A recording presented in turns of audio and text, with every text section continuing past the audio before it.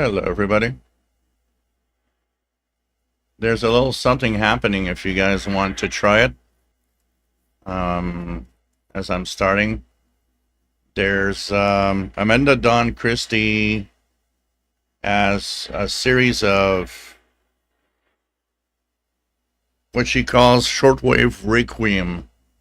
It's an art music thing that is happening on multiple frequencies, and it's going on right now. So if you want to tune the frequencies, now I know of three of them. Let me check here.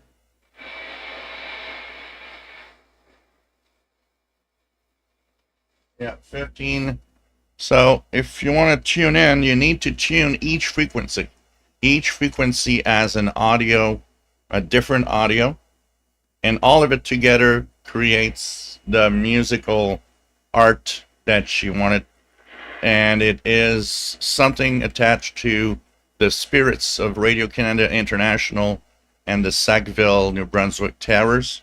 So the frequencies that I know of right now, 9395, 15770, these are from WRMI, and 21600 is from France, transmitter side. So these are the three frequencies that I know of. 21600 is not too bad. And don't worry, if some of the frequencies seem to have nothing on them, there's something. It's just that there are parts where it's quiet, and then there are things that appear. It's a mix of music, modified musical instruments, Morse code, number stations. It's very mysterious. So if you guys can tune into, these are at least three. From what I know, it requires 5 frequencies total. So there should be, I guess, in there maybe a WBCQ frequency. There's supposed to be also WWCR frequency. As I learn if there are other frequencies that people are tuning in, I'll let you know. But check at least these 3 for now. And it's going to be, it's going on now. 21600 here is coming very, very well in. I'm hearing some slight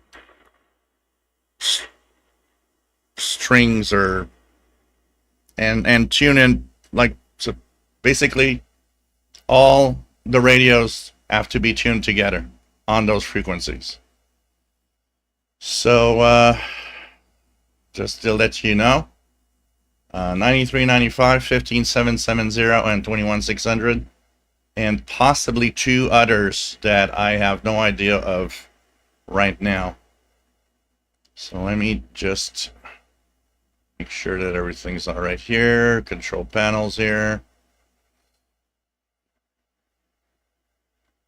Let's check it out. This one. And here we go. So here we go. Here we go. So yesterday I tuned to that broadcast on 3 radios, and the experience was quite interesting. I was hearing very well yet last night. WBCQ 7490 was broadcasting it.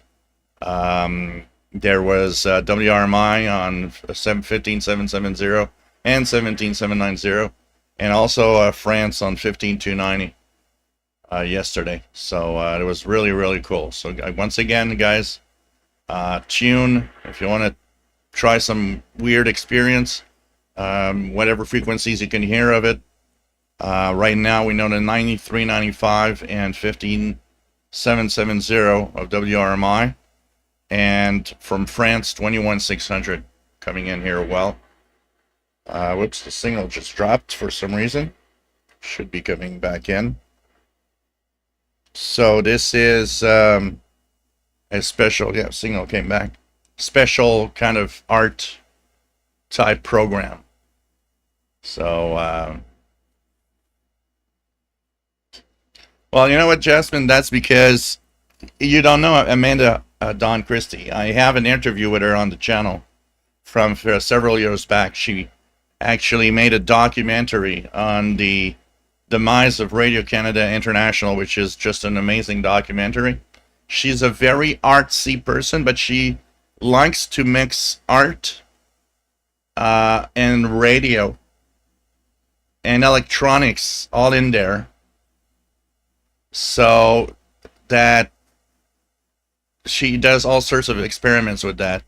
Last time she did something was with harp in Alaska, where she was using harp facilities with different frequencies, patterns, and eating of the ionosphere, and you needed an SDR to see the patterns. This time around, it's musical instruments, modified musical instruments, recreating the spirits of RCI transmitter site, and she decided that, well, let's do it. Let's do it on several frequencies all at once. And when you tune all of those at once, you have the complete audio of the musical instruments around you. It's very, very special. Last night, like I said, I tuned 3 radios, and it was truly amazing to listen to. It's very weird and very, so it's really using radio and electronics as a form of art. And that's the type of person she is. I'll try to find if any of you can find the live show from the CIDX, the Canadian International DX Barbecue, I think it's 2017 or 2016, 17 or 18, one of the 3. And post the link here. It'd be kind of nice. It's so that some people that have missed it, you will see that in that live show. There's I interview Amanda Dawn Christie, and she's very. You'll understand more with the interview why all of this is happening. She's a very, very interesting person, and she likes to do these kinds of things. So she did twice with harp facilities in Alaska. She has the documentary of the Radio Canada International demise, which is beautiful and almost emotional at the end when you hear the documentary ends with the sounds of the towers being torn down in Sackville. And now that is one other form of art. She also has an exhibit. She has an exhibit in Ottawa right now and might come to Montreal soon. So she's trying to maybe going through different art centers in Canada. So yeah, she bought airtime on the transmitters. And I believe because of the way that she does it and the art side of it, she gets grants from the Canadian government for the arts, for the Canadian arts. So she can get some money from that, as it's a Canadian art presentation, if you want. So it's really, really, really cool. So let me just check if I see other frequencies right now. Some people will maybe Google Chrome. Let's just go to the emails for Glenn Hauser. Maybe somebody else has something posted right now. So yeah, Requiem for Radio final broadcast. Okay, it's on 9980 15770 9395 21600 and 7490. So all 5 frequencies, here they are. 7490. Let me just put that in the chat room. So it's Requiem for Radio. Requiem for Radio. And frequencies 7490 WBCQ, 9395 WRMI, 9980 WWCR, 15770 WRMI, and 21600 from TDF from the Issoudun transmitter in France. So all 5 frequencies. Here they are if you want to try them. Depending on where you are, some will be better than others. Let me try 7490 WBCQ.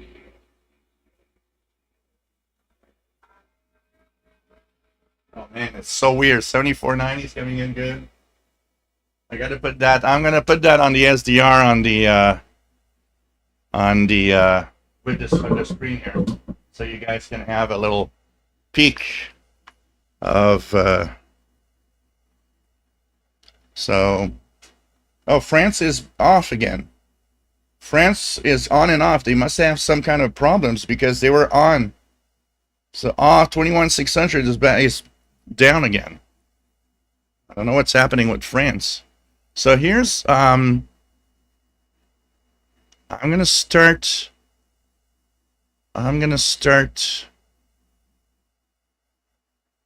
So try some of these frequencies that I just posted, and what I'm gonna do, I'm gonna start the sharing the screen. I'm gonna start my HF. Here we go. Oops. Start. So let me put this here on. There we go. So this is, that's me put 7490. So that's 7490. Oh, it's weaker now, but it's there. So here's the type of music.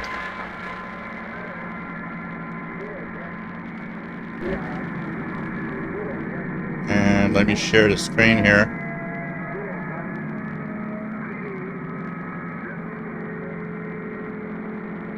So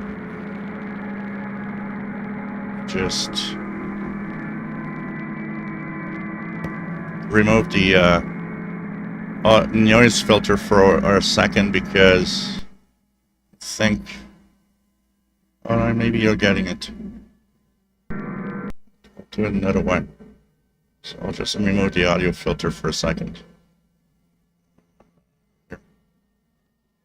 So you guys can hear the weirdness. So that's 7490 WBCQ.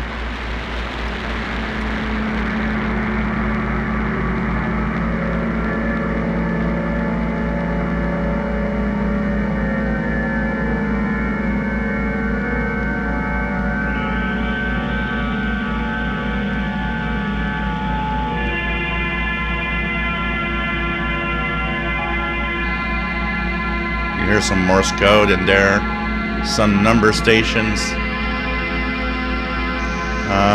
Let's try 9980.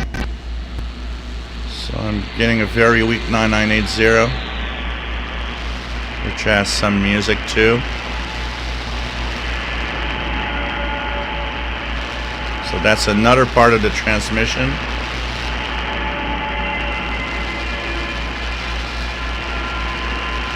9395, which I'm not barely getting here.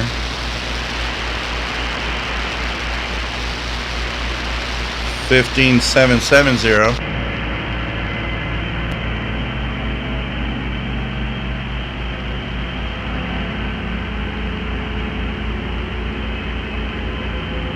And France is missing. It was there when we started, but France is missing now on 21600.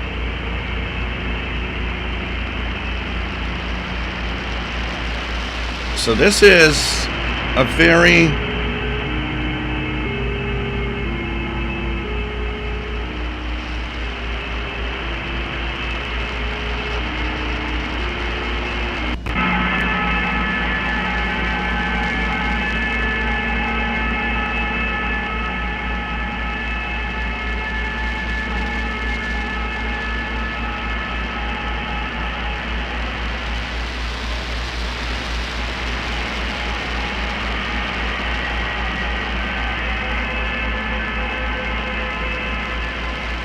So the idea behind this is that tune in to the frequencies that you hear. Let me just put the filter back here. Nice suppression. Okay. So the idea is if you hear just two frequencies, if you can tune on two radios, just go and tune the two radios, and you'll have the you'll have at least two audio streams.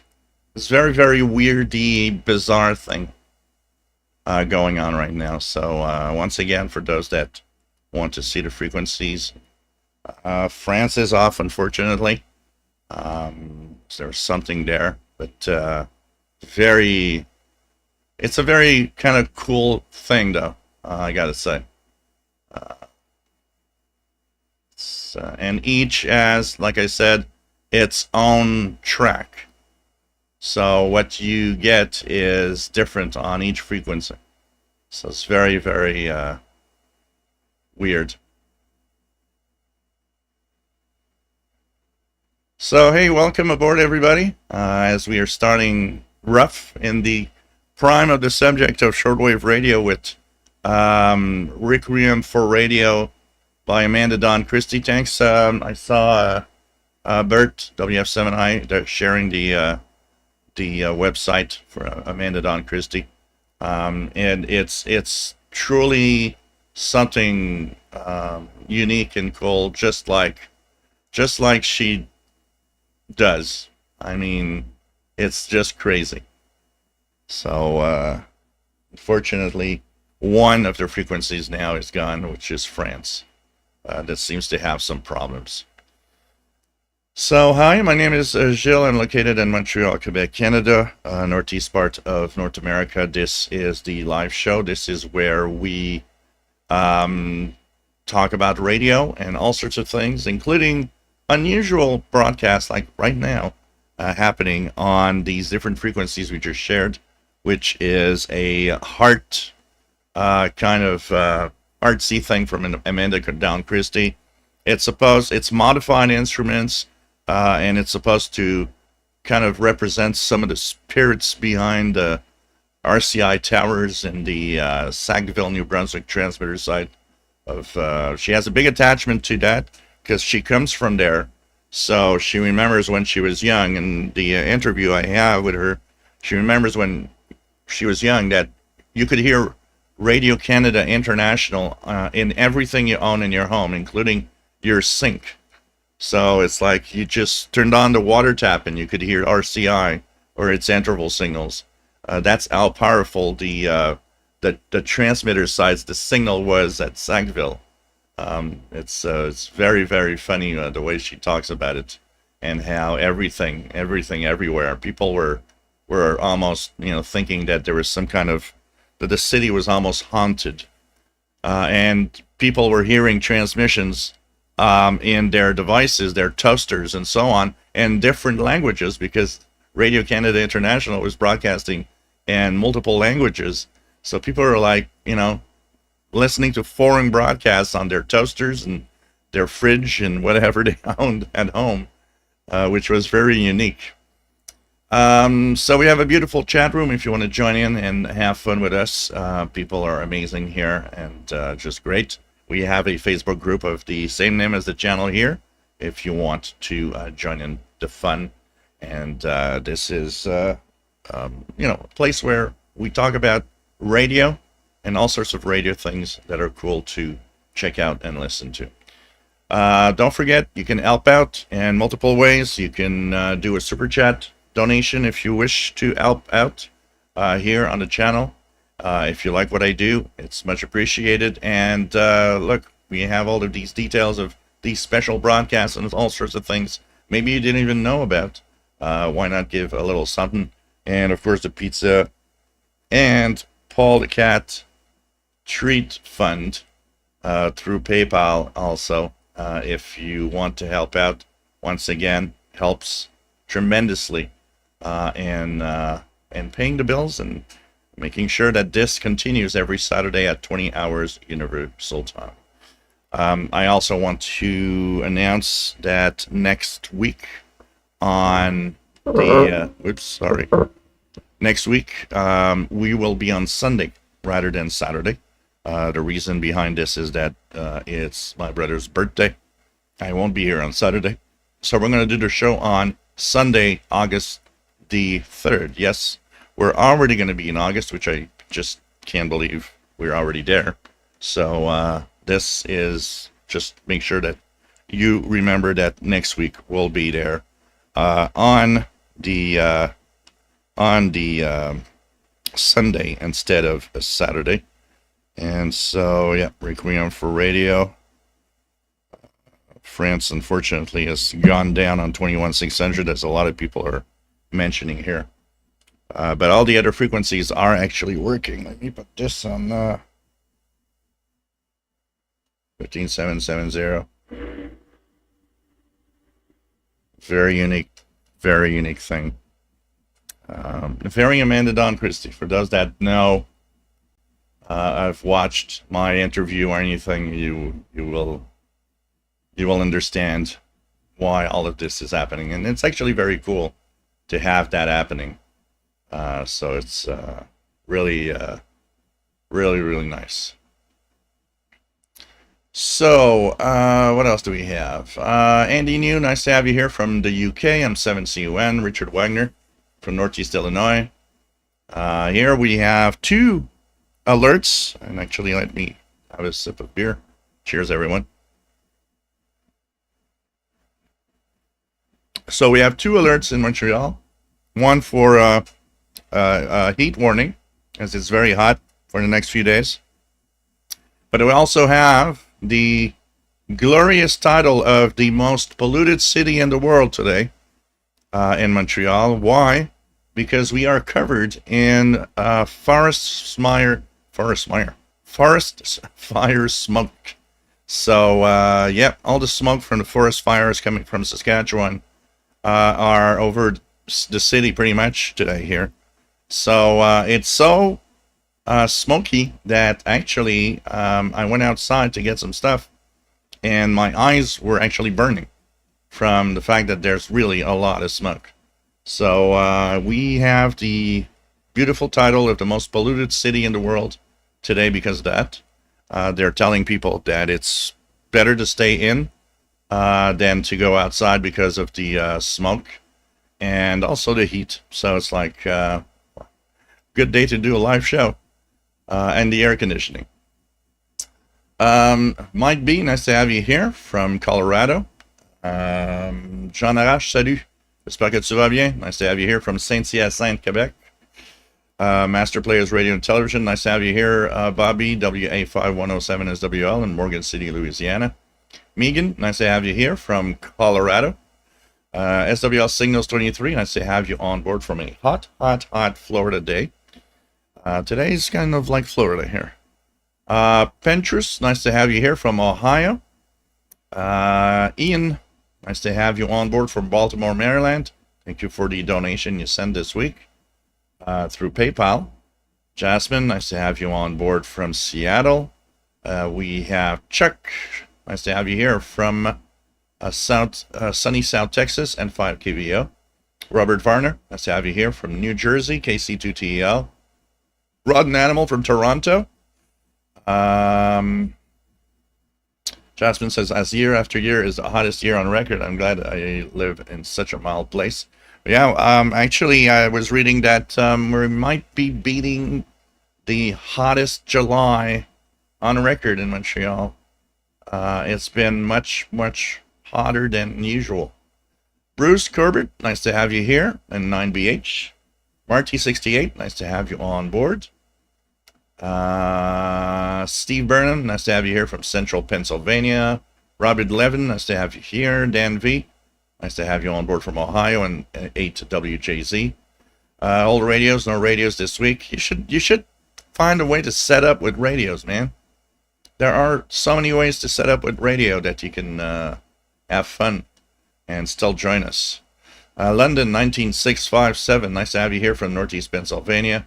RJ Dakota, nice to have you here. Winsville, Missouri, WF7I Homebrew. Bert, nice to have you on board. We have Don Royal, nice to have you here from Sun City, Arizona. 103 Fahrenheit there. WA7330WL. Richard Califano, nice to have you here from Albany, New York. And pretty cool to have you here. Penny, nice to have you on board.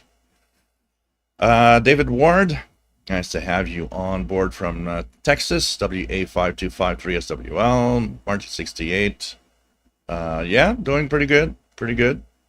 Penny C, hope to see the documentary someday of Amanda Dawn. Yes, it is amazing. I hope that at some point, she's not releasing it yet, so I guess she kind of tries to get all the mileage out of it that she can. But I really, really hope at some point that she puts up that documentary for sale, that we can buy a copy of that, because it's absolutely fantastic. I would love to see it again. I've seen it twice, and I mean, it's great. Great. Jasmine says, I understand it's like using radio itself as an art installation. It's better than Brother Stare and stuff like that, definitely. Mario Vasquez, nice to have you on board. David Ward, 92 feels like a 102. Bert says, Amanda is really cool. I enjoyed her documentary, and she was an interesting interview for you. Oh, absolutely. I loved it. I loved the interview that I had with her. It's just great. She was easy to interview. And I also learned one thing, that I was actually pretty good in making interviews, which is something I had never done. I never done a live interview on a live show with somebody before. So when that happened, I was a little stressed, because I was like, wow, I never interviewed anyone live. And plus, there was an audience. I had people in front of me, which also was kind of unusual. It was new for me also. And it turned out that, I looked at it several times afterwards, and I'm like, I'm pretty good at interviewing people, actually. But I listen a lot, so when you listen to what people say, you get questions that come to mind, and so on. So it just went really well. And she was just a great, great person. Marvin Motz, nice to have you here from the Japan Islands. It's getting ready for Japan's Hamvention in Tokyo next month. Pretty cool. David Ward says 9980 booming. That's WCR. Once again, if you want to try something unusual, you just joined, 7490, 9395, 9980, 15770, and 21600 from France. I don't know if it's still off. It's a requiem for radio. It's an art music, like a musical thing. And each frequency has a different audio track, and it's all of it together makes for the musical part of it. It's pretty cool. 54 Cal, nice to have you on board from Northwest Pennsylvania. Was able to get M12 earlier through the noise with the MLA30 Plus. Random wire was all noise. Yeah, that's the fun thing of MLA30s, when we have really too much noise in wire antennas or long wires. At least that is something we can fall on and get the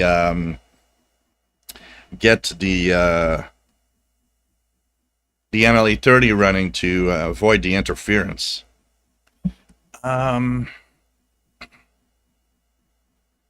So Logger Die is going to add outdoors, see if it can get something different gear TV. It's the antenna on a Sangean ATS 909X2.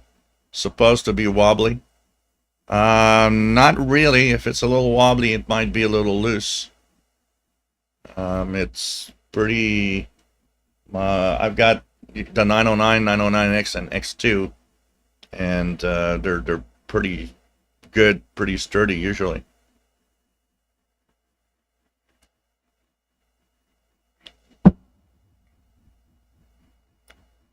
So, Master Player, so you're supposed to use 5 radios. So 5 SDRs or 5 radios of any kind. But if you can get all of 5 frequencies running simultaneously with the audio, you're getting the full experience. I have an impression that because yesterday that's the impression I got. I had 3 radios, but I positioned them differently, like 2 on each side, 1 in front. While I was testing out, it sounded better. So spacing the audio around you is like maybe even giving you an even better experience to all of it. So it's very, very interesting. I'd zero beat that. Nice to have you here from Scotland, MM7BFL. Radio Ritmo 1130 says 15770 coming in fine here in Honduras. Cool, welcome aboard from Honduras. RGA Dakota, new way of producing multi-channel sound at one time. Stereo was sent out on separate frequencies to provide the different tracks. Yep. So it's pretty cool. Pinterest, oops, let me go back up. Oh, 21600 is back. So that's good. It's good. So it's a very, very unique thing to listen to that on the different frequencies. So if I put it here on 21.6, that's back. It was a very, very weird track. And if we go here,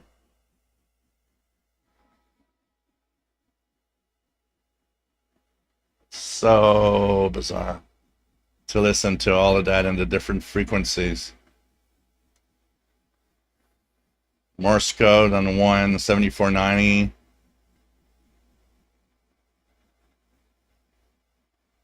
'54 cal 9980, the female voice number station. Yep.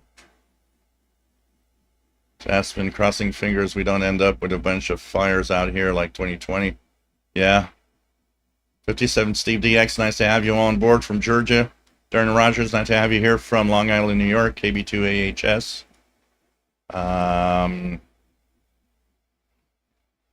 Richard Wagner, in the Midwest, we have Corn Sweat. Lesty, nice to have you here from Chicago. Bird says my radar app shows your air quality is unhealthy. Yep.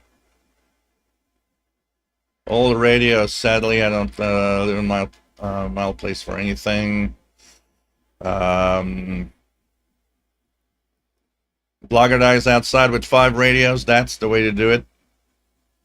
This is where I thought, you know what? Now I know that I don't have too many radios. I can actually tune to all of the frequencies if I want to. So this is pretty cool. Jim's Radio Check, nice to have you here from Chicago. Pinterest, I have the Chinese clone, the first version. I need to get it out again and play with it.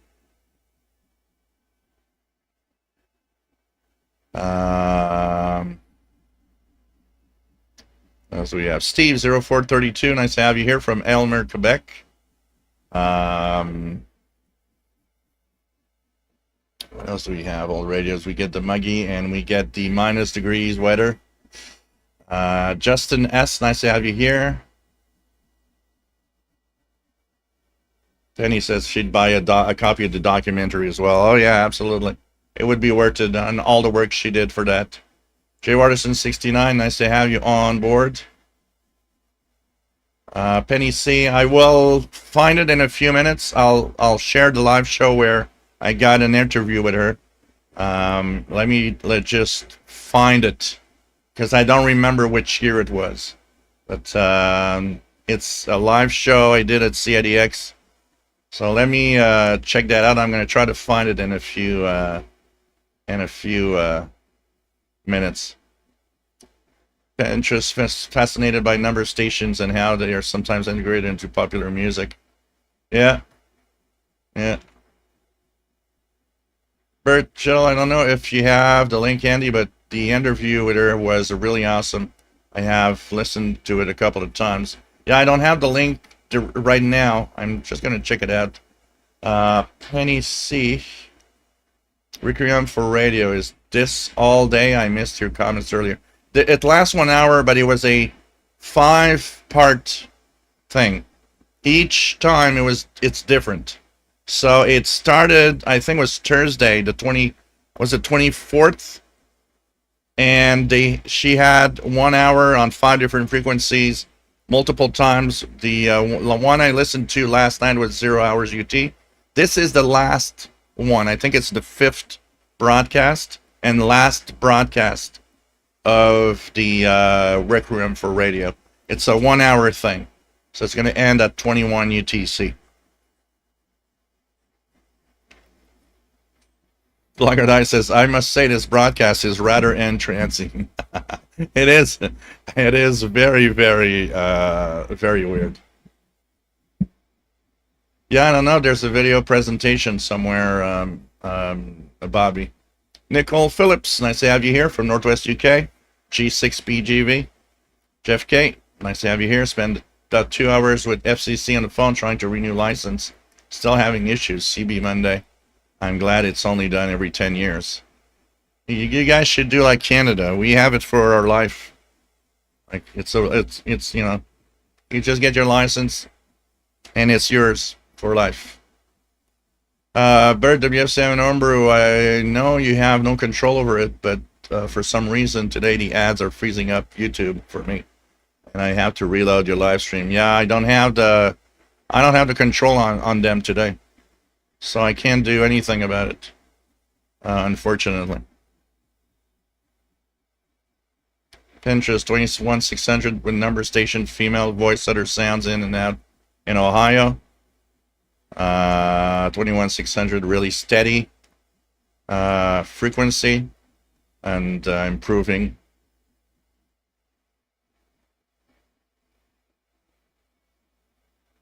Lagadai says PL660 is on 21600. 990 is on 9395. Ethon Elite Executive on 15770. Codasend DX286 on 9980. And XH Data D808 on 7490. That can't get better. You get all the frequencies, can't get better than that. David Ward getting only 9980 and 21600 Central Texas. Cool. It is kind of hairy, yeah. Kind of hairy. So, let me check out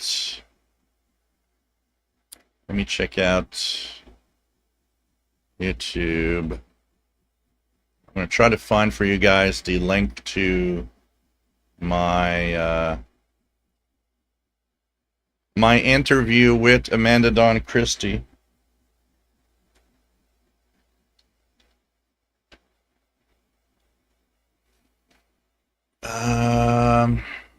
Let me search CIDX BBQ.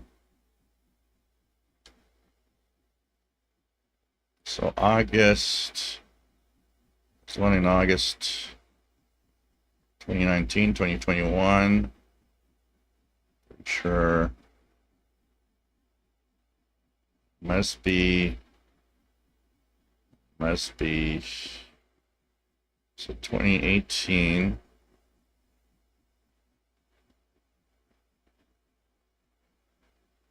Okay, live. Let's see what it brings here.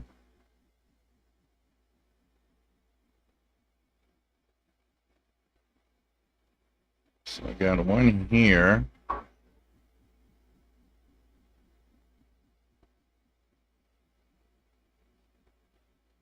Fortunately.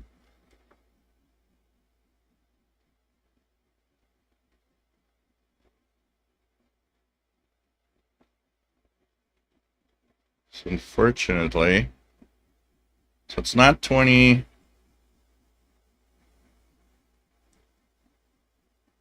It's not 2018. Barbecue 2016.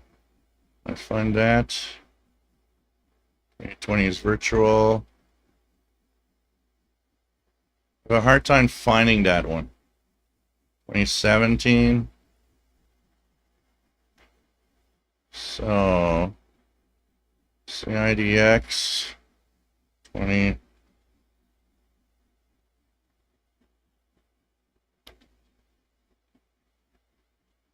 2017.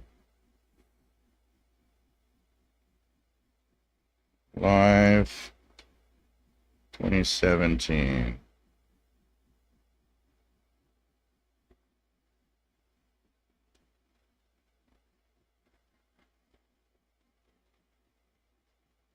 July.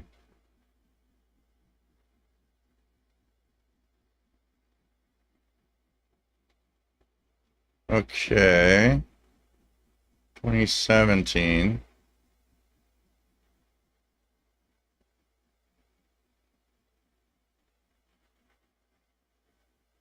So here.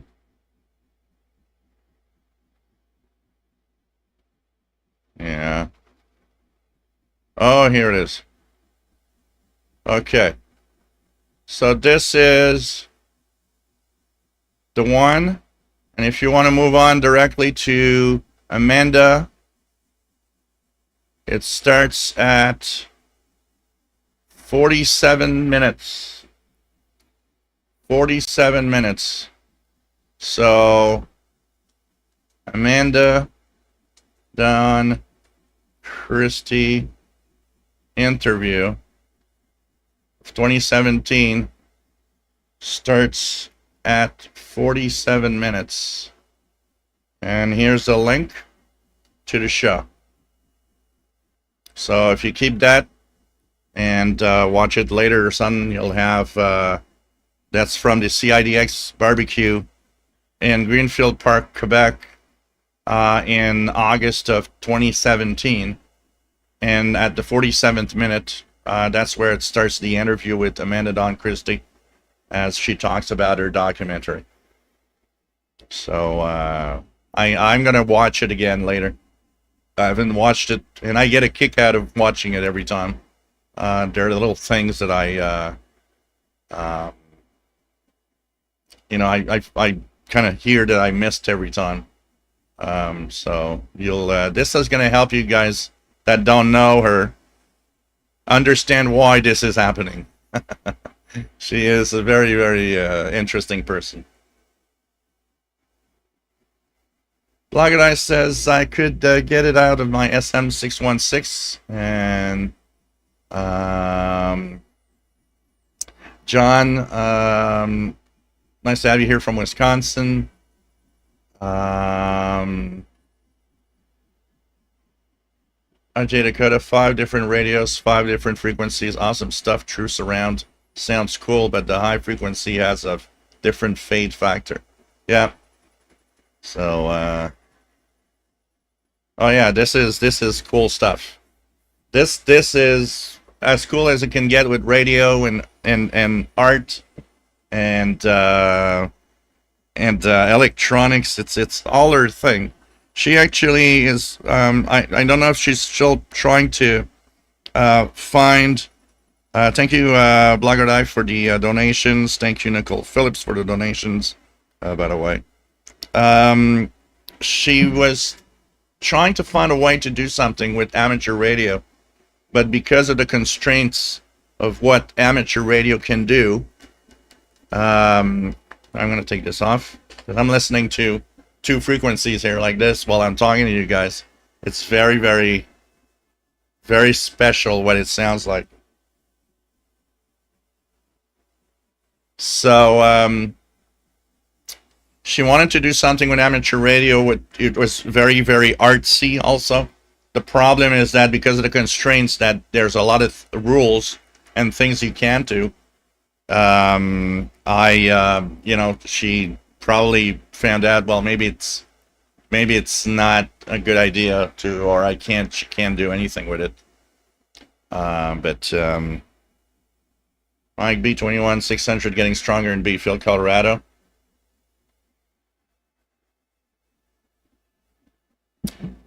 Jasmine, that brings up a good question. Is amateur radio too restrictive? Yeah, I don't know. I don't know to what point. To give you an idea, Jasmine, of how problematic sometimes things happen, on amateur radio, one of the rules is you can't rebroadcast another broadcast. But we had a 2 meter net that was on Sunday nights here in Montreal, which was the Shortwave listeners net. And every Sunday nights at 9 p.m., we would gather and talk about what we were listening and during the week, talk about radios, scanner radios. And there was even a phone number.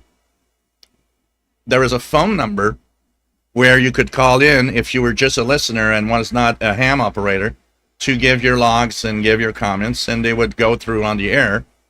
And sometimes we would hear something on shortwave, and we would like to share it. So it happened a few times that we put the microphone next to, say, the shortwave radio, so that everybody could hear a number station or a utility station or whatever. But there was always somebody coming back saying, well, you know what? You can't do that. It's illegal.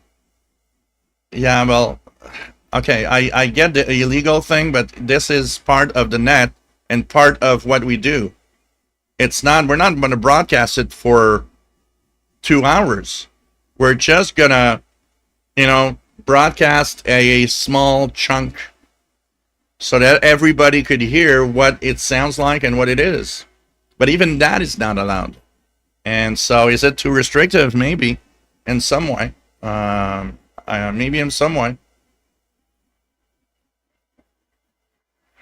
So, honestly, I'm afraid that like Pinterest said, I'm afraid if we put less restrictions, it's going to turn into CB. It is already like CB with so many frequencies. It doesn't change anything. And honestly, I think that we should change the exam. It should be much easier to pass. Mostly because just the fact you have to anyways pass an exam is already removing a lot of idiots. And anyways, there's a lot of idiots on the ham bands anyways. So, won't change anything. It's just going to make more people want to be in the ham radio bands. I'm sure we'd have a lot more hams if the exam would be easier than it is now. And there's a lot of things that I do believe should not be anymore in the basic exam. Yeah, in the advanced, all right, but not the basic one. Let's try to get as many people on the ham bands. But this is not going to change, and the old generation does not want that to change. They're still living in that era where, we don't build radios in 2025. Heck, I'm not even going to open my Yaesu transceiver. Just look at what it looks like. I ain't touching that, I'm going to tell you. So there's some Spanish numbers on 7490 from the Cuban number station. And there was something on 21600 with the music. It's very unique.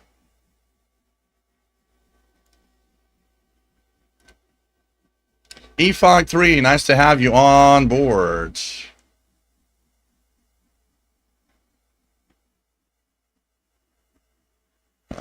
Jasmine, I'm very active in my local mesh radio network, and there is a mix of hams and younger people and a lot of excitement to build nets in the 900. Now we have another type of number station, 7490. I gotta say, I'm getting a kick out of this broadcast. It's just so cool. It's a shame it's the last one. I hope it's gonna restart again in some way. It's pretty cool. Jeff, not sure if CB is dead, but not the same as intelligent communication ham bands. Well, I gotta say one thing, Jeff, here in Montreal, I get more intelligent communications on the CB bands than a lot of the ham bands. I have to say that the 80-meter band is a lot of crappy stuff. So I think everywhere you got to be careful about making a difference The good CBers are good CBers anyways. And there are bad hams, so I think it's a question that there's good and bad on everywhere, but there's some crappy stuff on the ham bands too. Um, Bert says the FCC rules in the U.S. apparently allow for some repeating of other AM transmissions, but can't be unattended. I believe we had a guy doing that.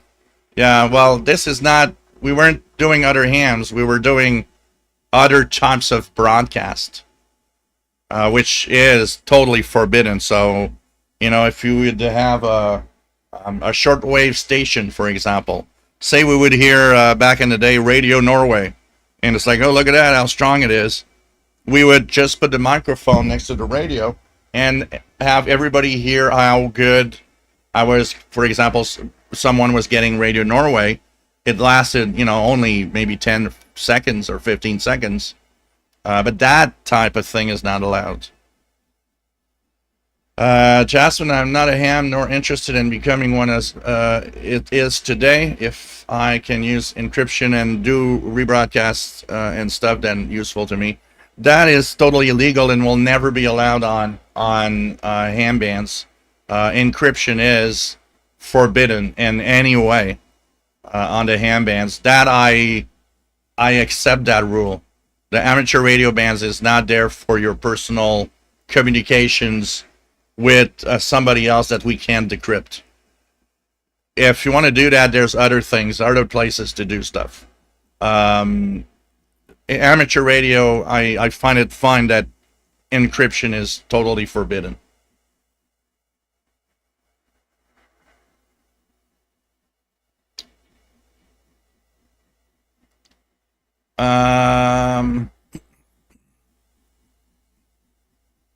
As we have SWL Signals says it is very sad to hear the garbage on 7200 at night.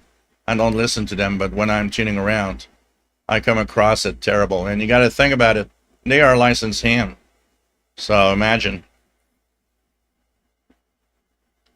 2 meters has become very, very quiet here too. 2 meters has really dropped in popularity in the last 20 years. It had like I think there was a peak of 2 meter hams when there was a peak of the scanner radio craze at the same time.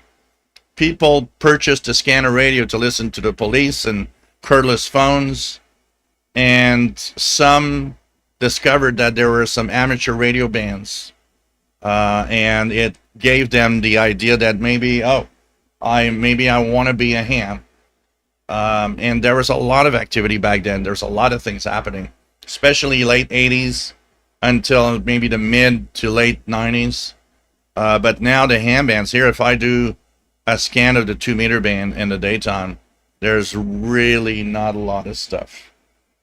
The only thing I listen to, honestly, on my ICOM ICR30, which does have D-Star, I listen to a francophone, worldwide francophone net via D-Star on Saturday mornings.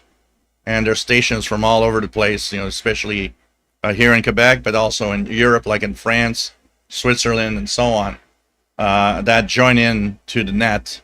That's one thing that I kind of enjoy listening to, but it's a D-Star net. But apart from that, I don't really listen much. And I was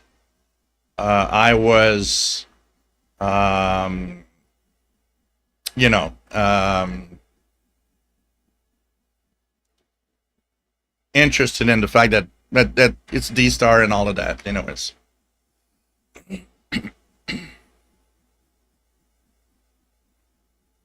Pinterest, the exam for the technician level in US is easy. With a bit of study, my examining group see many passing each year. Yeah, but it's easy if you have some knowledge of the electronics space a little. And if you don't, it's not easy at all. It's we got to be careful with it's easy. It's not. It's easy for someone like me. It probably was easy for you. And it's probably easy for a lot of people that, have been in radio for a long time and stuff like that. But I see, and I've seen it when I followed my course, there's a lot of people there that are just, they're not grasping it at all. And they aren't capable of passing their exam or at least passing it to a certain level. Because here, the way it works in Canada, you got 3 levels. When you pass your first AM exam, if you have only 60% up to 80%, you will be a ham with just VHF, UHF privileges. You're not allowed to go onto HF bands except the 10-meter band portion where there's repeaters on FM. If you have 80% or more, it's called basic with honors. This is what I have. I had 92% on my exam. So I got basic with honors, which opens up all the HF bands. And that portion is, for a lot of people, very hard to get. We got to say one thing. The Canadian exam is 100 questions. It's more difficult than the US one. So that's also something. I never went to check and see if I could pass the basic one in the United States. But here, I know that here it's more difficult. But it's more difficult than a lot of people think for a lot of people. Dave, nice to have you on board from Fort Washington, Maryland.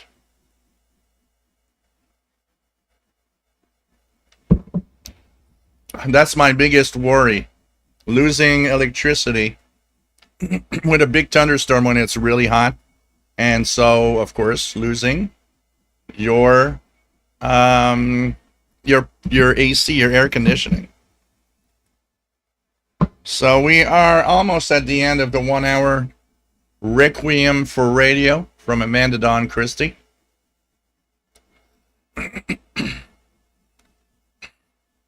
Jasmine says, this woman I know has been a ham since 1997, and she stopped doing HF and asked if anyone still did.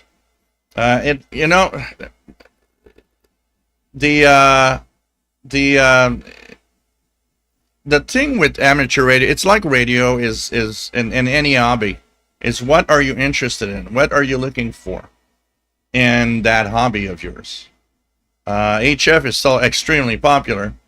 Yes, a lot of people go and do FT8, but there's still a lot of voice, and there's digital modes, and HF will be what you want it to be. So, instead, I always say the same thing. Instead of complaining that there's not enough of this, of that, I always say, well, then how about you do it? And it will actually help other people want to do it with you. And that's how it works. There's unfortunately not enough people that do it, and too many people that just complain about it. And that's the big problem. WF7I Homebrew, political rhetoric never seems on 80. There's a lot of that, absolutely. I made a video once, and there was this, let's say, discussion with some U.S. hams that weren't very Canada friendly. And, I was demonstrating something, so I posted the video, and I got quite a few comments on the video of, this is why I don't want to be a ham. This is why, you shouldn't take that example to prevent you. And here we go. It's just ended on WBCQ. And the transmitter on 21600 has just shut down. So that was a 1-hour Requiem for Radio, which was pretty cool.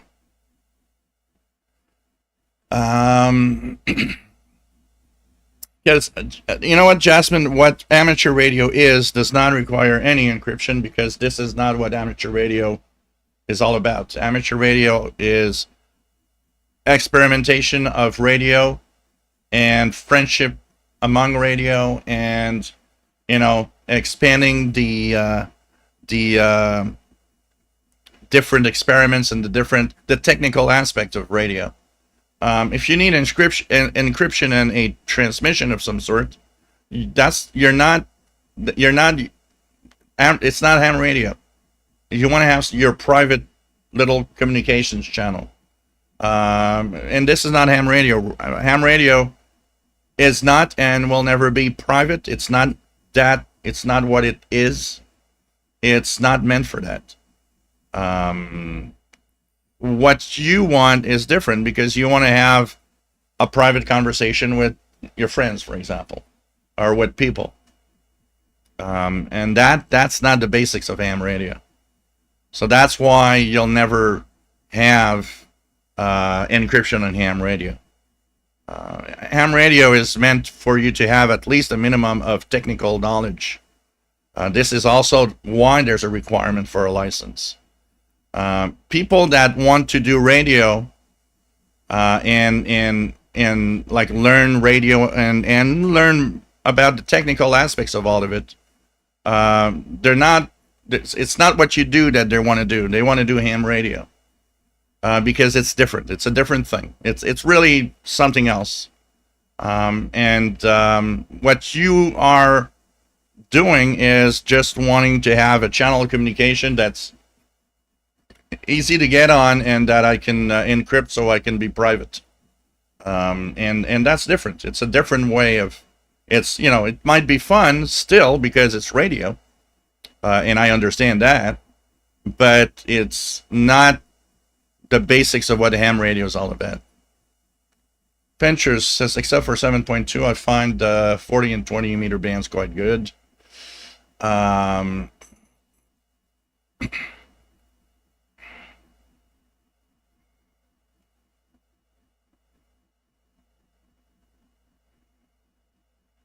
um, okay, let me just go back down. Okay. Here we are.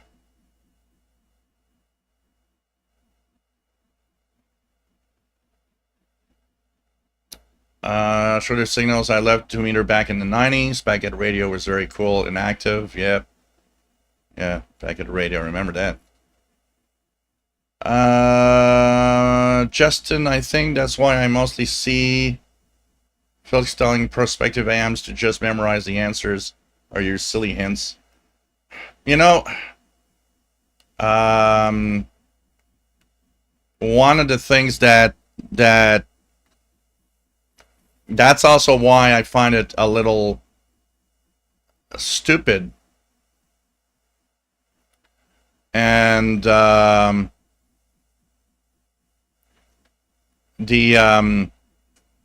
the fact that you ask to have knowledge, but you can actually pass, if you have good memory, you can actually easily pass a ham license just by going to the question pool, the question bank, because these are all the questions you will be asked by, at random. So go do the questions bank every day, and even if you don't understand it, if you can remember what was the answer, I know a lot of hams probably have passed their ham license not by knowledge, but because they remembered the answer to the questions. That's why I'd rather have a simpler exam that you have passed by knowledge than a complex exam that you'd pass as an ignorant ham. And God knows, I've heard so many things on the ham bands, especially on 2 meters, that just tell me, wow, you really don't have a lot of knowledge for a guy that has his license. Jasmine says, what I like about the mesh radio scene is the low barrier of entry. People can buy a $25 kit.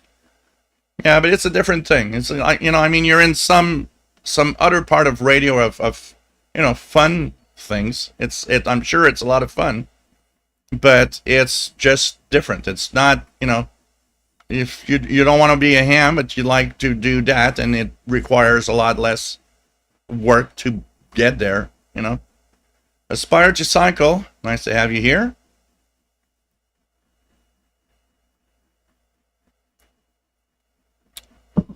But I think, Jasmine, the ones that are interested in radio in that way would anyways never become hams, because that's a different aspect of radio, which is not the one they want. I think it's two separate type of people. Yes, it might open up the eyes of some people that didn't know about using radio technology, and who knows, some of them maybe in there would eventually say, oh, you know what, I'd like to become a ham. But I think it's two different people. I don't know, it's tough to say. If I think about it, if you compare it to CB radio, especially today, is an entry-level easy thing. You buy a CB, an antenna, and you're on the air. No license, no. And I know that a lot of, we know a lot of CBers became hams. That's where they started. So it could have the same aspect too. I don't, it's different things. It's like FRS, GMRS, all of those things.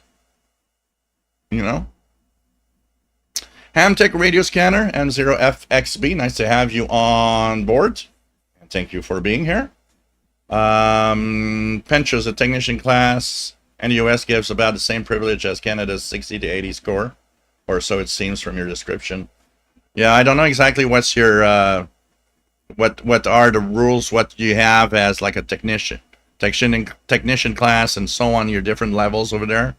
Because sometimes I know that, I want to do, I want to call, but I'm on a frequency range where there's like, oh, if you want to reach more US stations, you should move to that other frequency range on the HF spectrum. Say, for example, above 7200 kilohertz on 40 meters. And I'm like, oh, okay, I didn't know that. Because here it's in Canada, it's not like that. So there are some differences, definitely. Jeff says, so instead of studying, testing, learning, general, it is better to buy a CB for way less and throw up an antenna.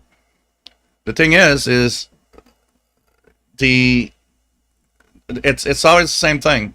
People don't understand that the tests today are based on 1950s ham radio technology.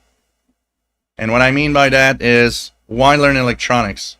What does it help you in your ham experience on the basic license?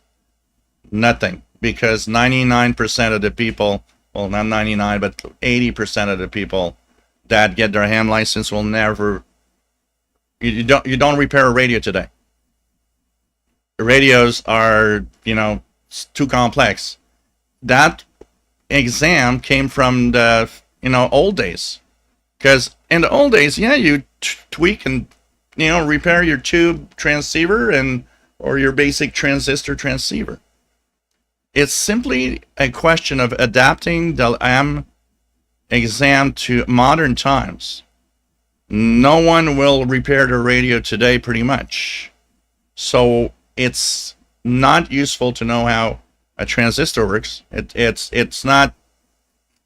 Instead, put a lot more time, and this is badly needed, by the way, put a lot more time into radio operations, how to be a good ham operator, because I gotta tell you, there's a lot of bad ham operators out there, and that don't follow any rules. And show them how to make contacts and stuff like that, which is much more needed. If you wish to go the higher level licenses, then you'll get the electronic stuff, and you'll learn about the electronics, and that's where it should be. The basic level operations, and add a good section of operations in times of emergencies. This is the type of ham we need. Know how to operate your radio, how it works, and know how to operate in times of emergencies. And the electronics is not important at this point. It's operating and passing your license as a radio operator.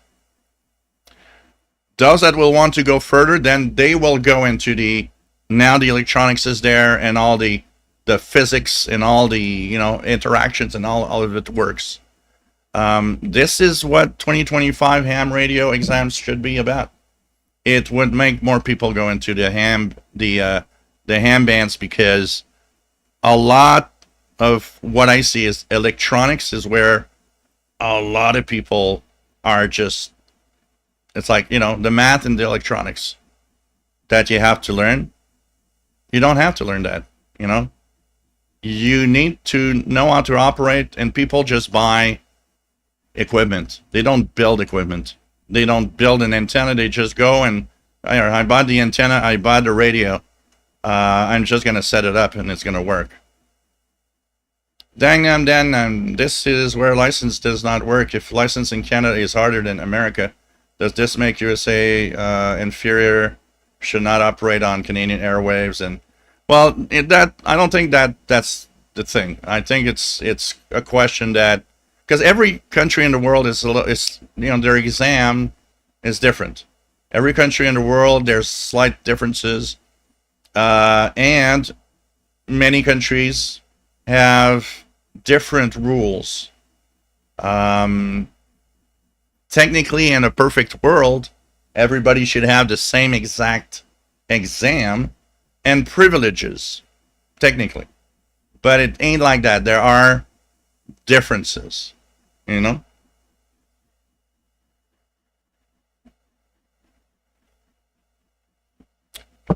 Aspire to cycle e-bike adventures. I'm starting up with GMRS radio, but I would love to be able to get into amateur radio for local use. I'm not really interested in making long-range contacts as a beginner.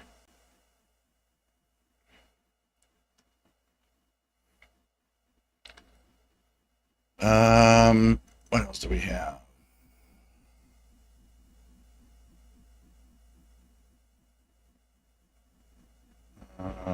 Just go back here.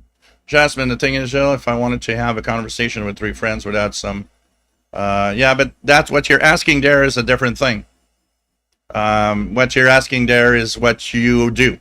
You want to have private conversations, like I just said.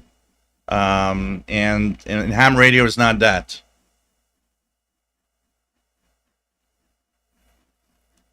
Tori, so, okay, Jeff. Thinking the best thing to do is get involved with a local club and learn firsthand from the guys and see if CB has anything to offer. I think we all do it in a different, my experience, I'll be fair. I'll say it like as who I am. Some people like to have interaction with others, so they'll go to a local AM club, for example, things like that, learn. And I personally am not like that. I don't want to go to a ham club. I am not even interested in going to a local ham club and meeting hams unless there's some kind of event that makes me want to go. But the rest, I listen to 2 meters. And there are a lot of guys from the different ham clubs around Montreal. And I'm like, I'm not interested in meeting anyone. It's weird. But it doesn't mean I'm not interested in radio. I am. It's just my way of being is I'm not a club guy. Pretty much. I'm not going to go to meetups. I'm not interested in that.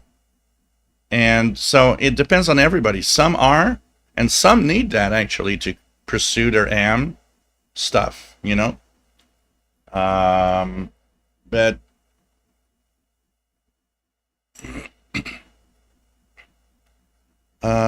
Jasmine, people do a lot of experimentation in mesh science, I would guess. Tori, by the way, I was looking on YouTube and hams may be losing 430 megahertz. Yeah, well, we'll see what's going to happen with that. That's another thing that is kind of weird. Like ham bands sometimes can get cut for some reason because of use. The thing is, it's not every country that does that, so it makes differences in the ham bands between, say, Canada and the U.S.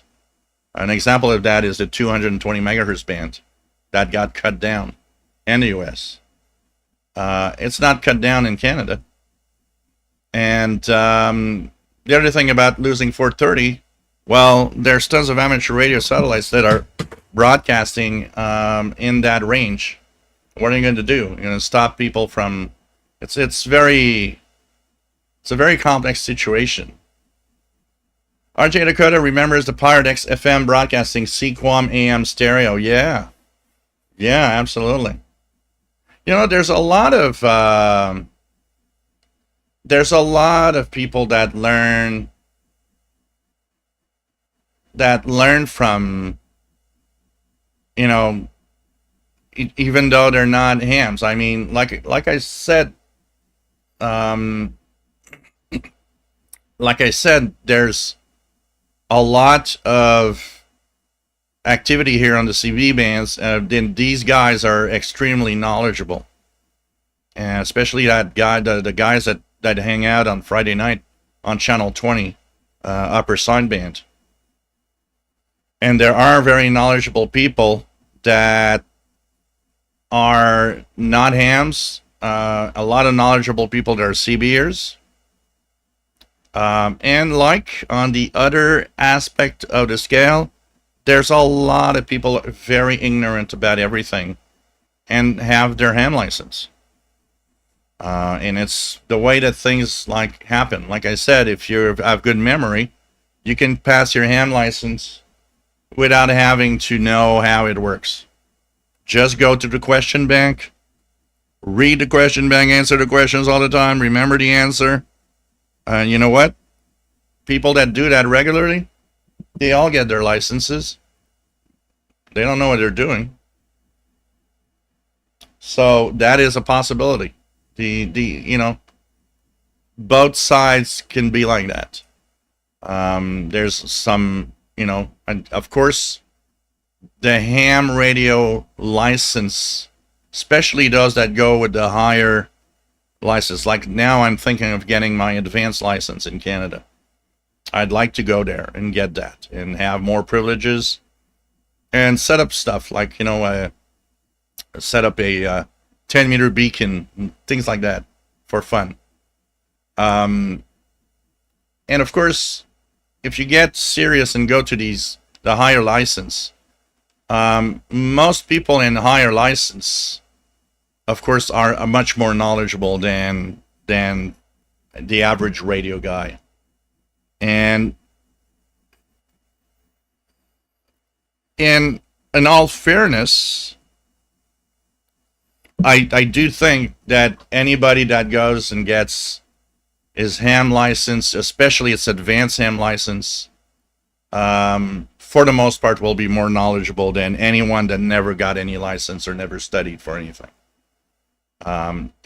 It doesn't mean everybody. There are exceptions to the rule where people never, I'm sure out there's a smartass that has zero license, is not a ham, but is in radio forever and knows almost as much and is going to tell you a lot of things that you might not know. But on average, the advanced license ham, basically, mostly, I think will be more advanced also in its knowledge. Ham Tech Radio Scanner, I have learned a lot from non-licensed. So, there's a lot of, it's everywhere. There's non-licensed people that are very knowledgeable. There's licensed people that have no knowledge. So that means that then every aspect of our hobby, whether you're licensed or not, and whatever you do with radio. There's good that people that know a lot of stuff and people that know nothing about it, and that's on both sides.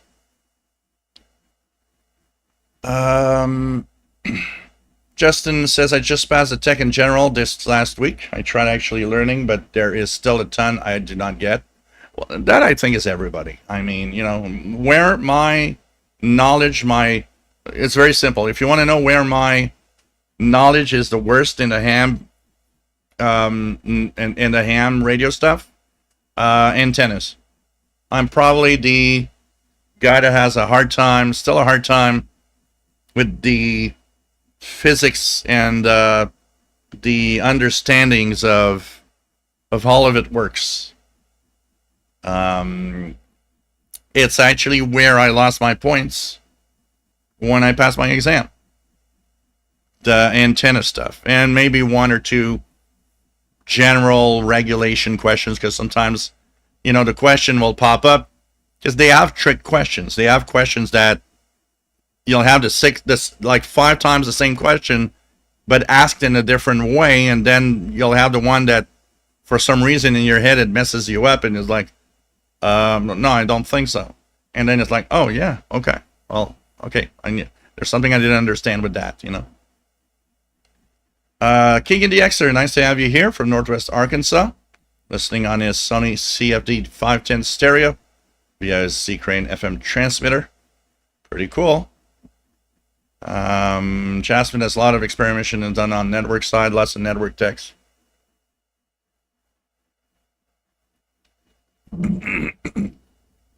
As AI people in traditional hams. Bluegrass Dan, ham radio isn't for everyone. Some people are simply better fit for our radio services. One of the biggest issues I see is when someone gets into amateur radio and tries to mold it in to themselves. Yeah.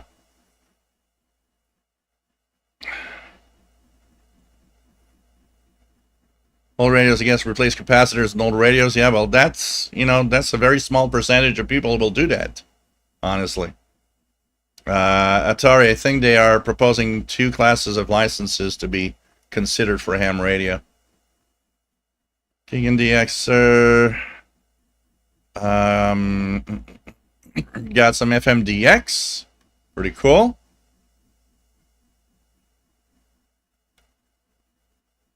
As well as signals, like computer repair these days, no more onboard component repair, just replace a circuit board. Yeah, and that's not even just computers. It's so many things today.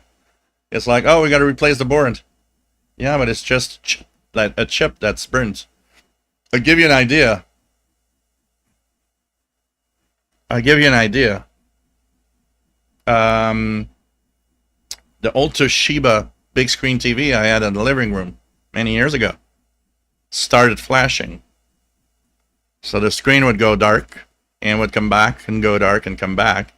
And it's a chip on the TV, on the board, that overheats. And over a few years, they all do that. So it's like it was a standard issue known by Toshiba that, okay, it does that.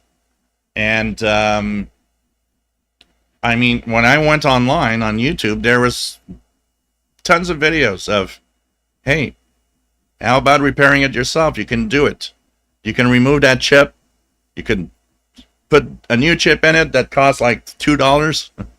And what they would do is then be smart. Put a heat sink over the chip because the chip didn't have a heat sink. Put a heat sink over the chip and it will never happen again. But if you go to a place that wanted to repair your TV, it would be, oh no, we're going to change the board and it's going to cost you $400. Yeah, but it's a $500 TV. You're asking $400. I think I'm going to buy a new TV. How about it? It's 4 years old anyways.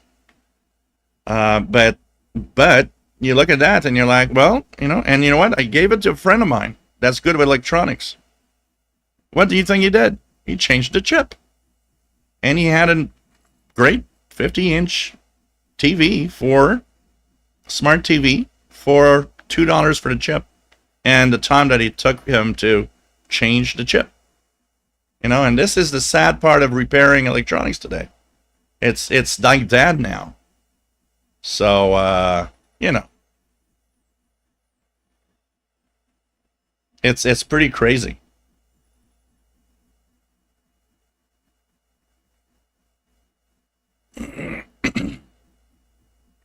Pinterest, texting across operators in the U.S. can access DMR, Yaesu, System Fusion, or D-Star can allow worldwide communications. The basic one here allows you to do all of that. It's just it restrains your usage to only to the VHF UHF range. Atari, you still need to know how to calculate RF exposure. Yeah, but even that, how many hams you're going to ask actually know?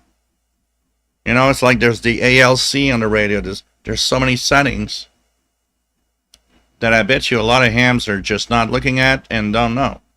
I have the knowledge of a lot of things, of, knowing how far you need to be from your antenna and things like that,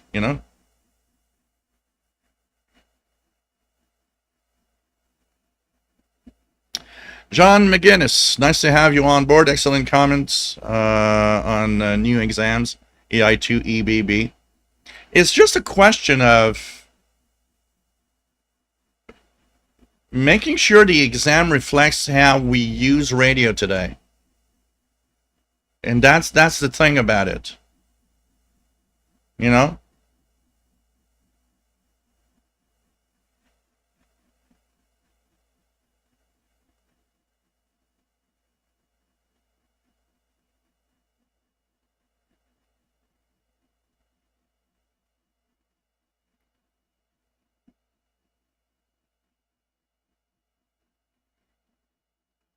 Well, that's CB radio, and CB radio is CB radio. It's always been all sorts of things.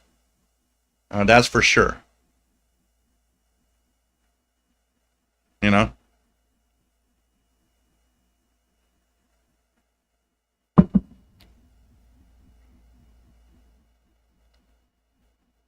here there's been a I know that Radio Amateurs of Canada and the ISED, who kind of governs all of this, they're looking at changes to the ham rules, and there will be changes to the ham pool of questions and stuff.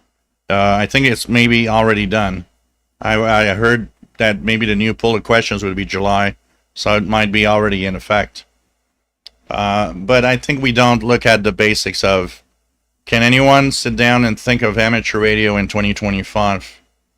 Not amateur radio as 1970.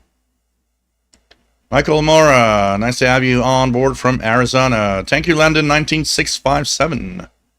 It's a Belgian type ale that I have here, London 19657. Thank you for the tip.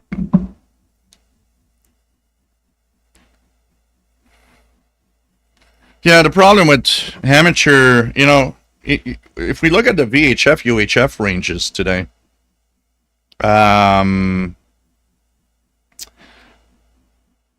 there's a lot of the frequency ranges that are dead. There are AM bands that are actually almost completely dead.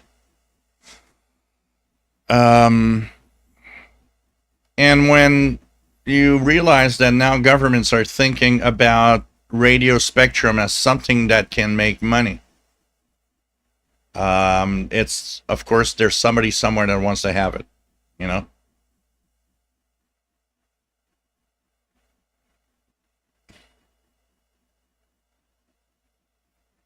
It's what I find particularly stupid on cutting the, you know why they cut it there? Because it's easy.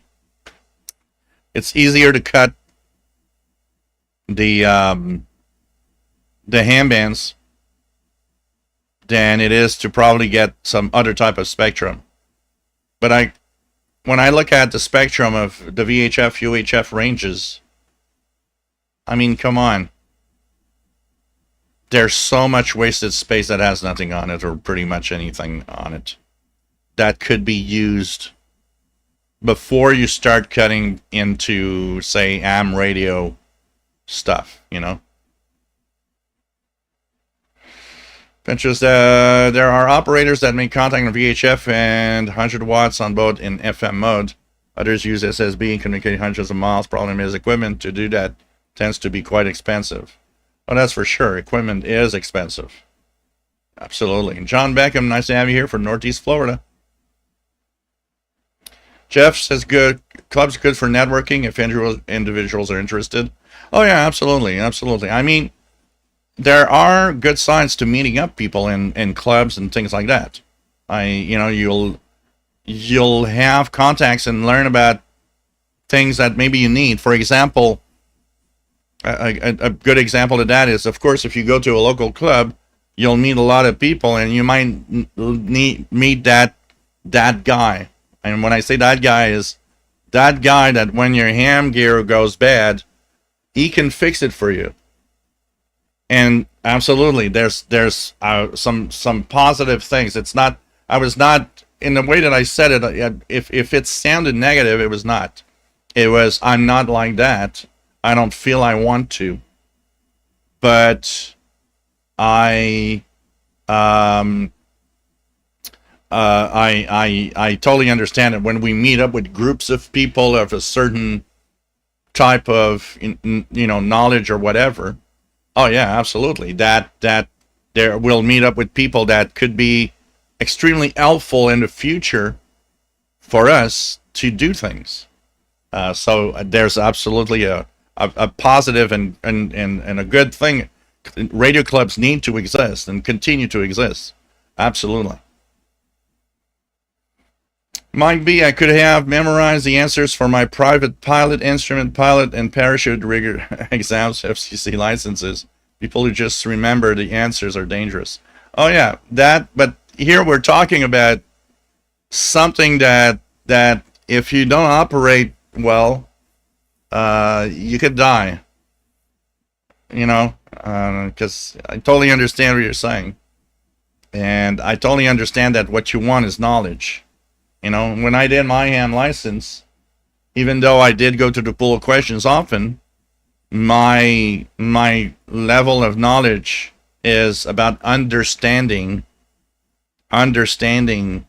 the stuff. Because what's the biggest problem I think is, and that's also that big problem about readjusting ham license exams, is that you've got the knowledgeable people even before their hams. Even before I took the study guide, and people told me, why are you going to the ham class? You don't need to. You have the knowledge. I wanted to. Why? Because I know I'm going to learn some stuff that I don't know. And actually, if there is one thing that I would say is, if you want a ham license, I know that you don't have to go to a ham course. You can go directly to the exam. I would be okay with a rule that says you got to go through the ham course, because it's going to give you some knowledge. And even if you just studied the questions, there's something in that course that's going to be in your brain that you'll know about. So I would, and funny thing is, that's not required. You don't have to. Before the ham course, I went to the question bank and I answered the questions. I was passing all the time. I was always above, because I have enough knowledge for it. And yeah, I studied electronics. That electronics part is not a problem for me. I studied electronics. So I could have gone directly to I want to pass the exam, and I would have passed the exam. But I wanted to be serious about it and know that if something's missing that I need to know about, well, I did learn things with the course. I learned a lot of things I didn't know, even though I was able to pass the test. So I think everybody should go through the course to learn. It's like going to school. Dangnam. Nice to thank you for the tip. And it's beer. It looks like orange juice, I know, but it's beer. Thanks for the tip.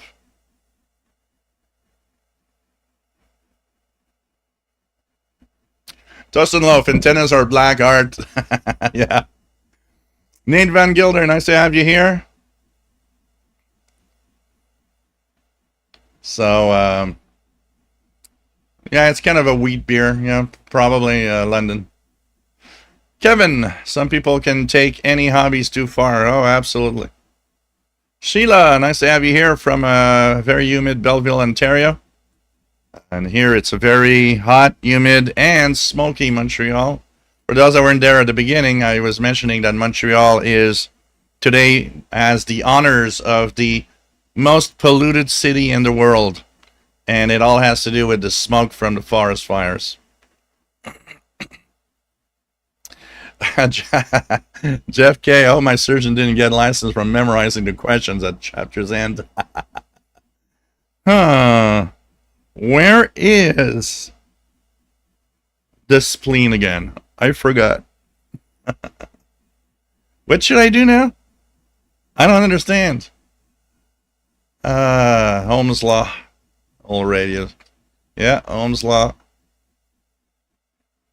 Richard Wagner, auto repair is a major one with modules. Oh yeah, cars have become pretty much crazy. Like, you got to change this, that. Oh, you're going to change that computer. Yeah, but there's just one thing. It's like, oh, it's a sensor, but you got to change the whole computer anyways. Oh, okay. Atari, I have had the SH Data D901 for a little over a year now, but when my neighbors in my apartment turn on the air conditioner, there goes my DX. Same with the ICOM R75. Yeah.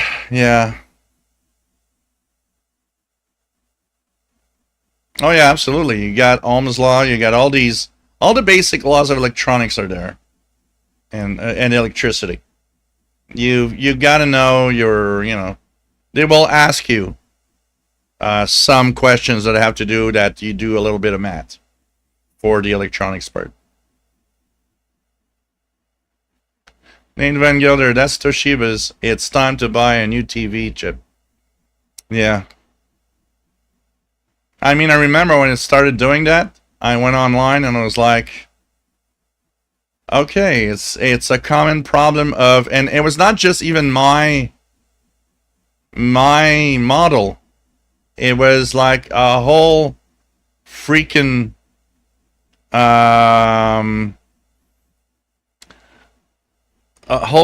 list of models that all had the same chip in it and all overheated. I was like, what?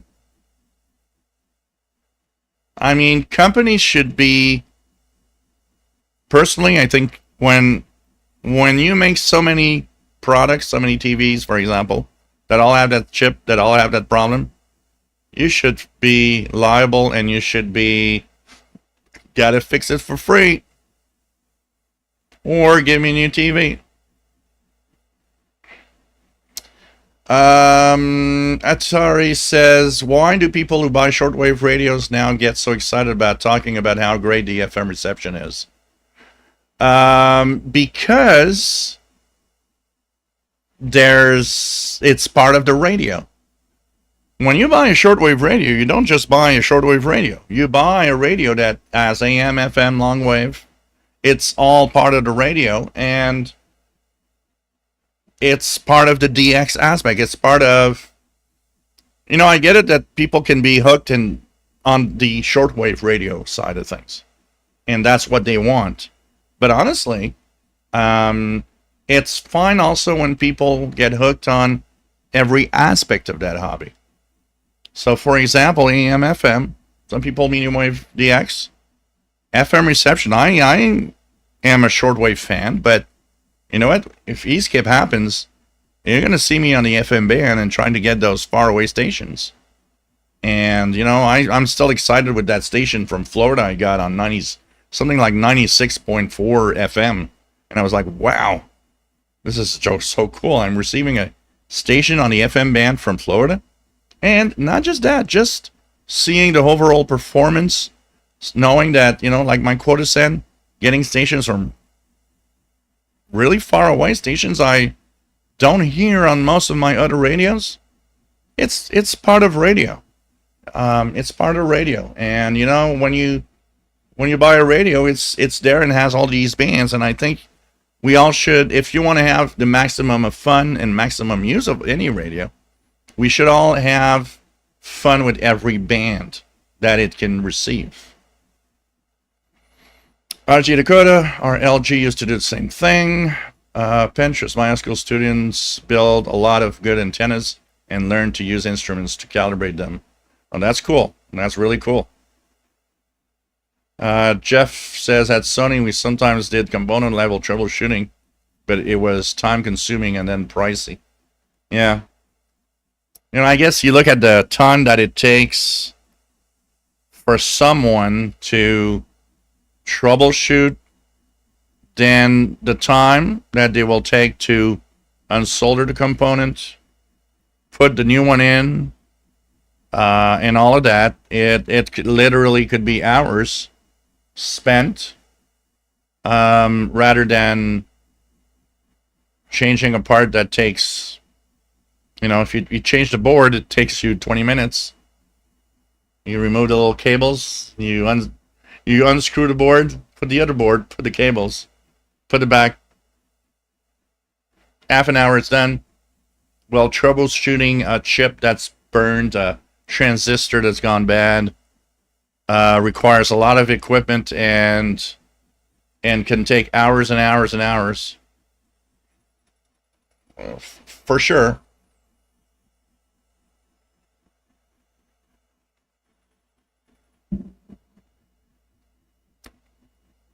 London 9657, our 43-inch TV has a vertical black band.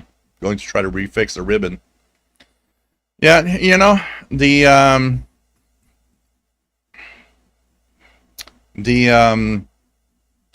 first thing I do all the time, personally, is if any electronic device fails here, I'm the guy that's going to be like, let's go on YouTube or let's go on the internet and see what it's all about. And if I can fix it, and many times I fix it. You know, a great example. I got a fridge, which is a Maytag branded refrigerator. It was only 6 years old, 7 years old. It wouldn't get cold in the bottom part. And it would get cold on the top, but not as cold as it could be. So I knew that, you know, the compressor seemed to be okay. I knew that everything should be fine on that.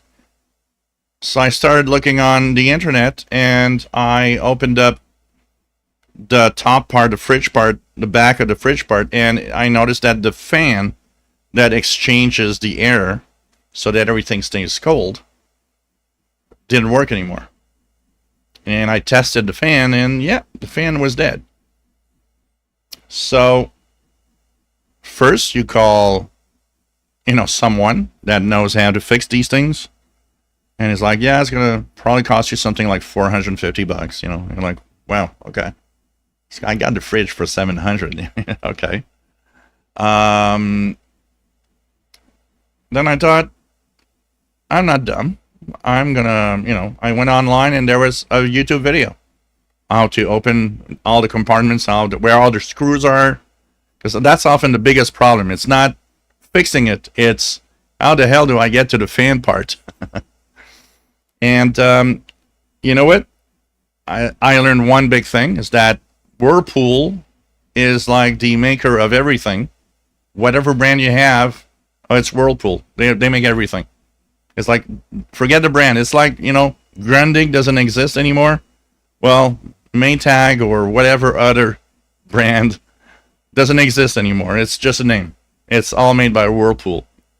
And so the guy, I called a parts place here in Montreal. And the guy said, well, are you good at, like, fiddling things a little? I'm like, yeah. Okay, because we don't have the exact fan that you're searching for. But if you're good at fiddling and fixing, putting things together, you can work it out so that that fan is going to be okay. And so that's what I did. And I worked it out so that the fan fits and works. And I mean, now my fridge is what? 15 years old? I mean, the fan cost me $42. And the thing is, you look at that and you're like, you know what? For a lot of people, it would have been, well, I'm throwing away the refrigerator, or I'm paying $500 to get it repaired. And even that, because the guy, when I called for the repair, said, well, maybe that will be impossible to repair because, they don't have these parts anymore. It's like, what? Okay. There's one thing here in the province of Quebec that I'm kind of happy with. They have a new regulation that's being passed, and it's called Right to Repair. They will force companies to have on hand a certain amount of parts to repair stuff. And I don't know how that law is going to work, but it could be very interesting, I think, to see if it helps out. I used to do a lot of computer repairs. Why did I stop? Because when I started in 2000, I would repair a computer that cost $2,000. So if it cost $300 to repair, oh, it's easy. 300, 2,000, 300. Fix the computer. But as time went by, computers were getting cheap. So when you would say, oh, it's going to be $220, and the computer costs $400, forget it. Forget it.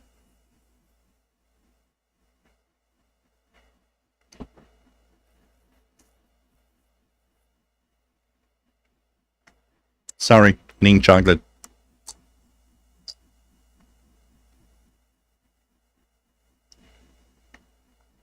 Toast and Love stopped doing repair work about the time that came out with flat screen TVs. Yep. Shortwave signals that sort of like come to aid. Yep, absolutely. Changing the test to match the changes in the technology. Absolutely. Ventress, I wonder if the FCC approving operating FM mode will attract more people to CV. I haven't seen any possibilities of did change anything that rule happened. Did it change something? Any more people on the CB spectrum? I don't think so. I don't think adding FM suddenly attracted new people. I think it just attracted the same people that were there, but now with, oh, I'm going to have an FM CB radio, Jasmine, I like the idea about emphasizing how to operate in an emergency and how to build an effective antenna for a band in a disaster. Well, that would be good. I think we're not focusing enough on operations in amateur radio. Blogger, I had a Sony flat screen that failed after a few years. I was able to trace a problem to a particular board, which costs more than a new TV. That also is a big problem. Sometimes that board is a lot more expensive.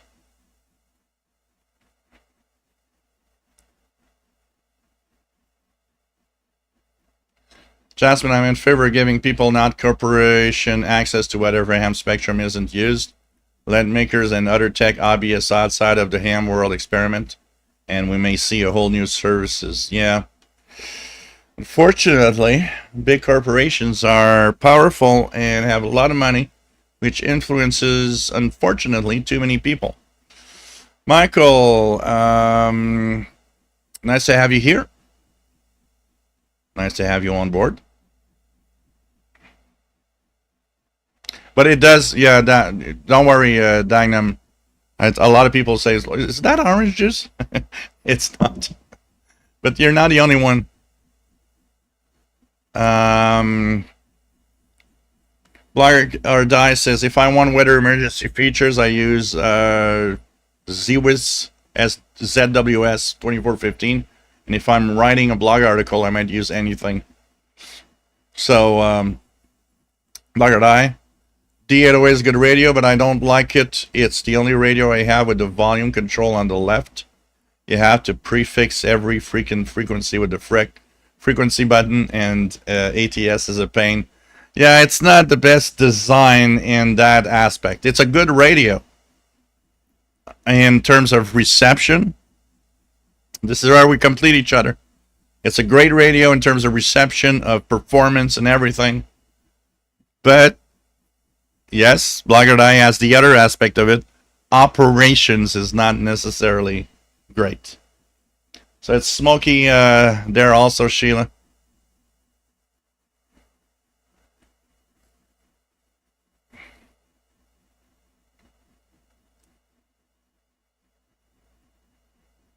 So let's just go here.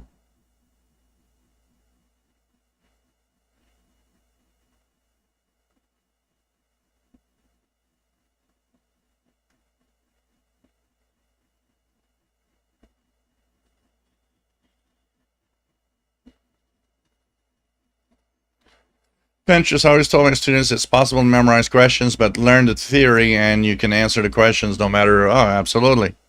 And I mean, it's much better to understand why something works. And that's definitely the case. Blogger Die, the Exit 286 scans the shortwave bands faster than any other radio, and the results are dead on. So that's good. I didn't even know it was faster than any others. I'm going to have to check it out. Belgium-esque ale. Yeah, that's pretty much it. Made somewhere in North America. Toslo, Basic Electronics 101 course is fairly easy to learn. You don't really have to understand completely at first. The big problem with that is if it has a little bit of math, a lot of people are not good at that. Much more than we think. Dostanov, I think our first lesson was the color of electrons, purple. Fat Bear, nice to have you here. I always learn something from your channel. Nice to have you here, Fat Bear.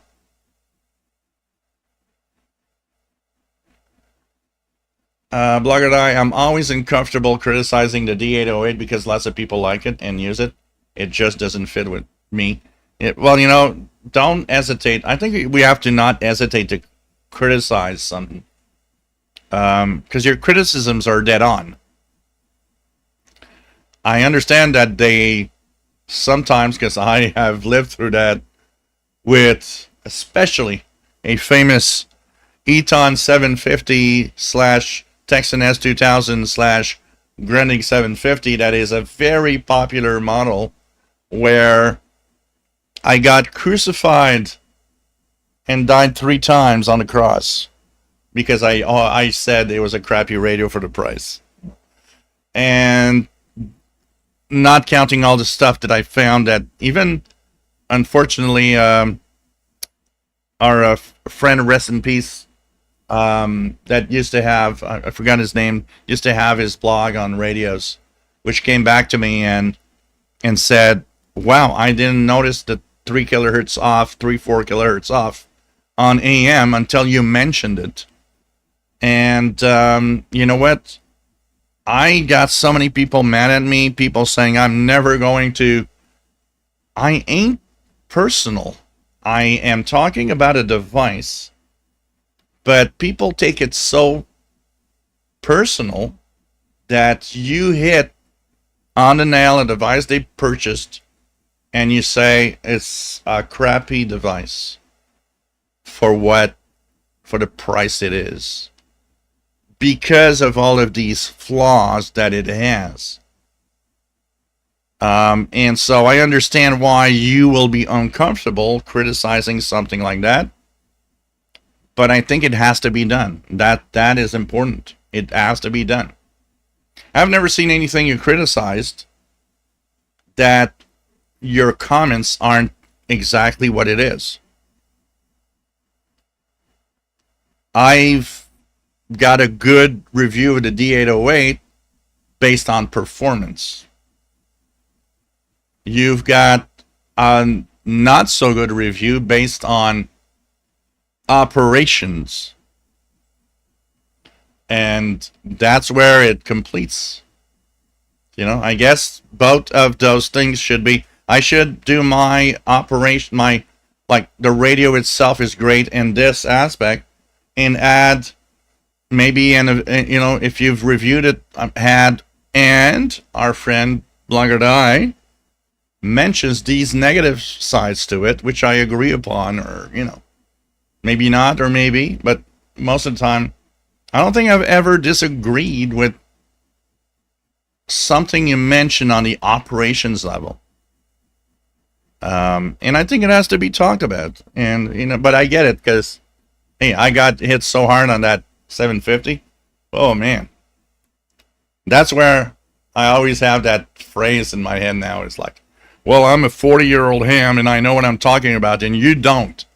Yeah, okay. Fine. It's all right. ETM is better than the PL330. Yeah, the ETM is great. PL330. PL368 too. Or Conicom GP7 SSB. The Win 1960. Nice to have you here. Plug it ATM on the PL330 is the best ATS organization, but its ergonomics bugs me. I end up entering frequencies 3 times before it gets all the digits. Robin Spalding, nice to have you on board.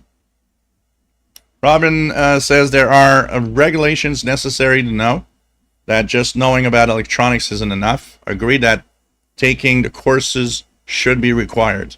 Yeah, I think that's something that if I agree about one thing, follow the course.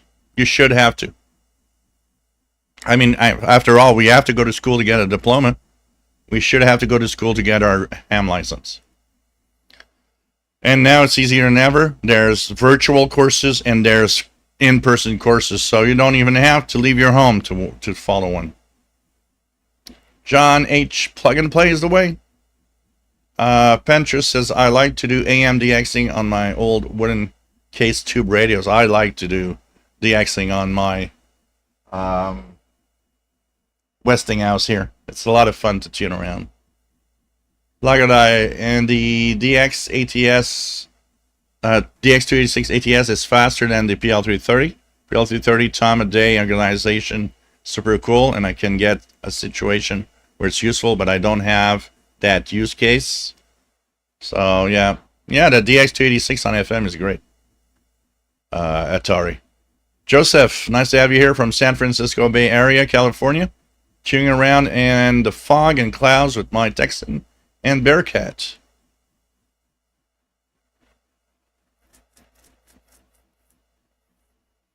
Because you want to have all of it, Atari. It's a question of wanting shortwave and FM and medium wave. It's all there. You know.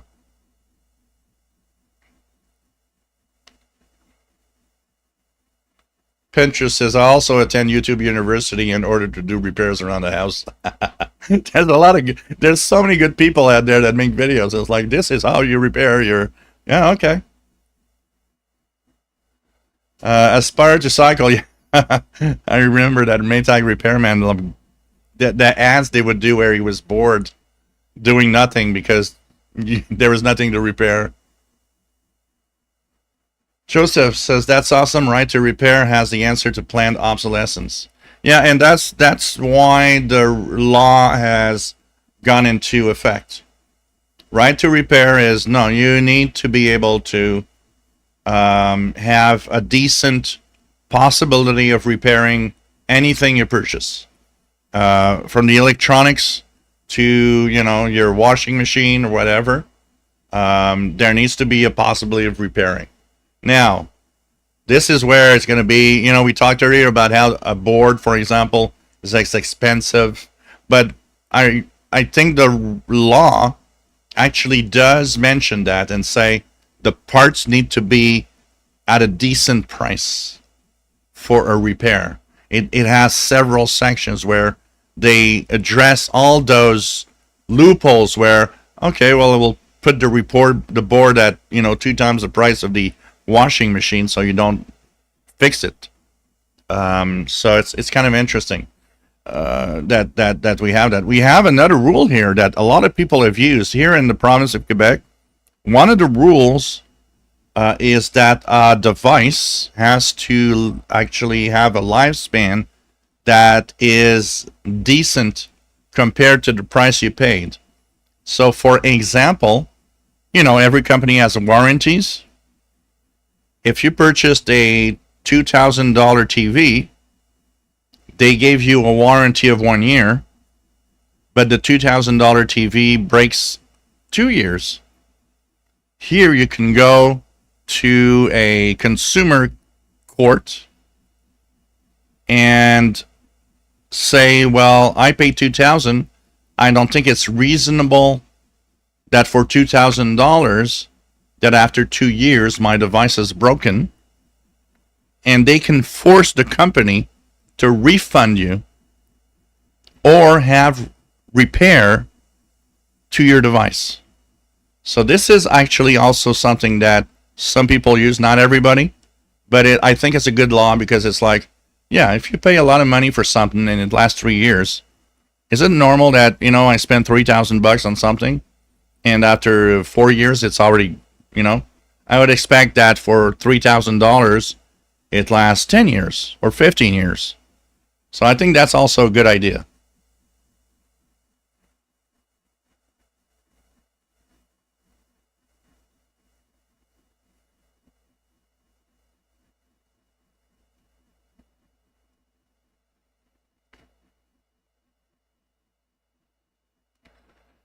Blogger Died, there are many fine radios out there, and I respect people's choices. Oh yeah, absolutely. There's you bought a radio, but when you can dish out the problems that or things that are this shouldn't be like that.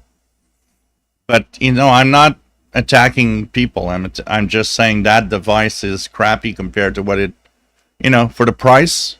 You have better choices out there. But then again, that offends people, and I don't know how many people. Well, you don't know what you're talking about. My radio is not off by 3 kilohertz. They all are. You just don't have the knowledge to understand how to notice it, but they all are. And this is complex, and people take it personal. Joseph, computers getting cheaper and more expensive to run small businesses. Absolutely. All of that together meant, nope. I'm not gonna,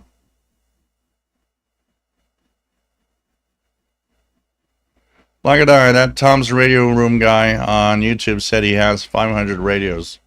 Okay.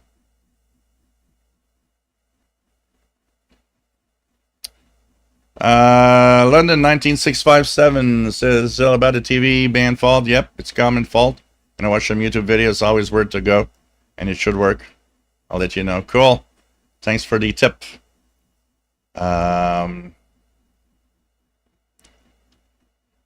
Bench, show your opinion on Mile High DSP 2. As for people upset with radio criticism, it isn't personal. Yeah, that's the thing. I don't know. People seem to like it, but since I don't have a test myself or played with it myself, I don't really have an opinion that I can give on, except that people that have it seem to like it.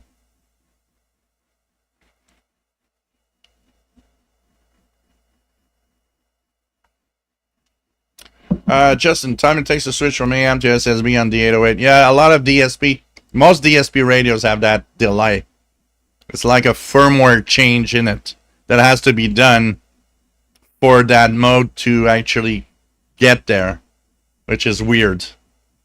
It's not like, the good old days of analog where you just switch and there you are. Toast and love, there's probably several good free electronic courses online. Oh, that would be good, Dave Newmeyer and 0KM. I think a lot of people should take one. A lot of people should take one. That and having babies. Mike B, I mailed you a pic of my Belgian style ale. Radios in the background. Oh, let's check that out. Pictures are coming. And talking of beer, I'm going to go get another one. And we're going to come back in a few minutes and see what's, maybe tune a little bit, see what's on the band. And yeah, I see it here arriving. Here we go. So, there you go. Our friend has a nice beer here, and the radio's in the background.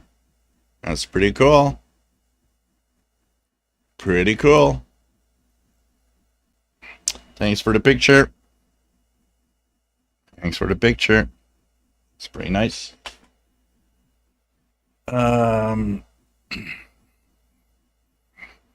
Okay.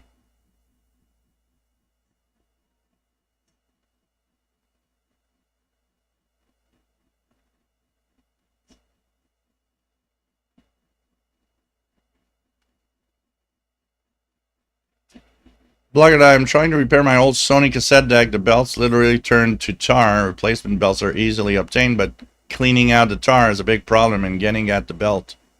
Yeah. You know, one of the biggest problems in repair? Some of these things are like 3D puzzles. Just understanding how to get to a part and then understanding how the hell I'm going to rebuild the thing is already enough. Aspire to Cycle e-bike says, hasn't some companies gone the opposite direction with the right to repair? Thinking John Deere. Yeah, maybe. Jasmine, Joe, that sounds awesome. Quebec lawmakers are actual pro-consumer rather than pro-corporation. Yeah, Quebec has always been a little different here. We have this... Quebec has a big social side to it, and there's a lot of regulations that have gone through the last years and decades that are pro, not just consumer, but pro people rather than pro corporations or pro, you know, companies that have a big wallet.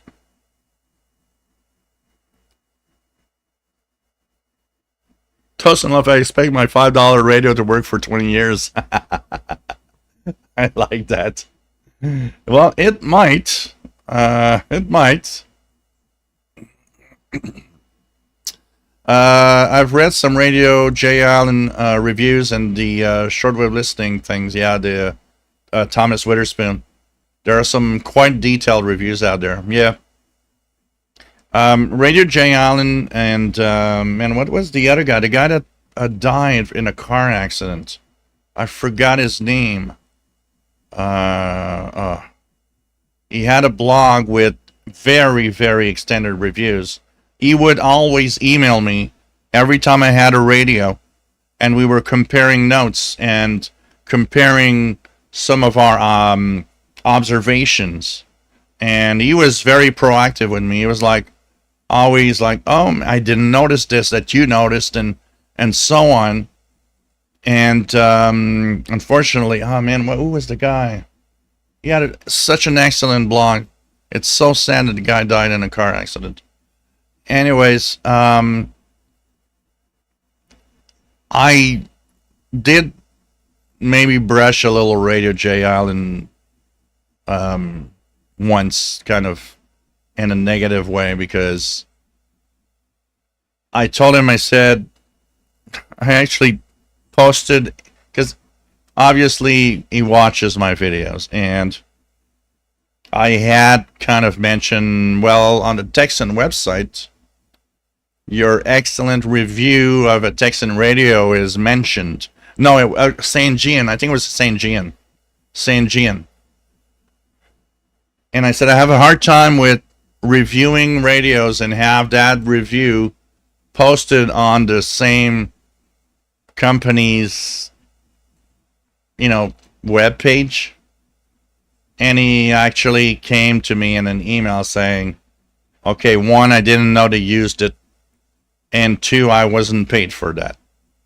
And I was like, okay, so it's fine. I don't want to, imply that your review is, but it's like, one of the things that over time we haven't seen, a lot of people haven't noticed. When Passport to World Band Radio was published, they had some kind of exclusive deal with Grundig branded receivers, and there were tons of ads for Grundig radios for a long time, which was a hard thing to really absorb because they had radio reviews. How can you not be a little fair on their Grundigs because they're bringing you a lot of cash? It's a hard one to swallow. But I mean, the Passport to World Band radios seemed rather fair most of the time. But still, it was something to think about. It's like, yeah, you got a lot of Grundig ads. I don't think you're going to say a Grundig is a crappy radio in any reviews because of that. It's a tough one. So, Radioscapes, saw your great review on the SM616. It's such a shame we can't get a waterfall on that big screen. Look, it's not made for that. And by the way, you guys got to thank Blogger Die. He's the guy that got two and sent me one. And for that, I am immensely, I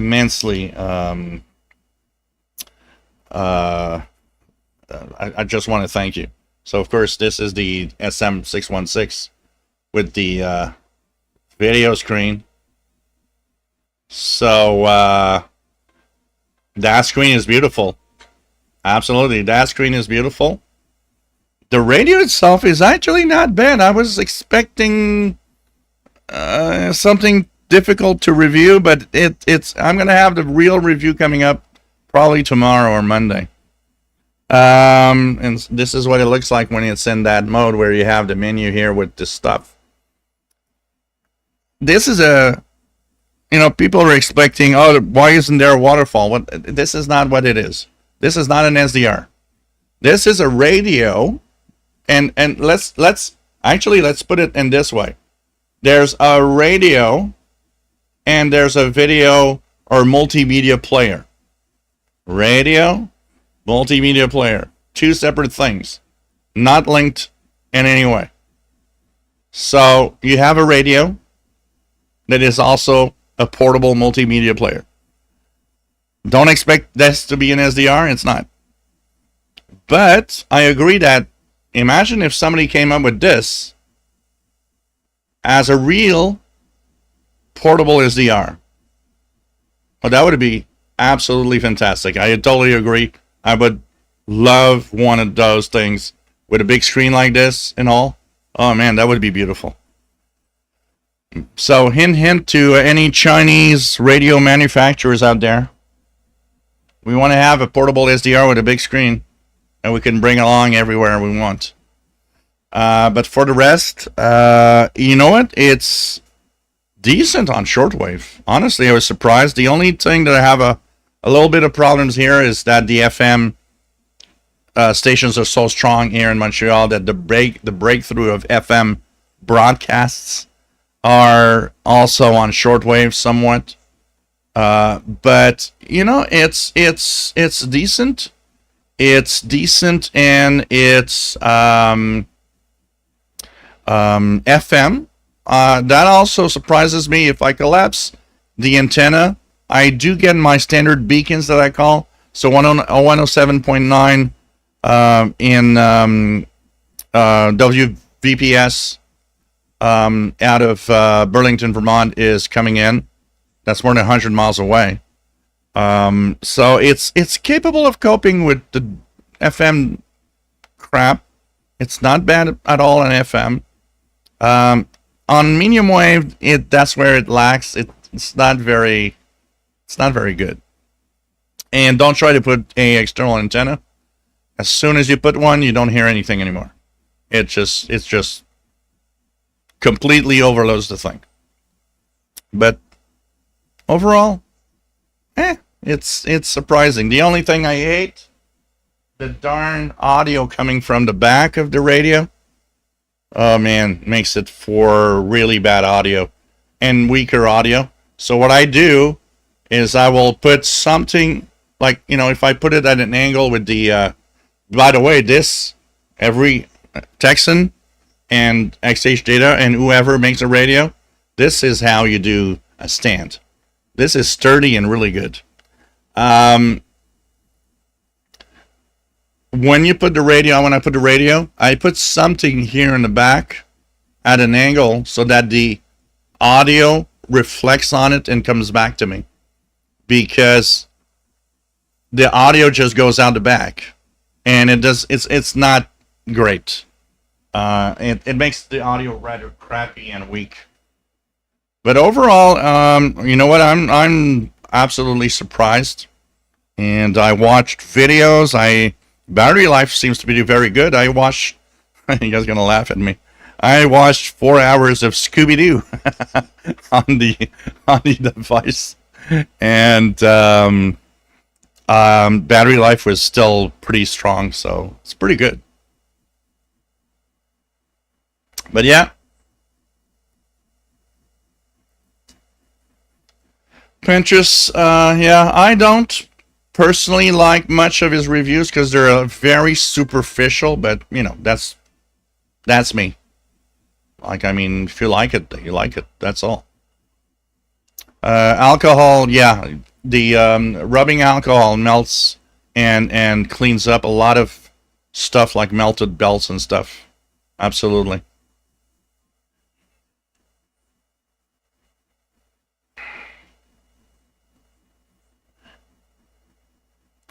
What else do we have? Oh, a bike accident, Richard Wagner. I thought it was a car. It's I thought it was a car accident. Old radios. I got recordings of people in some of the radio decades ago. I also got wire recordings and acetate recordings on there too. Griffin Elmike works too. Okay. Aspire to cycle.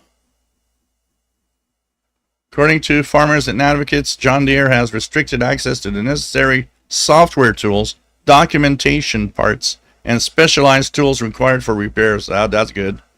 That's like Apple.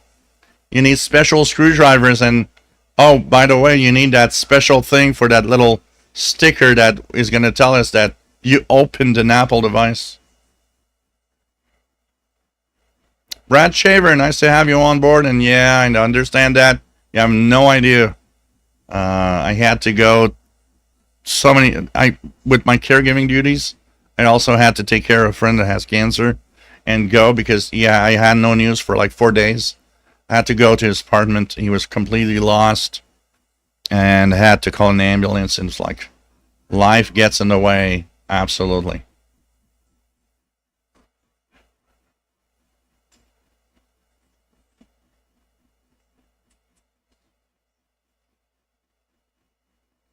What else do we have? So Brad Shaver, nice to have you here. London 19657, handy hint. I use a cookbook wooden stand for holding my radios in use. Oh, that's good. That's good.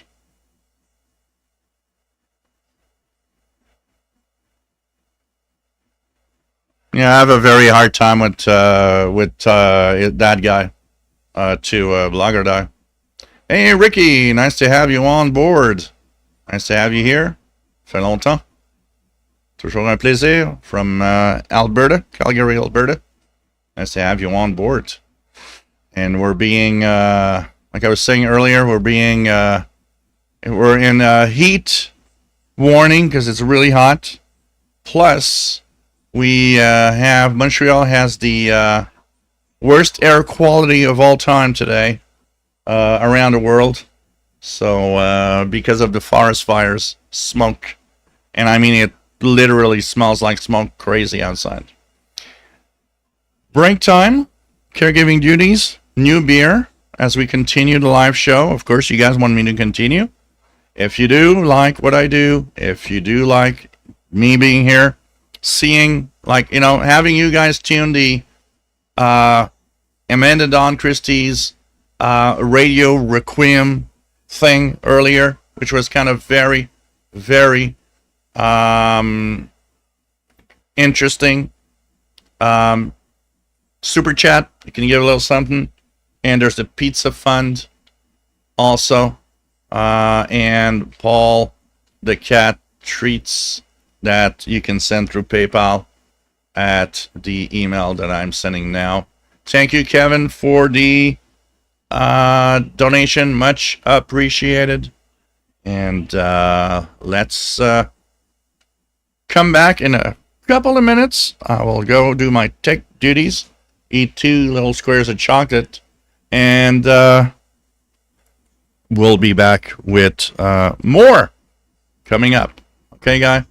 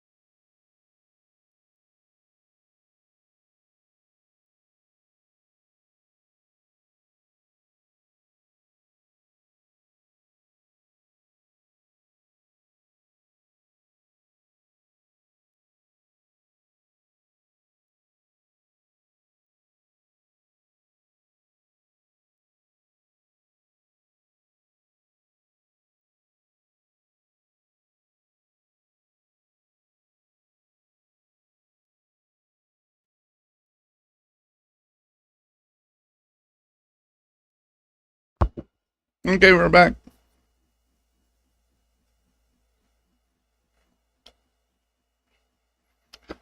So,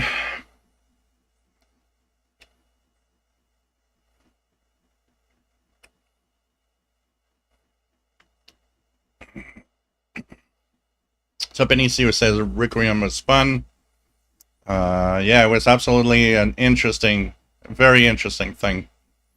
And yeah, Ricky, parents, you know what? It was so heavy that this morning I went out and for groceries, and my eyes were burning because there was too much smoke. It was just crazy, and it just smelled like that all day. Seems a little bit better tonight, but still. So, Kevin, thanks for the tip. Much appreciated. Jasmine, smash the like button. Where's Paul? Paul is outside, actually. He wanted to go outside. He's I think he just came inside for to eat some stuff.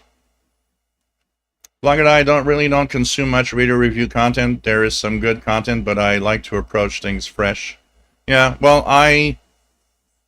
what I do sometimes is read anybody else's review, what he thinks.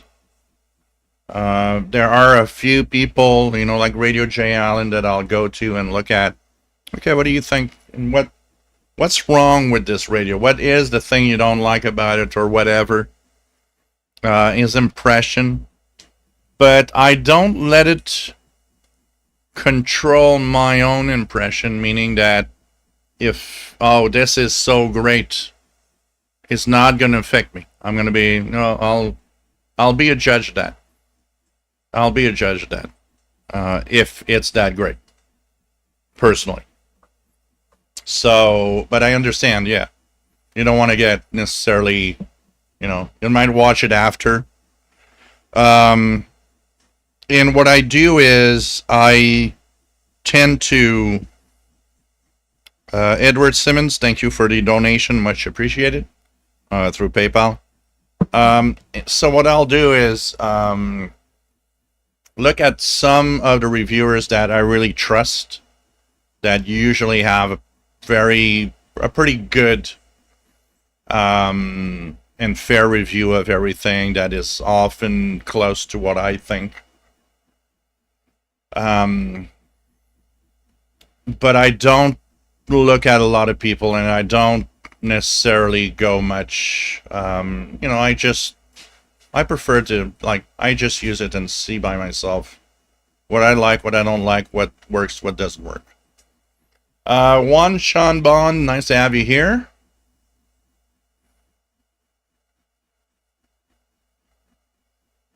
Ricky, I haven't been doing much shortwave listening lately. I must say, I've not got around to repairing my MLA30. The noise here has become unbearable for most of the day, with something new on top of what was there. Well,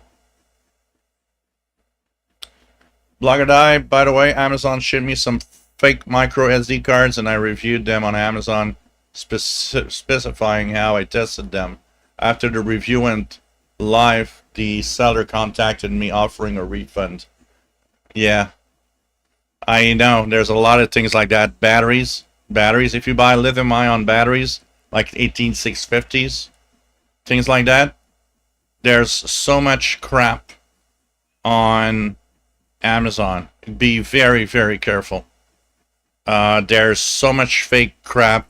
I purchased USB thumb drives that, not, the cheap ones, like you don't want to pay. I know that people sometimes don't want to pay for those. Do I have some here? I paid a fair amount of money, meaning that I paid what usually these should be going for. Now, these ones are good, but ones that are at like 256 gigabyte of space, stuff like that. But you format them and it's like, 32 gigabytes. It's like, this is not a 256. Oh, well, it must be defective. Yeah, well, I bought 6 and all 6 are at 32. So this is actually trying to scam people. And I also put reviews up. It's like, scammer. And in that case, I went even further. I sent Amazon a clear, this is a scammer. Don't sell stuff. But man, you got to be careful because there's so much crap out there on Amazon.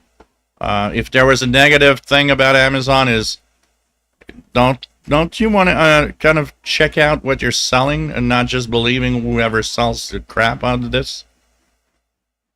But yeah, noise. Imagine me. If you look here, look at the noise here. You see it's gone, but it's going to come back. There's an on and off noise that I've got now. And this is since they renovated the house next door. So I think something they're using as an off and on circuit of some sort. Because I used to be in the levels here. So we're talking 21,600, 15 meters. I used to be that without an amplification, with my level of waterfall at 0, we barely could see anything because there is not a lot. And look at that now.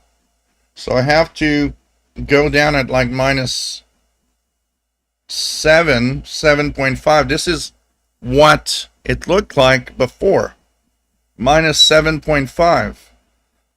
And now you add to the fact that it goes from there to up.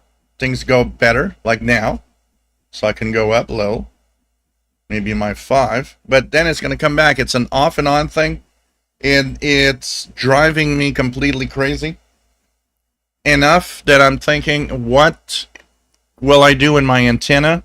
And how can I position my antenna in the backyard so that I can somehow get a better receive for my radios. It's really bogging me down because with the end fed on this radio, I used to have very decent receive. Now anything above 10 megahertz is bogged down by that, all the way up to 10 meters. And I'm pissed off, basically. Blog and I, later Amazon emailed me and said they deleted my review because they were informed that it wasn't accurate. Oh, please. Yeah. Please. That's where you gotta be careful with Amazon.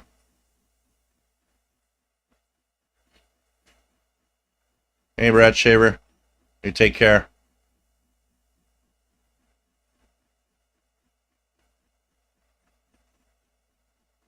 What else do we have?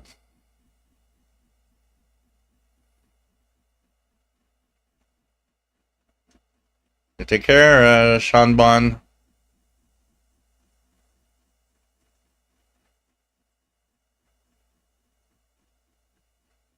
Ricky, several years ago I got sucked into experimenting with short-range data transmission dongles, which worked in the 900 megahertz range. They'd work with a smartphone app and you could text with them.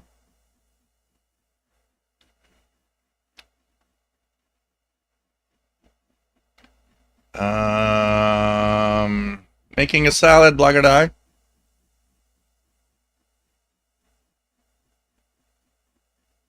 Spirit Cycle, thank you so much for the donation. When life gets in the way, we have cats. A little something for Paul the cat. Maybe I'll order pizza.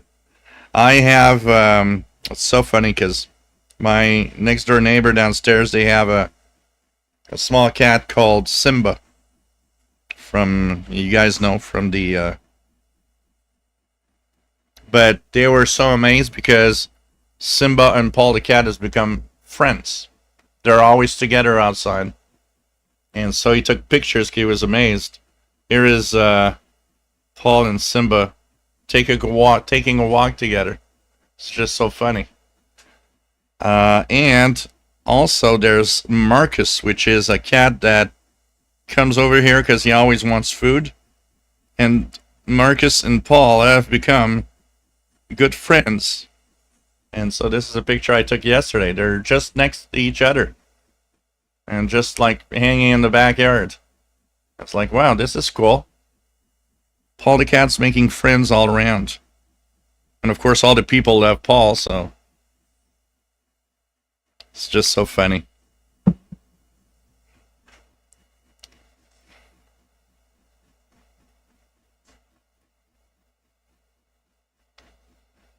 Ricky says that company used to make consumer-grade mesh networking gear, but it seems that in the last few years they have changed the focus to solely pro-grade stuff for military and law enforcement. Huh, okay.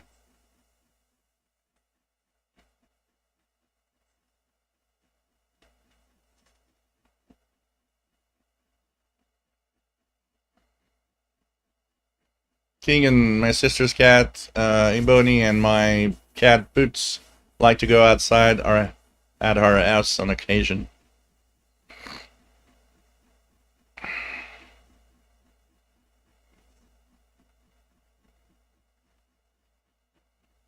Um, 54 cal. I can't believe the 500 to 1,000 mile TV antennas are still on Amazon. Yeah, I know. Jasmine, they also require USBs with fast read and write speeds as well as physically durable. Yep. And Kaviva, help, my toaster is taking me and talking to me in Russian. Yeah, that was the case in Sackville, New Brunswick.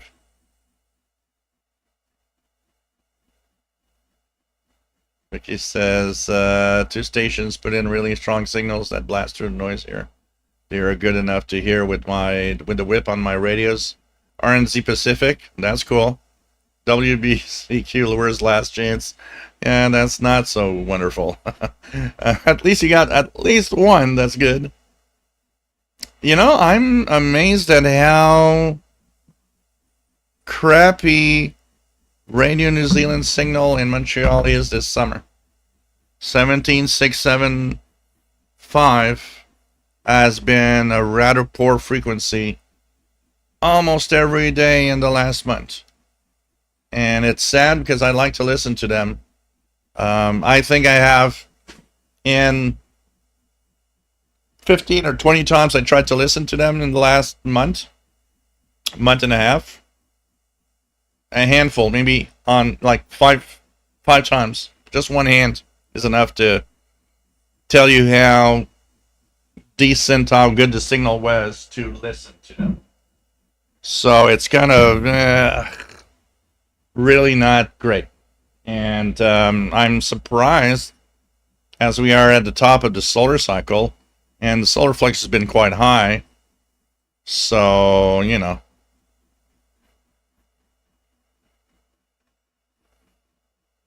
Yeah, that is cool. Paul the cat being friends with the other cats. It's kind of cool. It's really nice. My downstairs neighbors, when they send me, she posted as a comment with the picture with Simba. The comment she posted was, Simba and Paul, the best friends. And it's true. It's like, wow, this is so cool.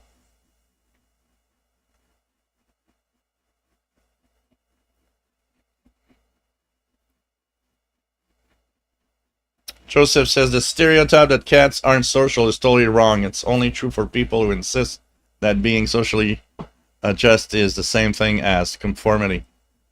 But you know, I've noticed one thing by observing the cats in my backyard with Paul and all of that. Yes, there are cats that some cats can't stand, and I put it in the same sphere as us humans. There are other humans we hate. And don't ask why, we just hate them. There are people we'll never be talking to. It's like, no, I can't. It's the way we are. We can't be friends with everybody, and we can't be friendly with everyone in the world either. And there are people that we are friendly, but, eventually they just kind of get on our nerves, and they're like, okay, finally, nope, that will not be a friend. But it's the same with cats. And what I notice is that Paul the cat, here is his territory. He's very territorial. I've noticed that he really is very territorial. But there are cats that it's like, yeah, it's fine. For you, it's okay. So Marcus, Simba, it's like, and they're all fine together. But even these cats, especially Marcus, I have seen him so many times get real rough with other cats and just like running across them, like just, you get out of here. But yet with Paul, it's like, nope, got no problem with you. It's fine. Just funny to see that.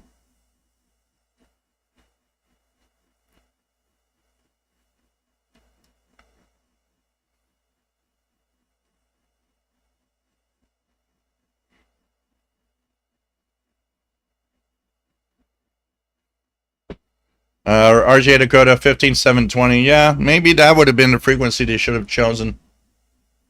15720. But I believe last year they were on 17675 all summer, and it was pretty good. I don't know, but yeah, 15720 definitely. Keegan the Exeter. My nephews in Massachusetts have cats named Nala and Sasha. I like that. Loggerized bag with a salad. Enjoy. Enjoy.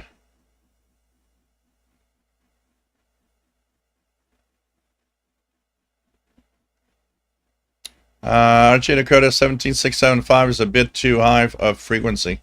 Always had better luck with 15720. Kevin Michael, Rainy New Zealand 17675 is not making it here. 2 weeks ago it was blooming in.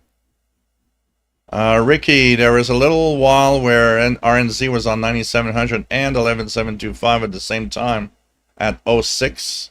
They eventually settled on just 11725, but 9700 was much better for me. Must be my latitude. It's possible.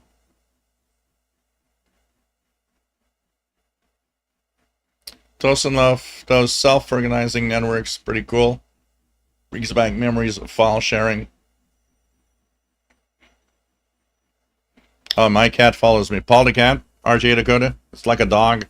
If I go somewhere outside, I got to be careful because he wants to follow me. He wants, like, wherever I'm going, it's like, oh, I'll go there with you. It's like, you can't. I don't want you to go too far from the house. Ricky, Radio New Zealand was on 17675 last year, and it also seemed much better then versus now on my QTH. But how to compare with my antenna trouble? But 17675 this year, I can confirm is not good. And it was great last year. It was almost a daily perfect signal. So Kevin Michael, well, the bands aren't dead because I get a lot of stuff. It seems that on certain frequencies, though, it ain't as good as it was for some reason. Hey, Timothy Ostrowski, nice to have you on board. Welcome on board from Alberta.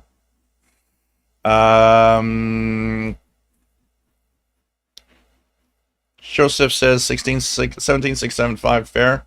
Fading a bit. I think I'm actually hearing the propagation getting better by the minute. Usually it's pretty strong. Yeah, it should have a peak. Here in Montreal, if conditions are good, 17675 is going to start getting to Montreal around 10 p.m. local, which is 02 UTC. Get to a peak of really good signal around midnight, 04 UTC, and then it starts dropping. And this is where when they change to another, like 11725, that one usually at 06 isn't bad in Montreal. I haven't stayed up enough to see it recently. Maybe tonight I'll be up a little later and check it out. RJ Dakota says, my cat's name is Zoom, but I call him Zoomer. Very nice because he enjoys laying down with me. So, there's a lot of stuff like that. The propagation this year is kind of weird. And I'm not sure how, it's funny because we are still pretty high in solar activity. So I'm kind of in a mode where it's like, it's kind of weird. This is kind of weird. So, I don't know. A couple of things I wanted to talk about that are interesting. For those that don't know, WRMI has 2 new broadcasts that are very, that are new, that are interesting to check out. One is Israel Radio. They called it Israel Radio. I believe it's taken off the World Radio Network feed. And it's at 23:30 UTC every night on 15770. And it's 30 minutes of comments and news items and talk about Israel in English. So 23:30 to 0 UTC, 15770. And another one that's very interesting, Radio Polonia. Poland is back with a 1-hour broadcast at 03 UTC, also on 15770. And it's a 1-hour. The first 30 minutes is the Radio Polonia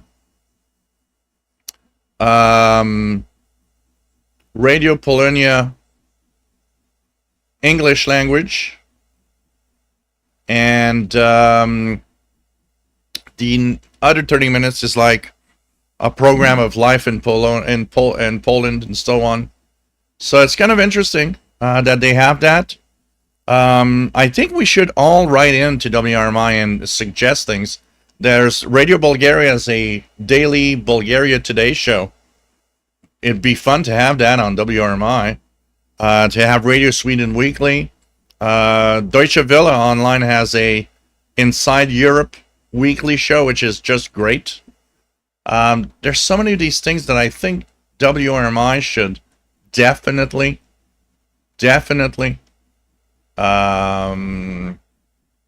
be broadcasting, honestly.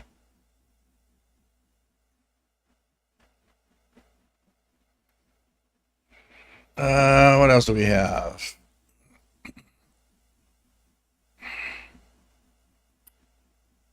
Ricky was using Don Moments SDR yesterday afternoon, and 17675 was getting there with fair signal at 21 UTC. That place gets everything. So, if you want to know if a broadcast exists, you just go there.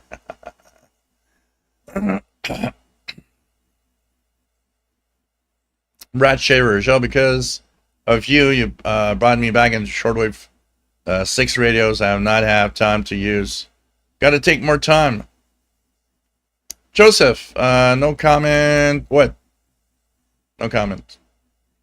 RJ Dakota, I can hear New Zealand starting at 23 UT 17675, but it's very weak.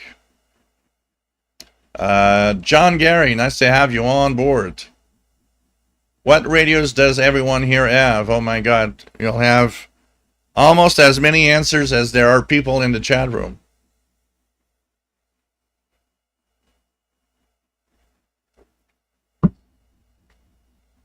Ken Michael has 17560 CRI China coming in strong in Japanese. So I have a lot of radios I use. What you see here in the background is the Yaesu FTDX10 transceiver, because I do AM radio also. Here on my right, I've got the ICOM ICR 8500, but also tons of portable radios. And I've got a lot of SDRs. Actually, we're going to switch the screen to an SDR in a few minutes. check out a few signals, see what's out there on the bands. But there's a lot of different radios people use here. RJ Dakota, with more time without British Terror, WRMI should have time for all kinds of other things. I think it also maybe is time to let others know, like Radio Thailand, for example. You know what? Thailand, I'd love to have it right now. Cambodia and Thailand are Cambodia and Thailand are now pretty much at war. I would like to hear Radio Thailand right now, see their viewpoint and what's happening, which is gone because of VOA. So there are a few things like that I find sad, and I think they would. It'd be nice to have, like Voice of Vietnam. They used to have relay via that station, WHRI, in South Bend, Indiana, if you guys remember. They were really good, strong. It was fun to have that relay. Why aren't they switching to WRMI for a relay? It'd be so cool. And I think, it's our own, all of us, it's our duty to write to these stations and say, you've got a great relay possibility to North America via WRMI. It'd be great if we could have some English language broadcasts and other languages too. Honestly, it would be so cool, and maybe we should write into all of these stations that still exist either as a podcast or that have, because of events, been removed from shortwave in our area, and let them know, look, it'd be fun if you guys could come back through WRMI. Ricky says that's true about Dan's antennas. Sorry. It was also good at VE6 ARS SDRs out of here. So that's promising. And Michael's using a Panasonic RF 3100. Cool. Toast down hearing 17560 in Alabama. Keegan DX, my main DX radios, Ethon Grundig Edition, Elite Field, Sangean HGR14, Cortisan DX286, Sony XDR S10 HDIP for FM. Ken Michael, I used to get Voice of Vietnam, Saigon on 10010. Yeah, they had all of these odd frequencies back in the day, I remember. David Ostrowski says, like an Amnesty International letter writing campaign. Yeah. Come back on shortwave through what would cost them virtually nothing, I'm pretty sure, in the budget that they have today. It's not having your own transmitter site. You're just renting time, and WRMI's rent time is pretty cheap too.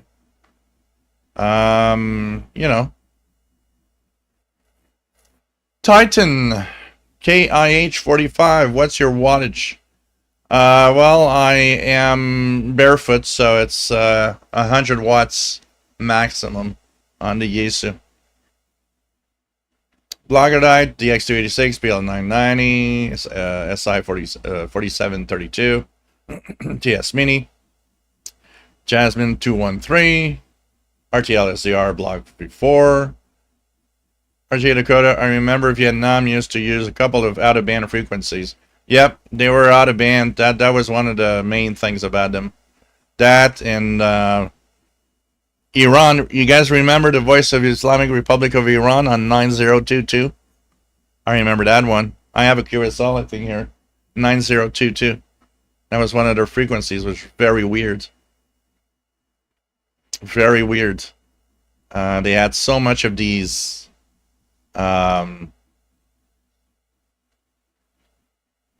guess, back in the day there was a reason for that, because you wanted to be heard, and the bands were so crowded that it was kind of interesting to to get out of band, basically.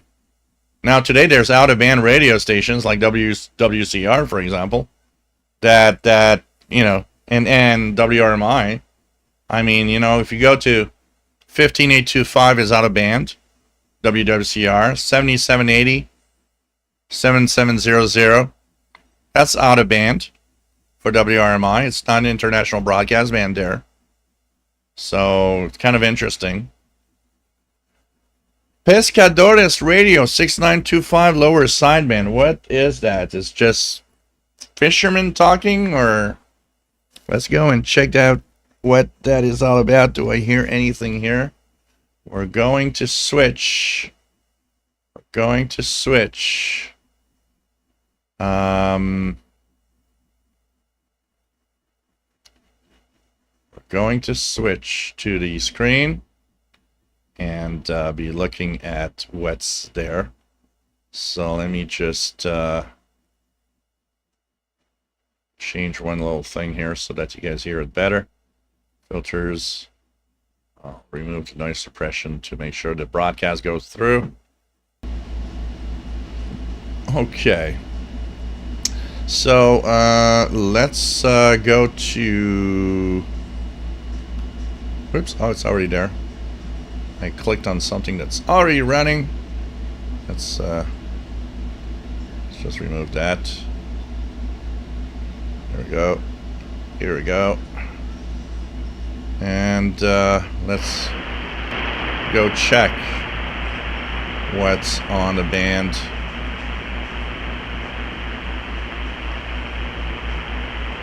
Over here. So display capture. There we go. From the land of freedom, this is WBCQ, Monticello, Maine, USA. This is the planet here for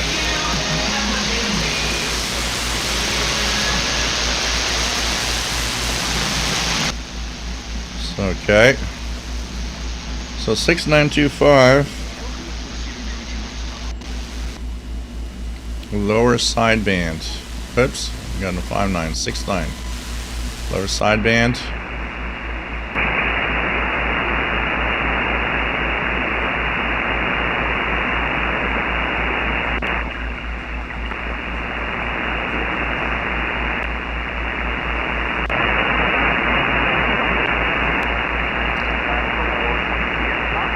Yeah, there's a little bit of talk.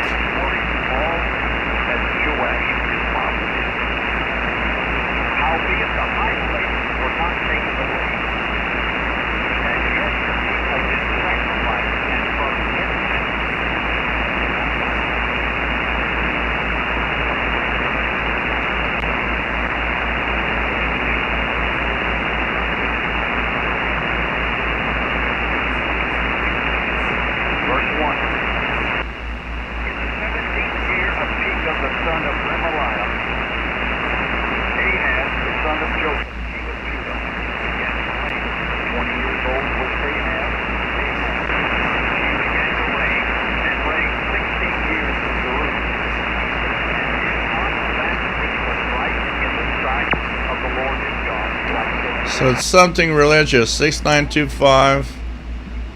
Talking about the Lord. 6925. Lower sideband. I'm hearing that here. I'm hearing that here. So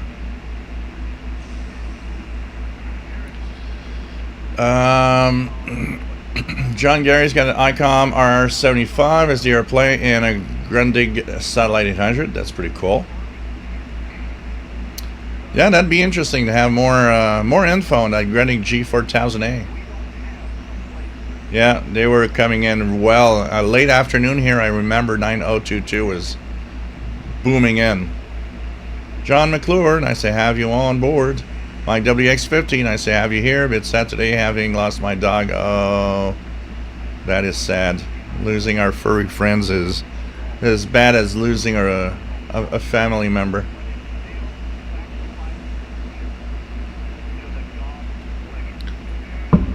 My condolences, my friend. RJ Dakota, Radio Prague, yeah. Czechoslovakia used to be on 7345, definitely. It was funny one day, we're sharing frequencies when Czechoslovakia became the Czech Republic and Slovakia, and both had their transmitter sites and would use the same frequencies. It's kind of funny.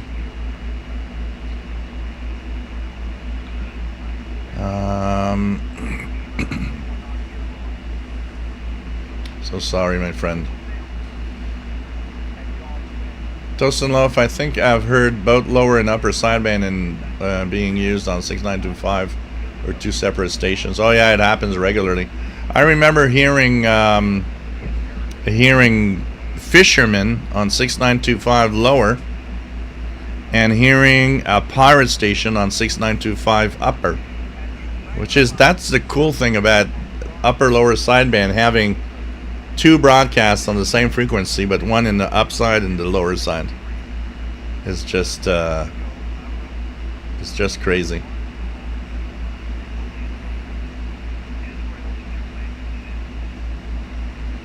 So that's what we have there. Anything else around there? I don't see something here that seems to be. So this is definitely a religious broadcast right now. Was not talking about the heathen. He could refer to them, but it was talking about Israel. I'm just going to read a verse or two. Romans 1:23, and changed the glory of the incorruptible God into an image made like the corruptible man, the birds, four-footed beasts, and creeping things. It's actually now much stronger. It really, really is much stronger here. But yeah, definitely some religious thing here. Ken Michaels, remember Radio Prague back in the day. RJ Dakota, of late I've been hearing an AM pirate on 6925. You know what's really, really cool is when a pirate goes into a mode of because of something happening. Yesterday I was hearing Ball Smacker radio pirate while I was outside with my portable radio, and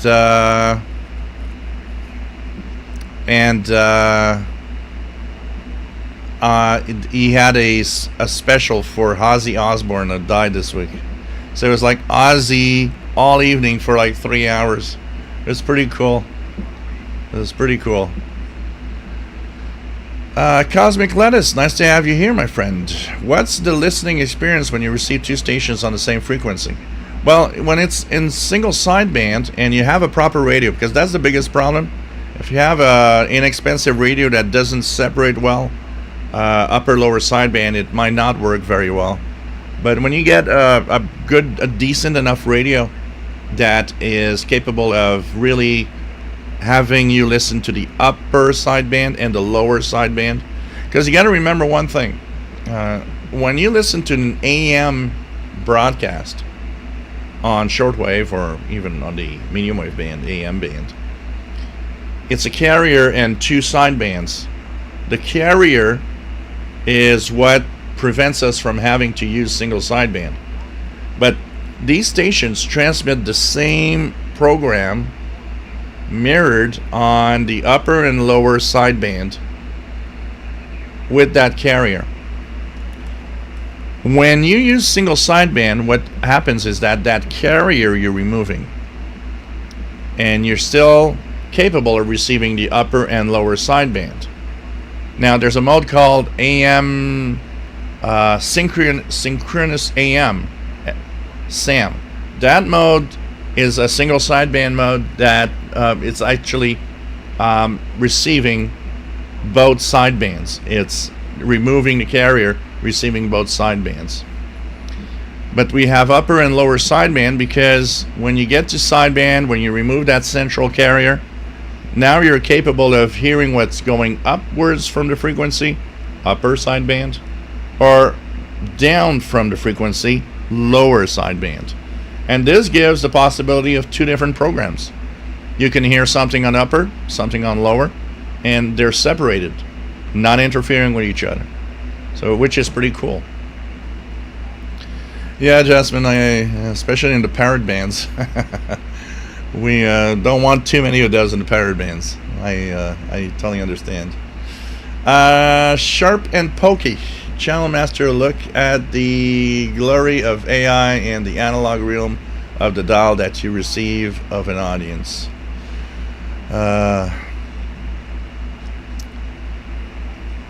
Richard Wagner, yeah, Pyongyang used to have weird frequencies.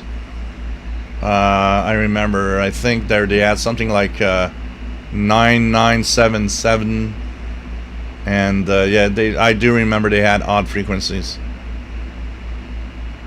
where they were broadcasting. Hey, you have to, Jasmine. I would listen to that.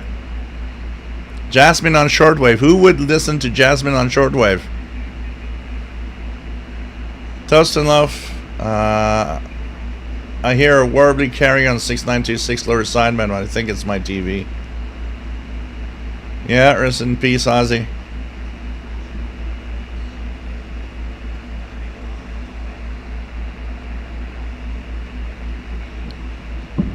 Baguio says you can hear church services on 7.2. You know, there is a lot of there used to be a ton of FM transmitters from churches being heard across the United States, and almost across the world when propagation was good, and the 11 meter band, but also in the 25 megahertz range. And some are using some of those transmitters as, you know, just microphones and boosting their signal around the church area. And they were heard all across the bands on 11 meters. So let's go down here. What's on 5950? It's that should be WRMI. So 5950 is WRMI usually.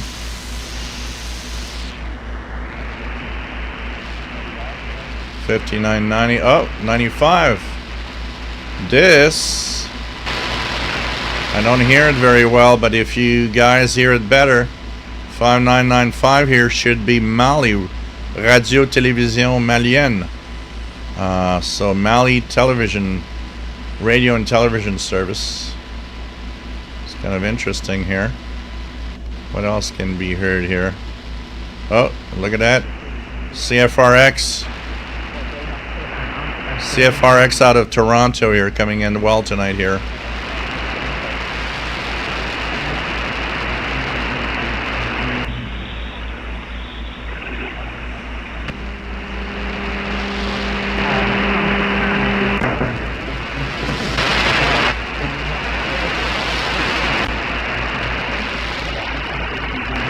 I don't find the noise reduction on SDR console very efficient.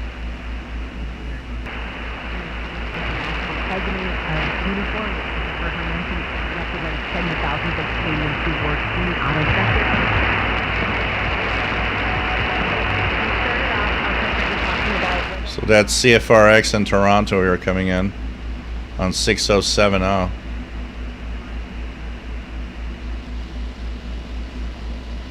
J Projects, mine for instance is BFO tuning, so it would pick up both sidebands. Yeah, that's the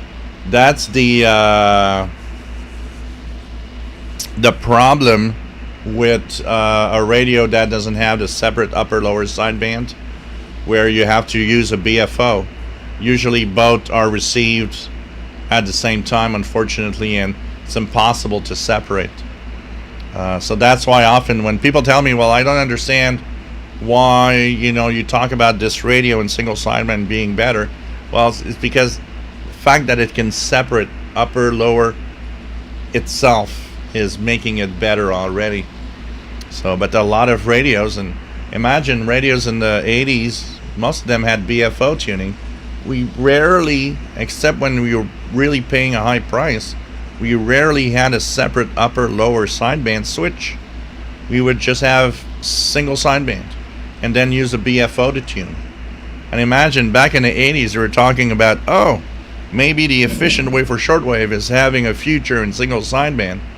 Yeah, I don't think so. DRM, by the way, there was discussion on DRM this week, and it's like the engineer at WWCR, and that was very interesting. So the engineer, he's a young guy. The engineer at WWCR that checks for the checks for the transmitters and everything. Is a pretty young guy. It's amazing that someone so young wants to deal in, high-powered shortwave broadcasting. He had a interesting talk about DRM, and it was very close to mine in its way of thinking. How DRM has not proved to be anything for the future. And he was very skeptical that there would be any DRM future for shortwave. And it was very, very interesting to hear his point of view. So, you know what? I like that because somehow I still don't understand how shortwave broadcasters are kind of blinded by the, oh, by the way, DRM is going to be the thing. Convince me. I'm not too. RJ Dakota, Bossmacker, whoops. I'll just go back here. Bossmacker's a neat little parrot. Usually plays music with a theme.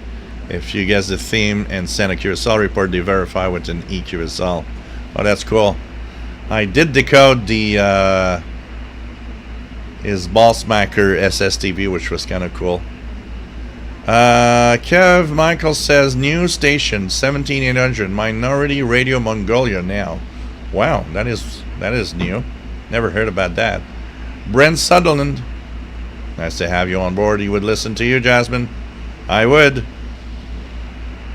RJ Dakota, talk about odd frequency. I still remember WRNO 9852.5. Really? I don't remember that. It's probably before I listened. Sheila has a Texan PL680, a Texan PL310, a Quartercent DX286, and an old realistic astronaut 5. That was my uncle's. Cool. Yeah, 25 megahertz at a lot of FM relays. Jasmine says, I see a lot of crossover between shortwave listening and people into astronomy, science, and engineering. This is, we talked about it here on channel quite a few times, how a lot of shortwave listeners and science fields are all gathering together. I'm still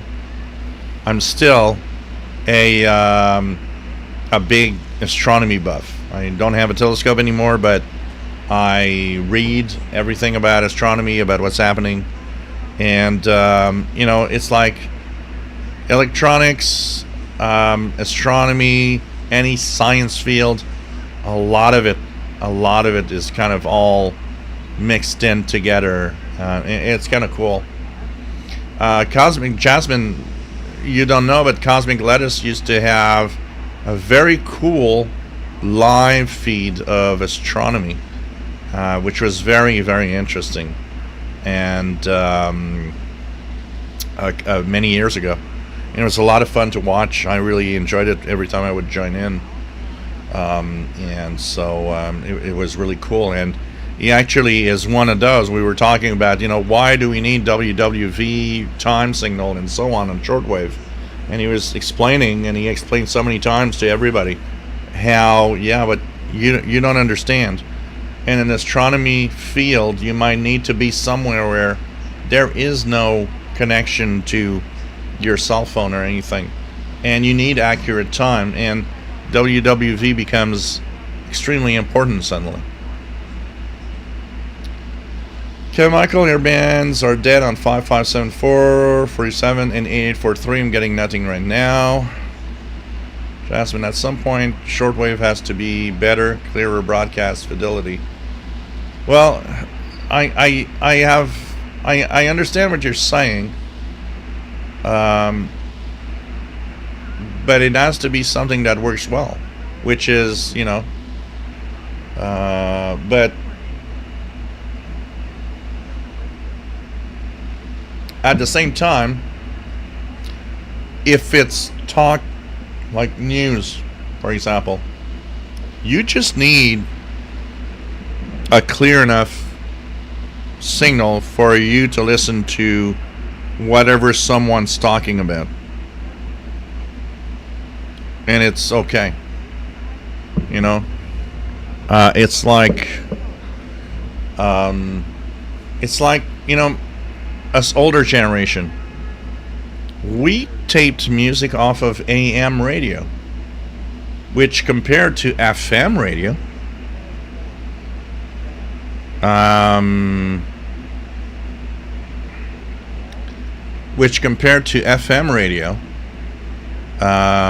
it's very different in quality of audio. And you know what? We still, we didn't care about the quality of it as long as we had the content we wanted, the song we wanted to listen to.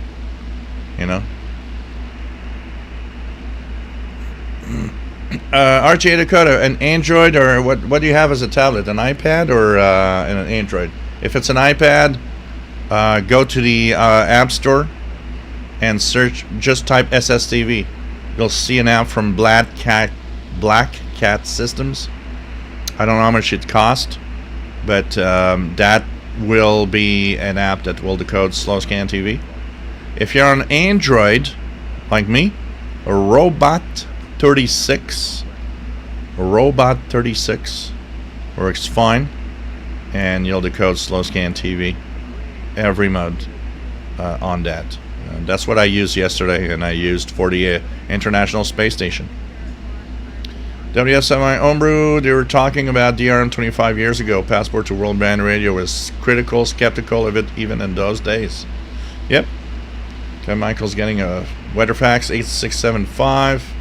Jasmine, he was here in the chat. He's here in the chat. He joined in a little earlier. Maybe you didn't see him. His name is Cosmic Lettuce.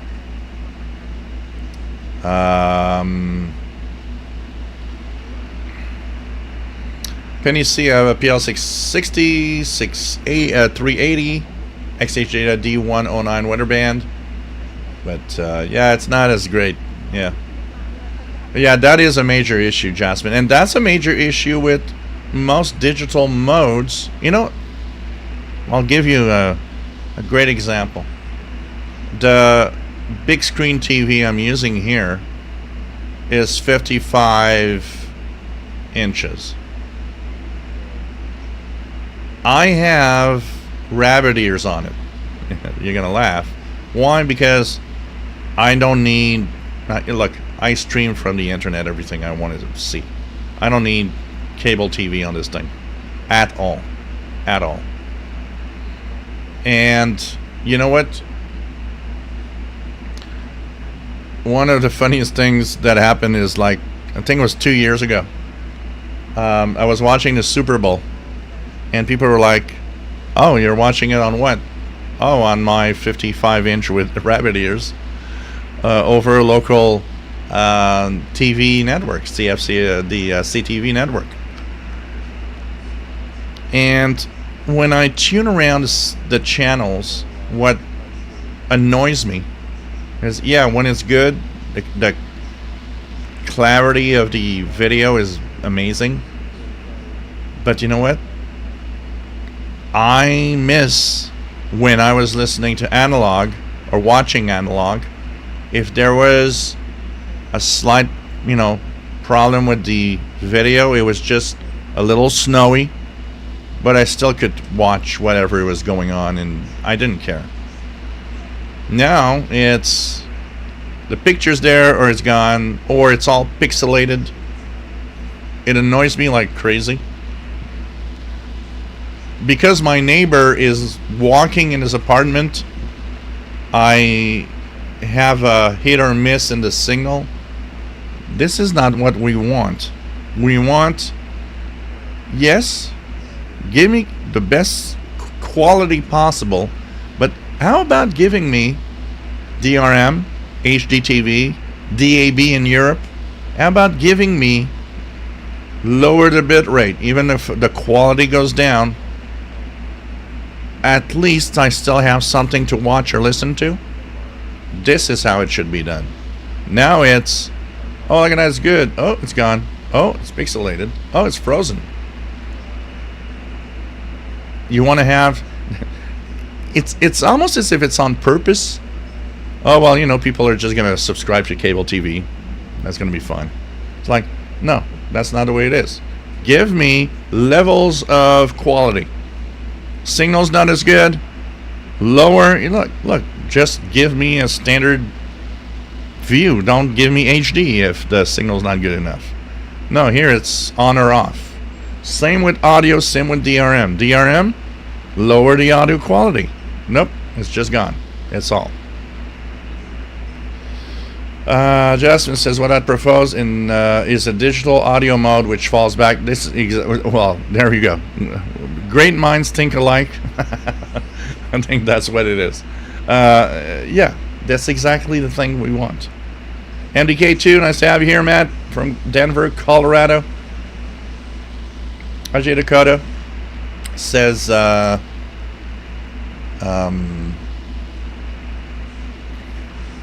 oops. So RJ Dakota says, at one time in my life, AM radio was actually clear. I think the large stations have changed their bandwidth. There's a lot of things that change over time. I was one of the people that we have in our Zoom. Our friend Alan Andelman.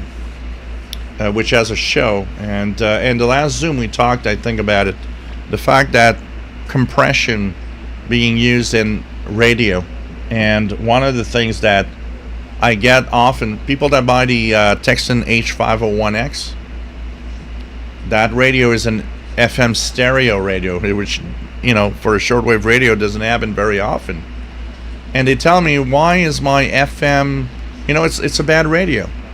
And I'm like, what do you mean? I'm trying to listen to my local FM stations and the audio is really bad. The problem isn't the radio. The problem is that the stations have started using a lot of compression in their audio, so heavy that it just doesn't work well with the radio like that.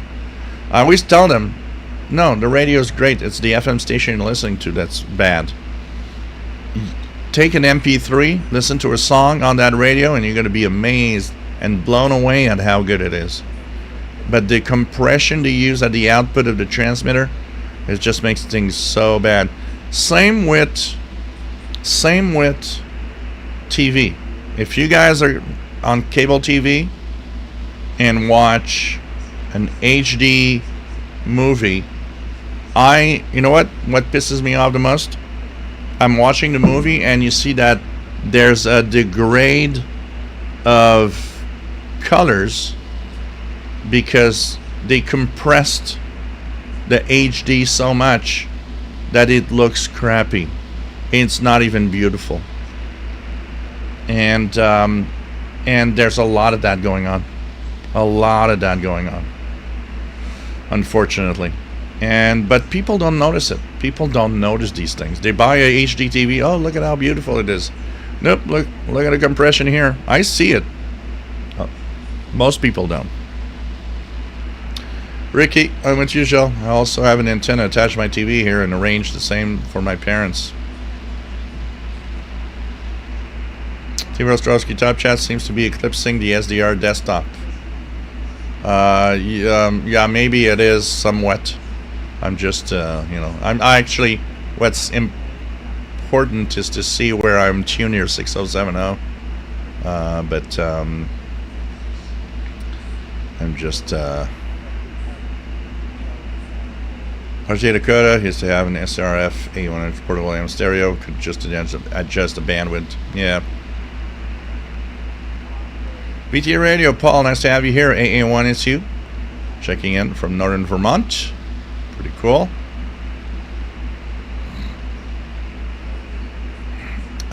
What else do we have?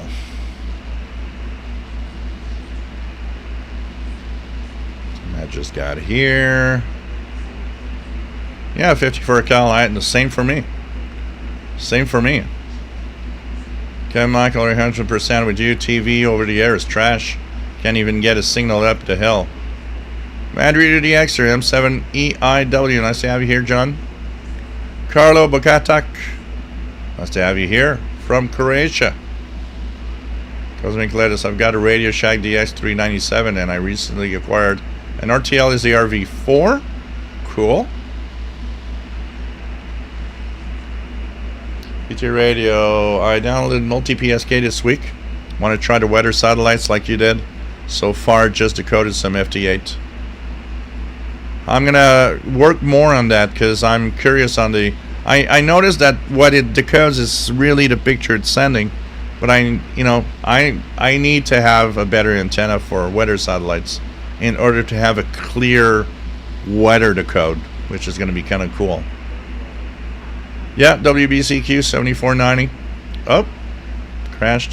It happens from time to time. WBCQ 7490 at Planet. Yep. If you go here on the SDR, and whoops, I'm going to go here. That's 7490. Let's see. There we go with music. There's something here, which is, I believe, that's an RTTY signal. Anything else? Let's go up. Let's go up. 31 meters. So 9395 WRMI. Radio around the world.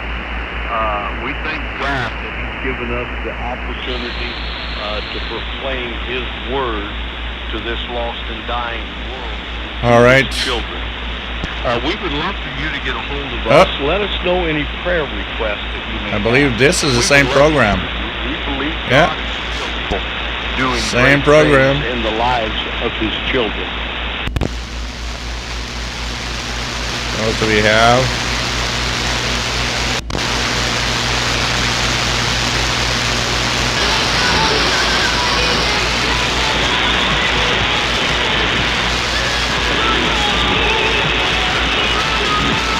$96.20. What's that? Sounds like All India Radio. All India Radio. EIBI space. Let's go here. Frequency. Let's search. 9620. And Akashvani. Up to what time did he go to? And we are at 2330. Yep. No, it's Radio Farda. And from Wolverton, UK, Radio Farda, which is to Iran in Farsi, 9620. So this is what is 9620.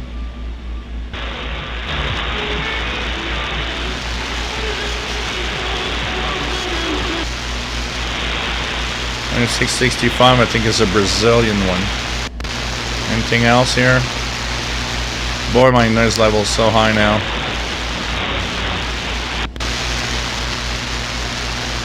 So 9980 is WWCR. What he said. 9930 is WTWW. And seem to have a pretty decent signal from WWV.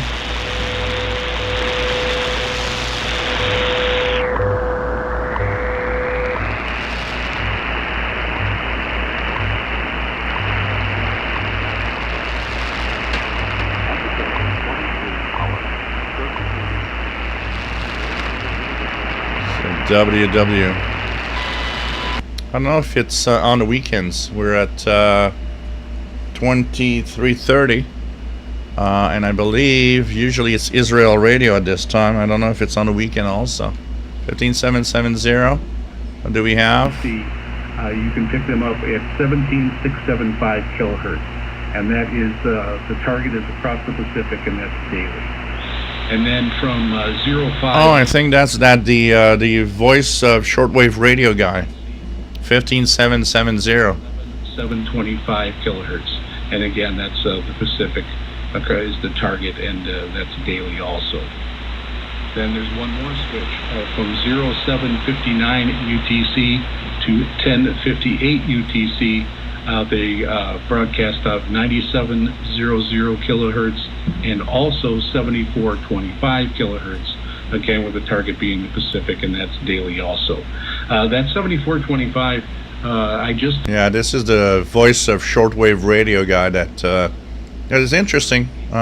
He's interesting to have his show on. I wish we had more of things like that over the shortwave broadcasters, honestly, because it's really cool. So let's go back here so you guys can see my face. It's kind of interesting to see all of these broadcasts on the air and have a little bit of examples of what's on. And let me just put back a little something that's going to help you guys.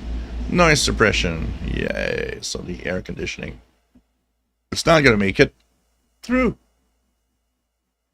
So it's really kind of cool.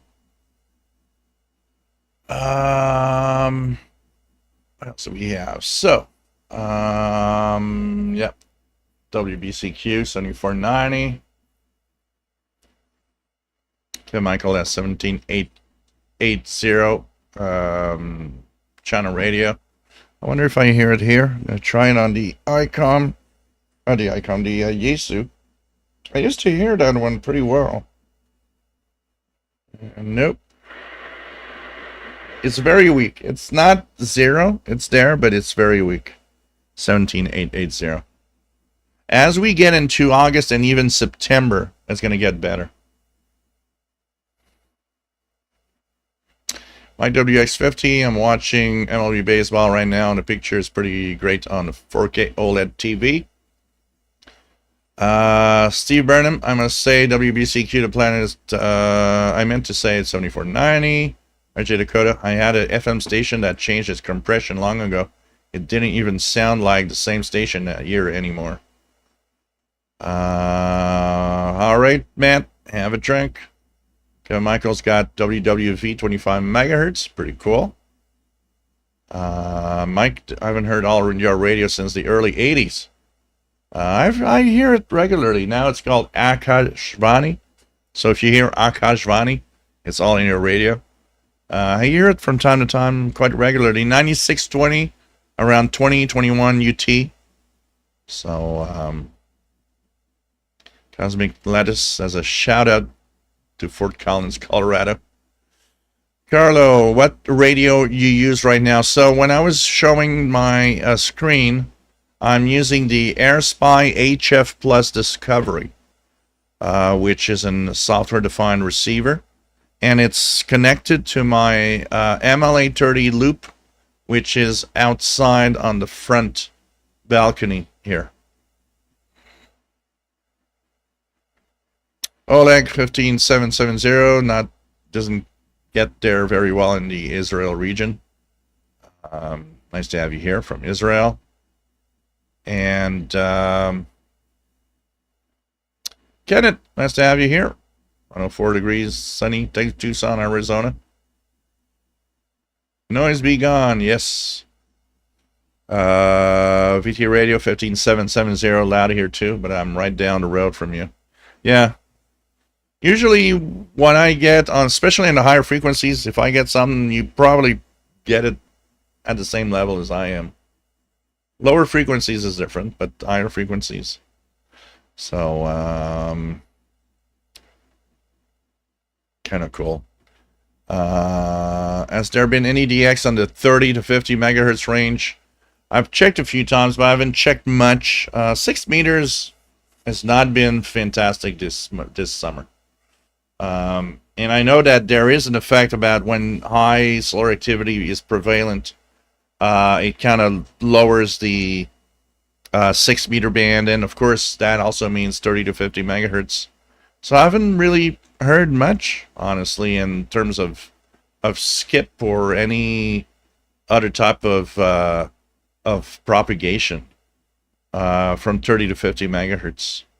By the way, guys, if you like what I do, don't forget there's super chat. The super chat is there, as you can give me a little something. It really helps a lot. I can't express it enough how it's very important to support this channel.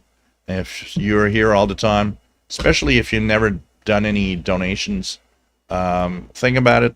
You know, I'm here all the time. Maybe you've been here forever, so it's something important. Also, you can do the pizza and Paul the Cat treat fund through PayPal at the email that I just posted. So thank you so much for your support. Like I said, it's extremely important to support if you want me to continue. So, facts on 17150. Yeah, that should be on 17151 or something. Point Reyes, California, which is on right now until 0 UTC. I don't know how well it is here. Let's see, 17. Put myself in upper sideband. 17150.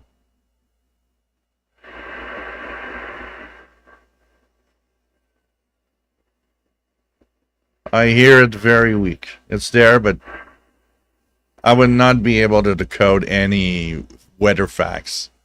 But it comes from Point Reyes, California. Point Reyes, California. So, TV Ostrowski, we have rabbit ears for the local CTV station, but now it's gone. No more vision here. Analog TV stations are past history. Yeah, but they are on HD. That's what I was mentioning here, is the HD side, because they are transmitting on the HD with rabbit ears. You can have them on HD. So you should check that out. They're just switch your TV to HD and have it scan the channels. Here I get 6, 7 stations on HD when I scan with the rabbit ears. I was curious. I was thinking if I ever put a good antenna outside, how I would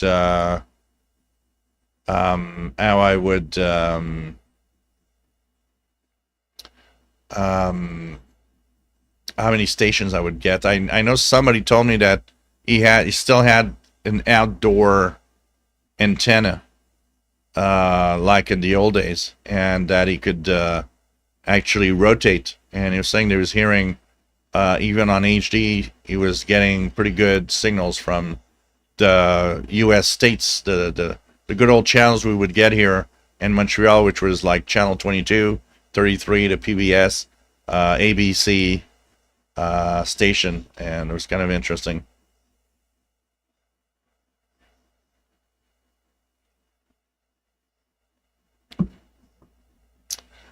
Yeah, that's what they're trying. That's what they're trying to tell you. HD rabbit ears are better than rabbit ears. I mean, I go to Addison Electronics here, and they have like these boxes of, HD antennas for your TV. Oh, please. Please. It's like, come on. Stop selling this crap as this is an HD antenna. The antenna are antennas for TV. They were all the same. You know, and you look at them and it's like, it's the same freaking thing they were selling us before. But now it's an HD. And they can charge $20 more. God. RJ Dakota, my outdoor shed was taken down. No idea where I will put my listening system now. Uh-huh. Thank you, Penny C, for the donation. Much appreciated. Steve Burnham, 17150, coming in good in central Pennsylvania. Kevin Michael, new station. I am getting AWR Guam on 17530. Okay, that's good. Sean Ash. Yeah, well, you know, it was always like that, but it's just that now with HD that's on and off. Probably helps a lot having an outdoor antenna. A rooftop antenna. Carlo Bocatak, as I'm studying for the ham exam and listen to ham frequencies, I find that 40-meter band is propagating through most of the day here. Yeah, for local stuff. In the daytime, it's more localized. It's like, especially here in Europe, you'll have all the European countries around you will be heard probably quite easily during the daytime. Nighttime is where it gets to, you can hear the United States, you can hear Canada, you can hear stations from far away.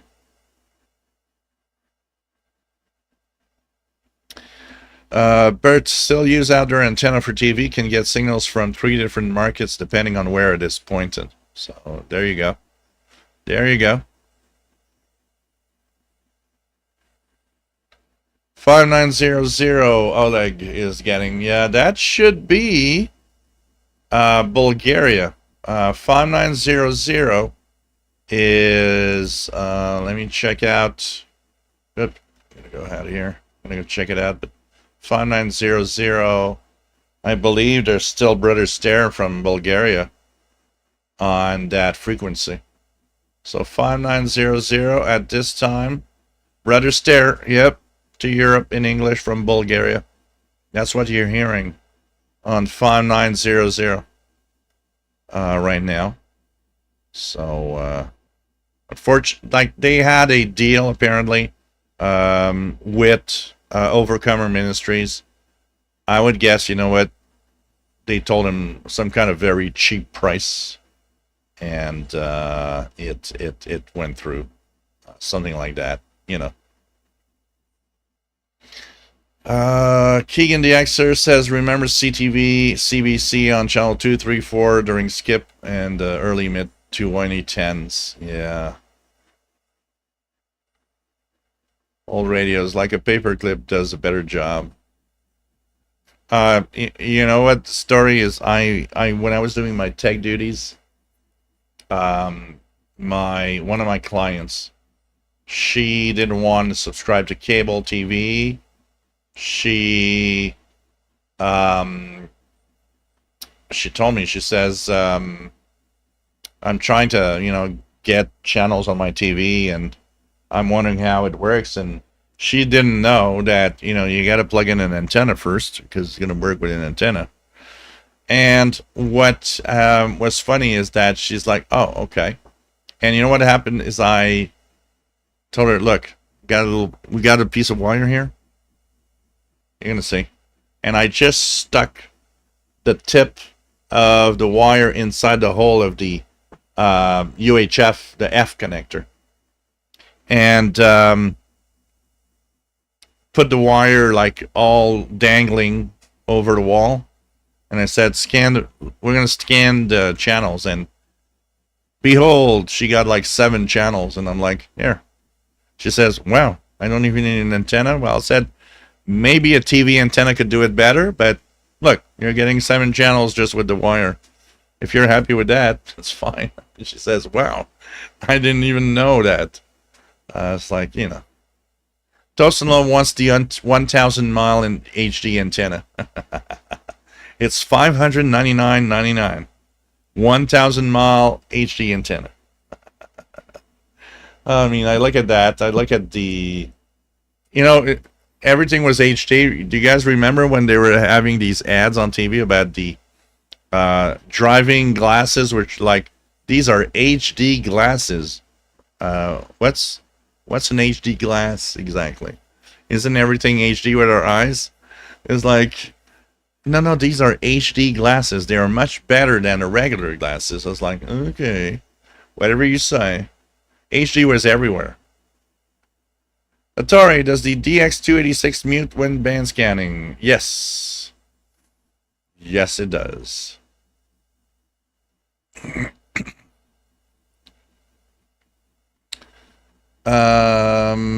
What else do we have? So welcome back, Mr. Matt, with your drink. I missed the time when we had analog TV DXing, which was so much fun. So much fun. And I wish and made videos of those times of the HD, DX.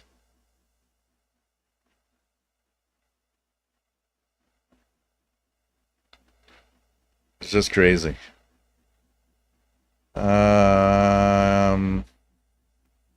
Rick says Turkey to make a fantastic indoor antenna called HDTVA. The name was marketing, of course, but it was a great performer on UHF channels. I own one, but the product is discontinued now. That also was something very, very difficult to find back in the day because we didn't have info on any of that. You'd go to a store where you would get an antenna. And there would be, I don't know, 20 choices. 20 choices. Amplified, non-amplified, look like this, longer, telescopics, or shorter telescopics, or you didn't know which one was the best of all of them. Which was sad because it's like, you looked at all 20 of them and you said, there's one of them in here that is better than all of the other ones. But I have no freaking idea, and I'll have to choose just because whatever they're saying on the box or whatever it looks like. And I remember buying an amplified antenna for my for analog TV that was crappier than the rabbit ears that came with the TV back in the day. And I was like, what? And that thing cost like $70. And I was like, this is the crappiest thing ever.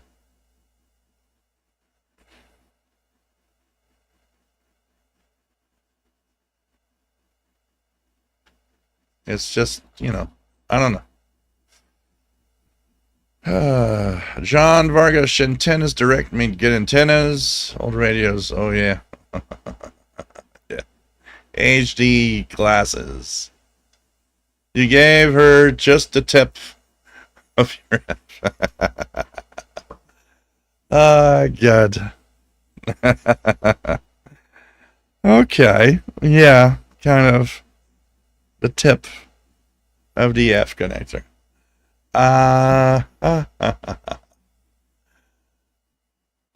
Cosmic Lettuce, opinion on the HD radio. If you want to go there, it depends on the market where you live, how many stations around you are HD. It could be great. I mean, the audio is much better and everything. But in some cases, it gives you also extra channels that you don't have on necessarily on other channels on regular analog AM FM radio. I got one here. I got the HDR14 portable, which is great. I got it here purely for the let me test HD radio possibility. All the AM stations that are HD are actually HD on an FM outlet, and it's okay, it's cool, but I don't know. I don't know what to. I don't think it has that much of a future the way it goes. A lot of AM stations turned off, and even FM stations, some are turning it off. When it's great, it's great. When it's not, well, yeah, I don't know. I don't know what to say. Most of what I see is that the HD stations are slowly turning off and fading away more than anything else. Ricky says, back in the day, I had to rely on over-the-air enthusiasts posting reviews on forums to choose an antenna. Matt asks, KPH booming on 12808.5 CW. Well, let's check that out. I'll check it out here, actually. 1288.5. 12808.5. And do I have... Yeah, it's there.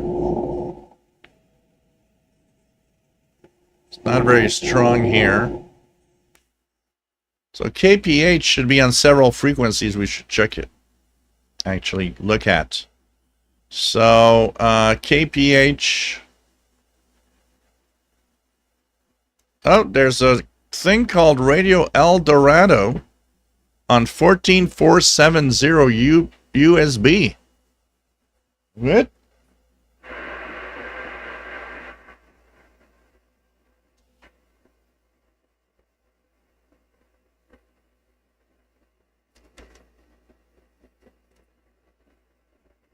I'm hearing nothing here in Montreal, but if you guys want to try 14470 upper sideband, Radio El Dorado, 2345, and we're at what, 2354. That's interesting. So KPH, let's try a KPH frequencies. KPH is on this Saturday until 0 UTC, 22477.5. Let's try that. CW 22. What is it? 22477.5. 4775. Not getting anything here. The next one, 17016.8.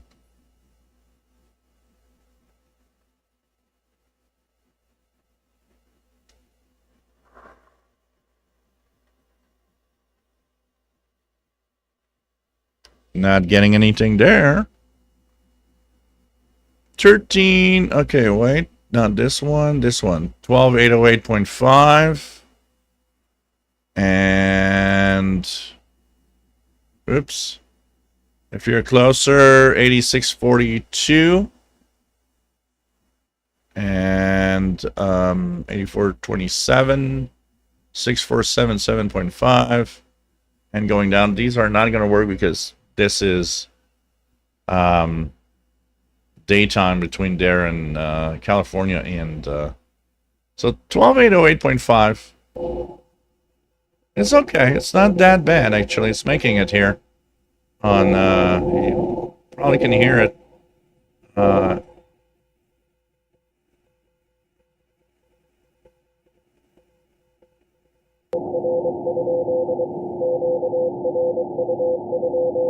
Yeah, it's not too bad.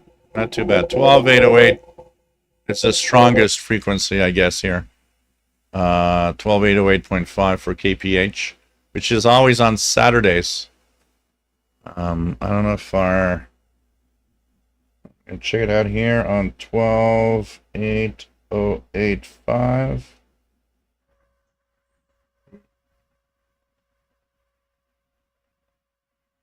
Just gonna put the notch.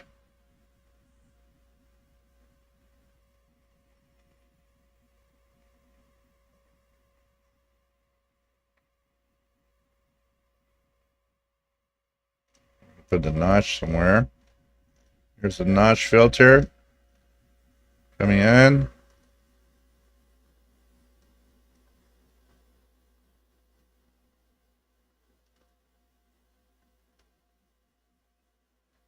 I don't know if CW decode.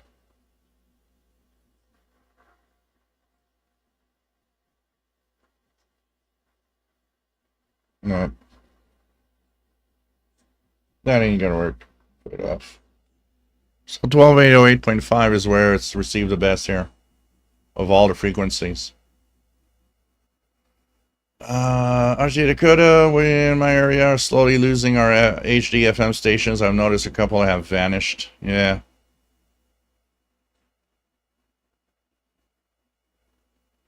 There are some countries and some areas that use low-powered analog TV still, but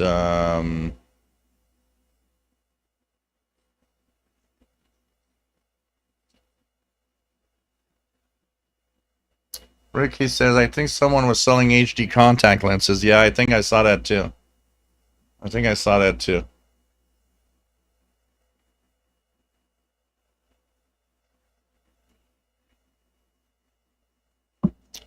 That says, if I want to listen to the University of Denver hockey game, I can use HD radio. Yeah, you know, like here, there's one station that, like, we don't have a country music station in Montreal. But if you go on 103.3 FM on HD2, there's a station called Coyote FM, and it's country music, which is interesting also in another way, because we were discussing, me and Sheldon, about the legality of it. HD stations seem to not have any legal obligations when it goes to content. So here we got rules in Quebec. If you have music, a lot of it has to be francophone, French language music. And if you're a francophone station, a French station. Now, that is a French language station. It's like a community radio station on 103.3 down in Longueuil. But yet their country music HD2 is English only. So my take on it was, oh, does that mean HD radio does not have any rule? And in fact, me and Sheldon, we searched on the web. HD has no rules, which means if you're you have rules to obey about music. Like another rule here in Canada is Canadian content. In Canada, we have rules that say as this much Canadian artist needs to be played before you play all the rest of the, U.S. and world music, whatever. There's this ratio of Canadian music that has to be played.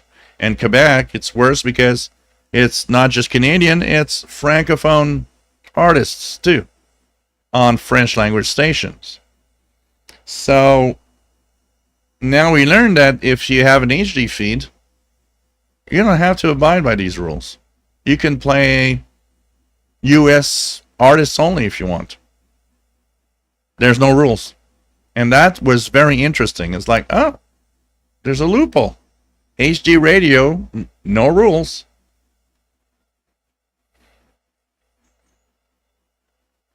Matt says, I got a little Sanjian pocket-sized radio that has HD radio just for that. Otherwise, only my car radios have HD. And that's we were talking about that at some point, me and Sheldon, and as we were talking about HD radio, I think it was on the International Radio Report show. And I said, for most people, HD radio is in the car. For most people, they don't even know where to buy an HD radio. Ricky says, here in Alberta, outside of Calgary and Edmonton, there's barely any over-the-air television left. Very few local stations around and just a handful of relays. And CBC has no relays anymore. Wow. Cosmic Gladys, our local classical jazz. You know, one of the things I like about HD radio, and I loved when I got mine, was I'm getting WVPS, the NPR station in Vermont from here in Montreal. And on HD2, they have a 24 hours BBC World Service feed, which I love.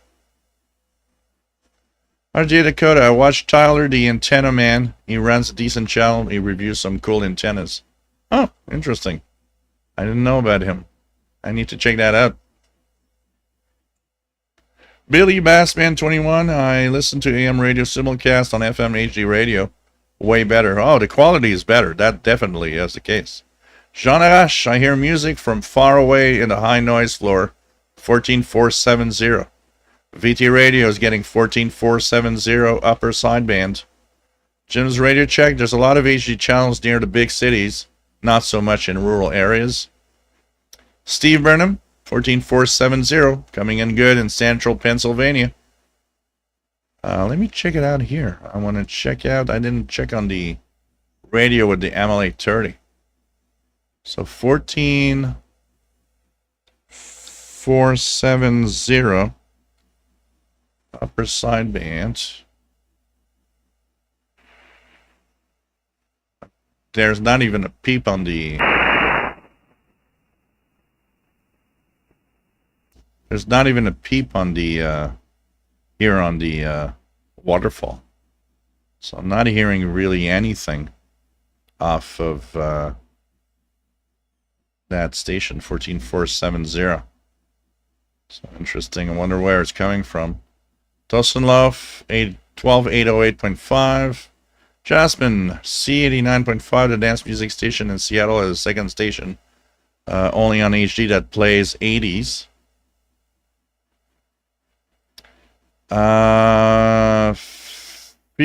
Fee at last. KPH booming into New Jersey.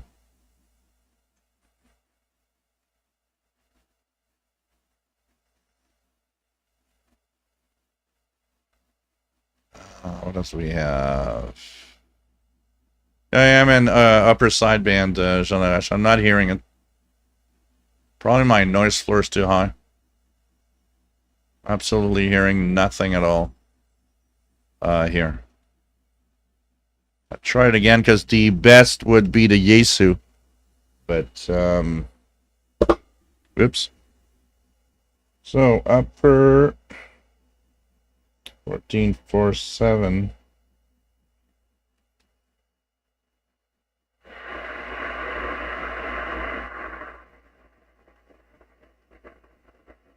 Oh, maybe, yeah, okay.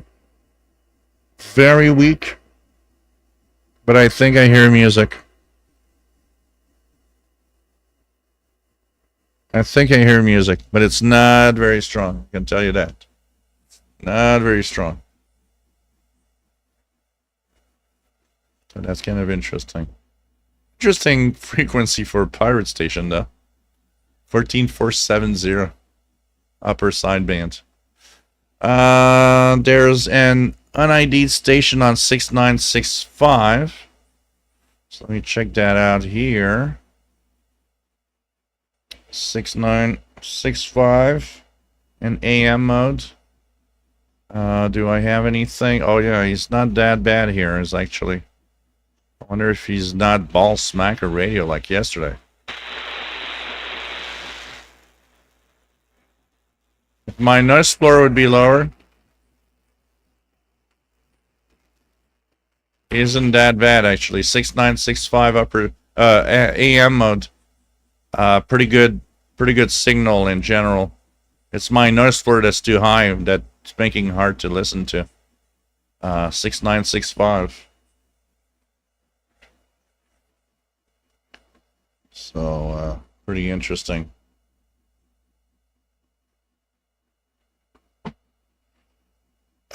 Thomas Olson, nice to have you here. In the late 50s, as a kid, helped hook up TV antenna in Wisconsin. I remember when the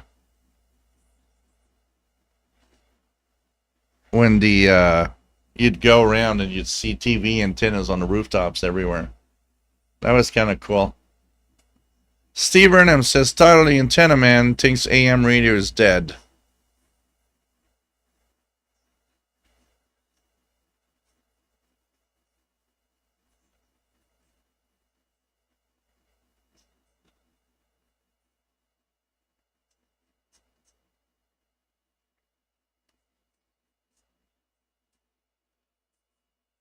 Toast and Love, been trying to hear a carrier on 14470, but there's no...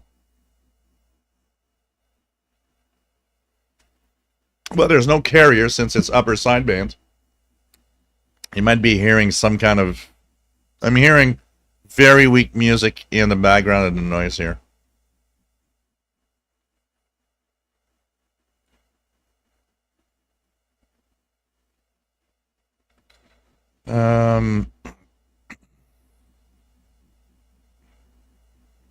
They could listen to William Shatner singing Lucy in the Sky with Diamonds. Did he ever do that? I don't want to hear it.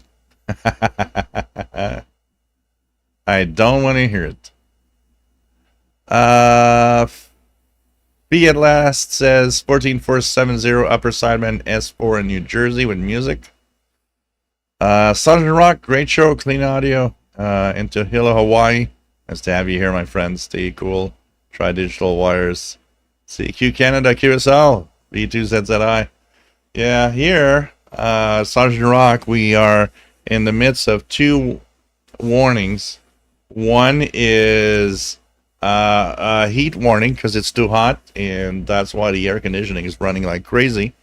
Second one is we won today the world famous worst city air quality in the world in Montreal. And that is all because of the forest fires. So, yeah, you know. That's, you know. Okay. That's, yes, you do want to hear it. Oh, God. Okay. Okay. Oh, man, I never knew it. William Shatner. Oh, God. I just want to see what it's... C'est le plus gros solde de la saison de Wayfair. Obtenez... Sorry, guys. I'll check that later. Oh, God. Oh, God, oh, God, oh, God.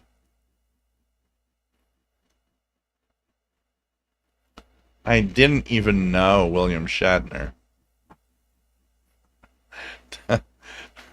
sang Lucy in the Sky with Diamonds. Okay.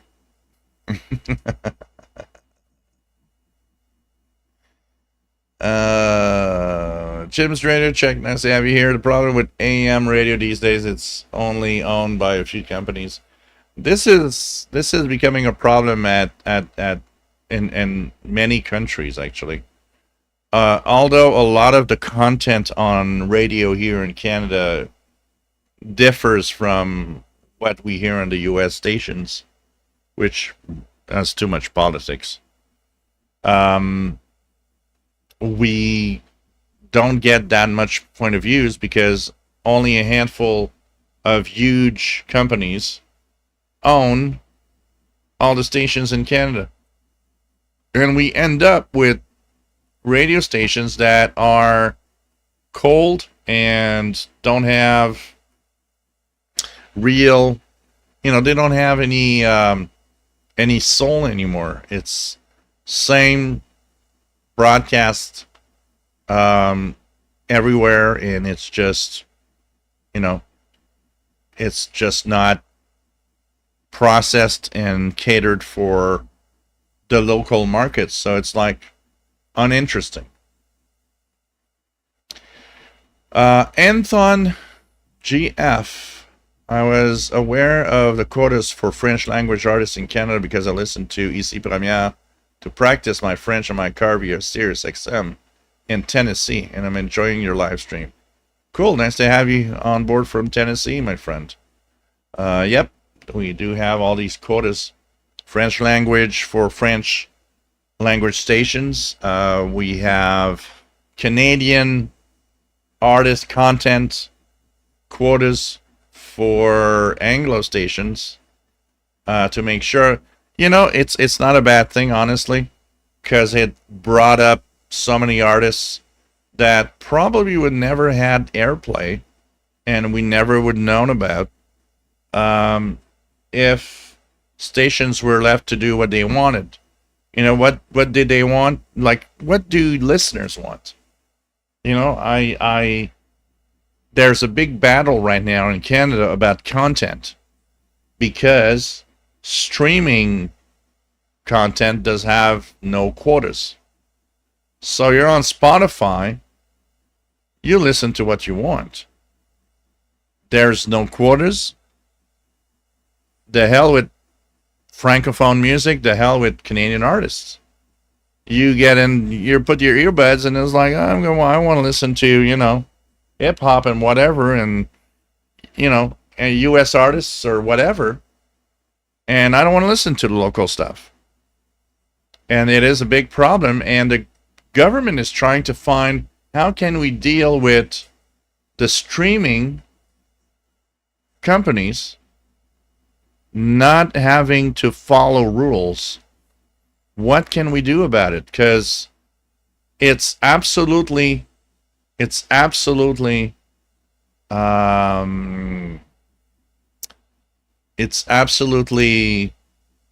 necessary to have that go through your ears if you want Canadian artists and in Quebec, Francophone artists survive.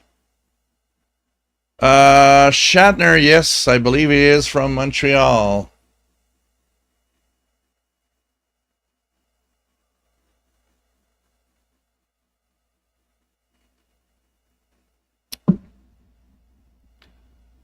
There's a lot of Canadians. There's if you ever come across it, there's a YouTube channel where there's a video called All the Canadians That You Thought Were Americans. And it's like, it just goes on and on with artists, musical artists, actors, and so on, that everybody's like, what?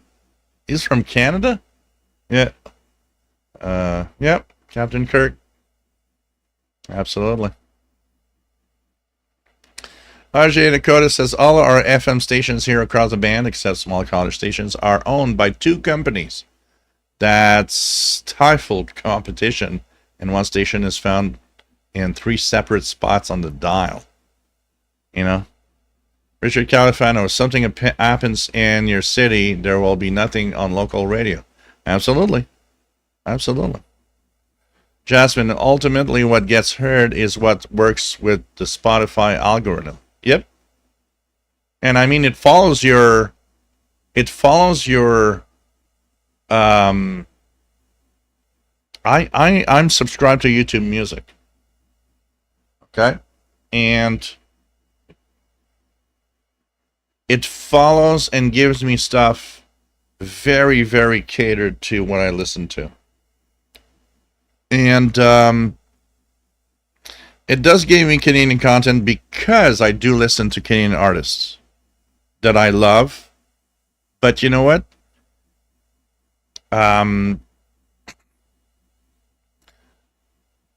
It will simply give me what I want, which means it will avoid what I don't want, which means some artist that might be good, actually, and everything, is not going to be showing up in any way in my content, because it's just giving me, oh, this is what you like. I think you'll like this. So it made me discover stuff, honestly. But at the same time, the price of that is a lot of artists probably getting ignored, which shouldn't. But that's the way now it works. You don't have a chance. It's this or nothing.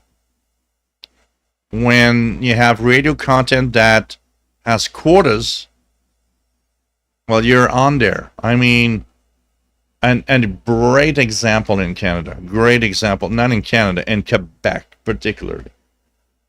You guys, some of you might have heard it, some don't know, but Quebec and Canada is a very tense situation. It's very complex.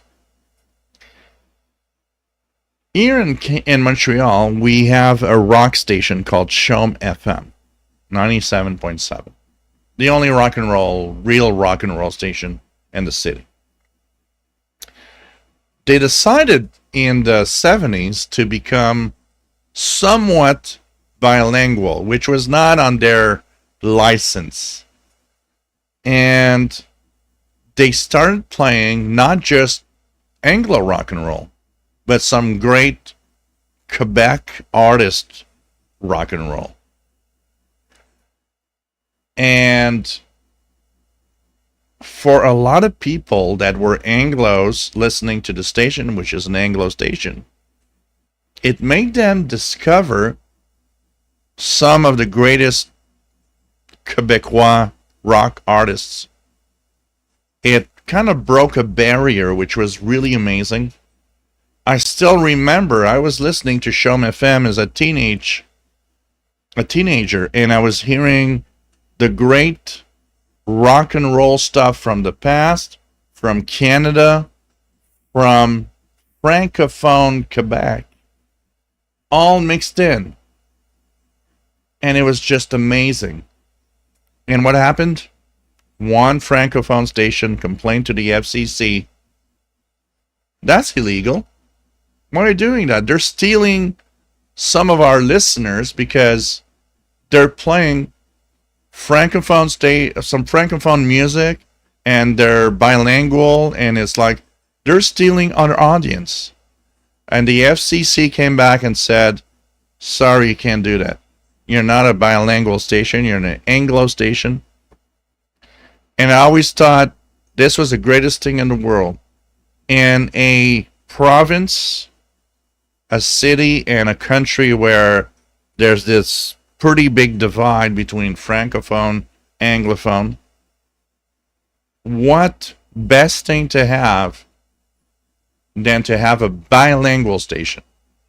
It was a great representation of Montreal. But it was dumbed down because the FCC said, oh, the other stations are complaining, you can't do that. I find that so sad because nobody complained. Nobody in the Anglo side complained that there was some French language rock music. On the contrary, it made them discover stuff that they loved and liked. And no freaking Francophone ever complained that there was Anglo and bilingual stuff. And it's like, we all love the freaking station. But, regulations, impossible. This is why it's difficult for everybody to understand each other. You don't allow things like that to happen. It's so sad because it's what makes us talk and understand each other, which is so sad.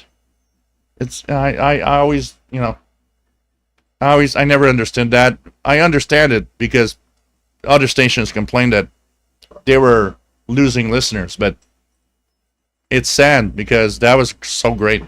It was a great, great moment. And I'm happy to have seen that time where, you know what, hey, we got a bilingual station. And we got music both in French and in English. Rock and roll. It's so cool. Tobruk Tim, years ago, a station here in Baltimore tried broadcasting in AM stereo. It failed. Oh, yeah, it was AM stereo. Still remember when they advertised that. AM stereo. The next thing for AM. Well, I don't know of many people that had an AM stereo radio. Jasmine, good music tends to rise without the gatekeeping on streaming. This is why record companies sign artists who are big on SoundCloud or Spotify. You know, what is... I don't know what to think about. You know, it's not radio, but that AI music, that AI band that got so much people listening to them. It's scary.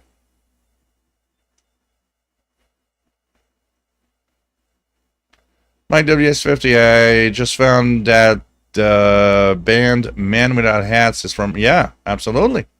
Absolutely. Absolutely, they are from Montreal.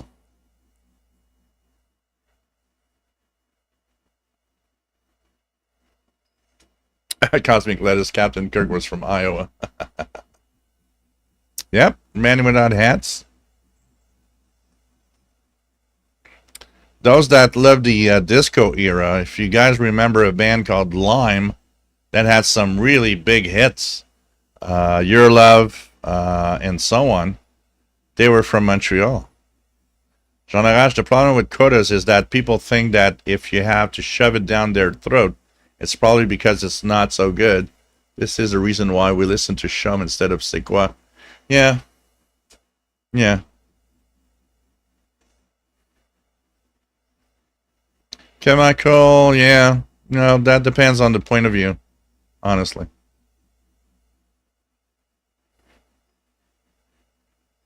It's very difficult and very... It depends on everybody. Ricky, pop punk band, Simple Plan. Yeah, from Montreal too. Absolutely. Simple Plan. Absolutely. Yeah, lots of good. There's a lot of good artists from Canada. I can tell you that. Canada is the best. Oh, sorry. I'm just talking for me. From my point of view. Yeah, I am. Stereo's dead now. Absolutely.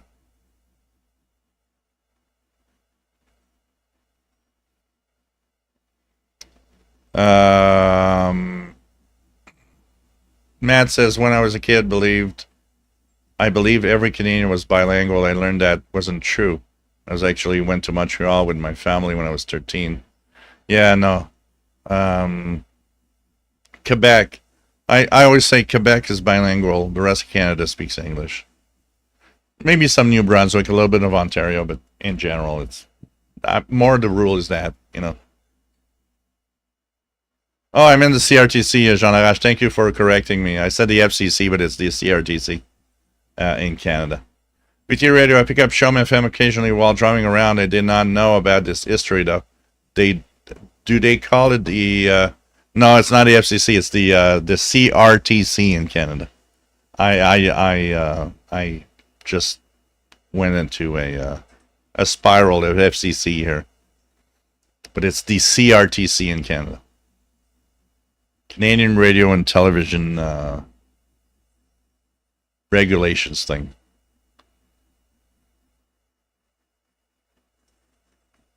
Timmy Ostrowski, BTO is an example of bands being exposed by quotas. Yep. I mean, how many Canadian artists would never have been famous without the quotas? A lot. There would have been a lot of them. Ricky Long, AM, stereo, and DRM have the same problem. Lack of devices. Absolutely. T Radio, I sent you an email with 2 SSTV pics that I had downloaded from the ISS last Saturday. Let's check it out. Let's check that out. SSTV. RJ Dakota, I thought that too. You mean the CRTC? Yeah, the CRTC.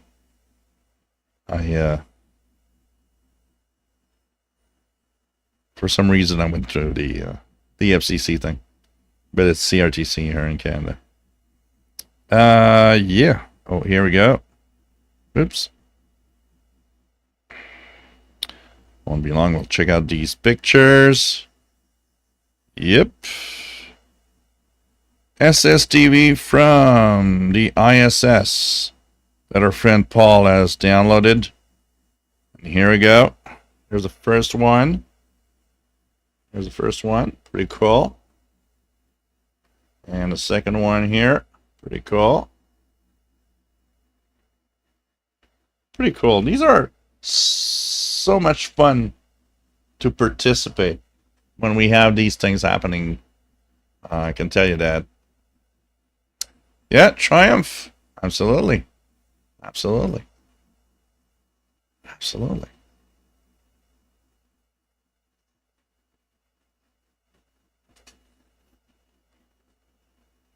What else do we have? Tragically hip. Absolutely. Absolutely. John Roger, Shat Pens. Frank Ireland. Nice to have you here. I have a Sanjian radio that can receive AM stereo. No stations broadcasting in that I can receive. Yep. Absolutely. Absolutely. April Wine. Yep. Absolutely. Of course,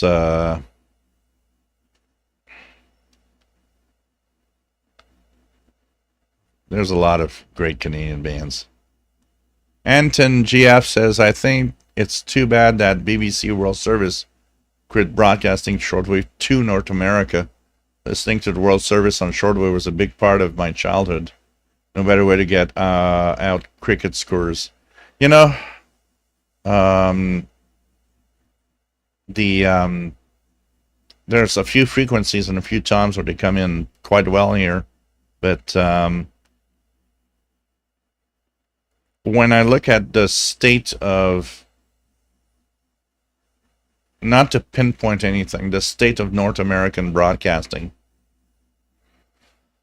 I think that, you know what, a BBC World Service feed through shortwave or and many other means is greatly needed in North America. Jasmine, I think that AI band thing only became big because of the novelty of it. Most AI music isn't that great. Ultimately, though, if a human can't compete with AI music, that human needs to get better. Yeah, interesting comment. Yeah, Rush, Ryan Adams, absolutely. Anton visited Canada only once, about 2 decades ago, and loved it. Extremely friendly. People in Canada are very friendly in general.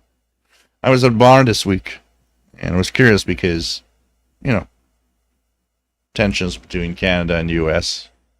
And I asked, there are two guys from New York, and I asked them, I said, are you feeling welcome? And they said, it's been great. We had no problems. And I think that's the Canadian spirit. Canadian spirit. Yep. Bachman, Turner, Overdrive. Anne Murray, Neil Young, Gordon Lightfoot. Absolutely.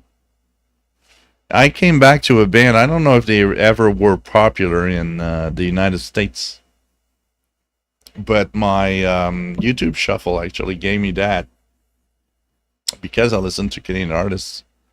Pursuit of Happiness. Has anybody ever heard of that in the US? I'm just curious.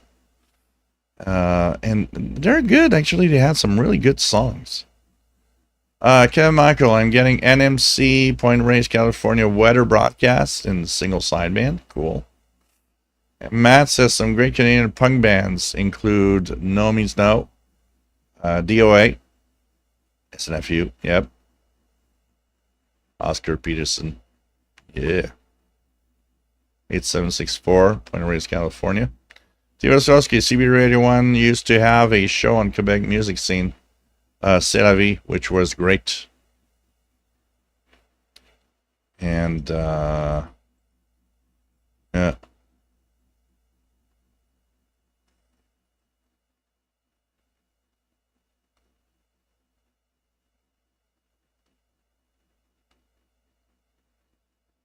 Red Rider, yeah. Might be. Lunatic Fringe. It was, what was it? All names, I have his face in the whole name. I'm trying to find a whole name. It's, something in Red Rider. Oh, God. Tosanov once tried that with the ISS, yeah. Well, now they're not doing it anymore, so you'll have to wait till the next time they send out slow scan TV. But it's easier than what a lot of people think. Kevin Michael, Anne Marie video, Guess Who? Gordon Lightfoot, Neil Young, yep. RJ Dakota, remember hearing the Royal Canadian Air Force free stuff. Drake, absolutely, Drake's from Toronto. Matt says Rush was my favorite rock band when I was 12. Loverboy, April Wine, Chilliwack. Yep.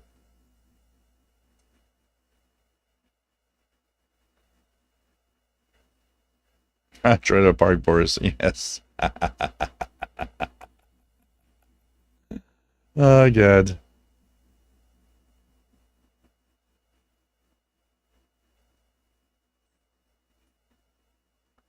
So, John Vargas says 50-50 coming in. Good. WRMI Legends. And Red Rider. Yeah. Canadian band. Yep. Life is a Highway is a great song. Yeah. Lee Aaron. Hey, Dr. Harshit Joshi from India. Nice to have you on board. Jean-Arash.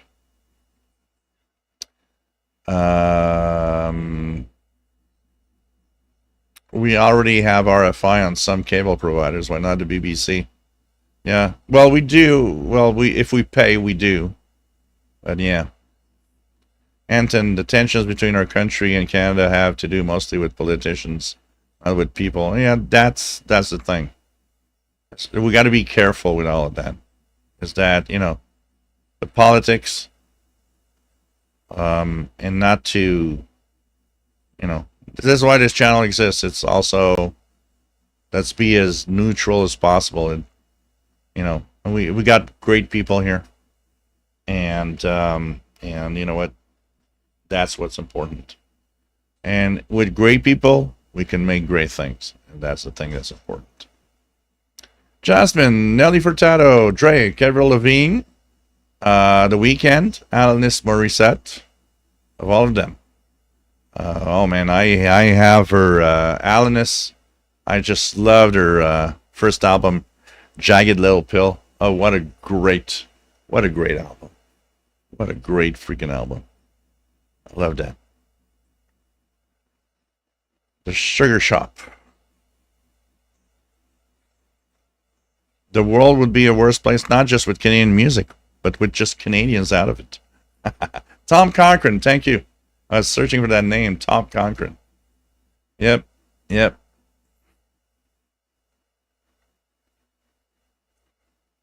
James Farley, nice to have you here. I got my EQ myself for the SSTV pictures I uploaded. Pretty cool.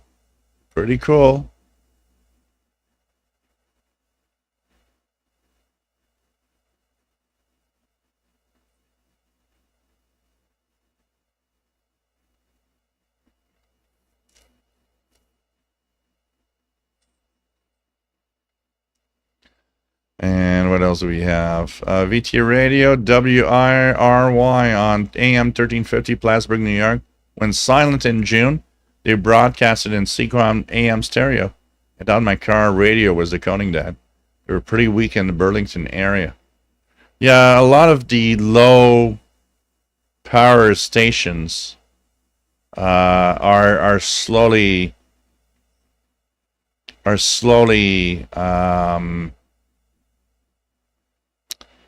going away.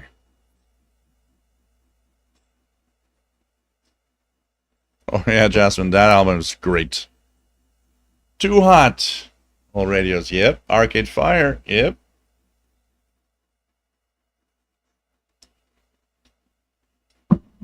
Frank Ireland, you can receive on the RSP1A the ISS pictures. The quality will depend on your antenna.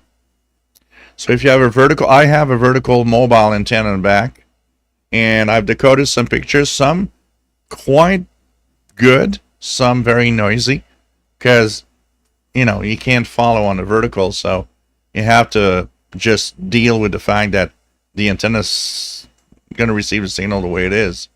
But you absolutely can. Absolutely.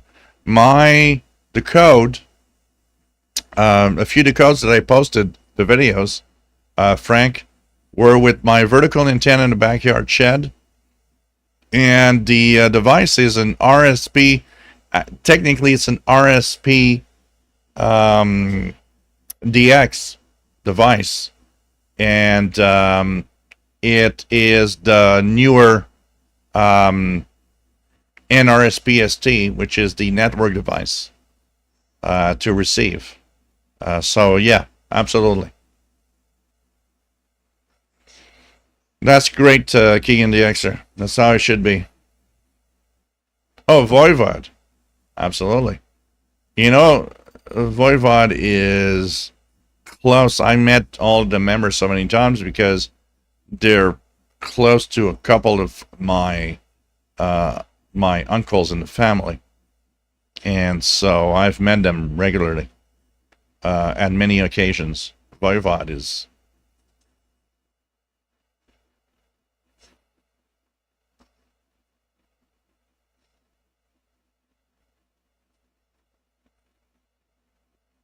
Yeah, John Candy.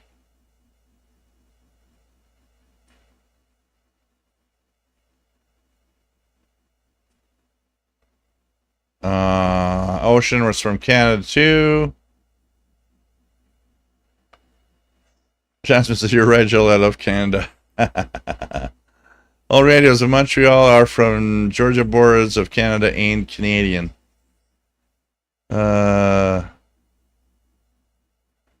Trig Blue, yeah. Diana Crawl, yep. Absolutely.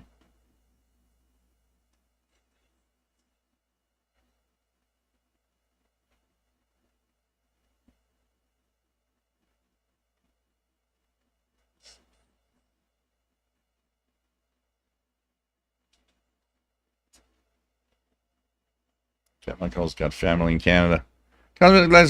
Cosmic Lettuce. Would it be true to say that most Canadian artists wouldn't have been so popular if it wasn't for the USA? Well, if you... Kim Mitchell, should I answer? Yeah, Kim Mitchell. I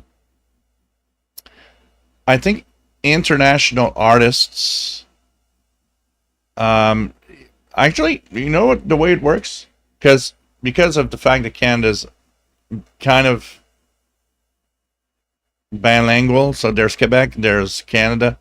So the Anglo artists, to try to get outside of it, need to have popularity in the United States, like every international artist. I mean, the UK is probably what is the closest to the popularity of artists, and the Anglo side. So you got United States, you got the UK. These are the two big producers of Anglo big hit, artists and bands.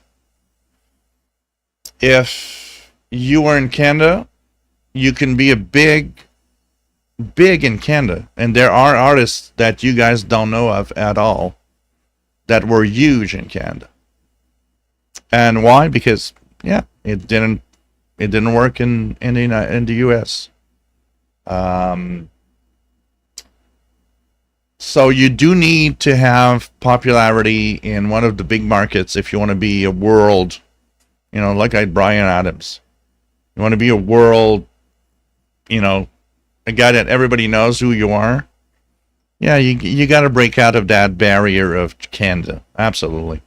Celine Dion, so it's the way it works. You get a big hit in the US, you might be a world renowned artist after that, honestly. But you have to break that barrier, honestly. But it's not just USA. You could be a big artist. An example of being big and making it big is not just US centric or UK centric. The Francophone artists here in Quebec can be huge international stars in their Francophone side if they make it big. Where? In France. And we got several artists here in Quebec that you guys don't know, but they're some of the biggest artists in the world. But they're Francophone. They sing in French. And where do they sing? In France. France gave them the big market they needed to make it up, to make it big. So it's this is the way it is. But it's also very interesting to see the differences in the markets. What we hear from Europe that's popular here, what we hear from that from here goes and gets popular in Europe. There's a big divide in music, which is kind of interesting also in there.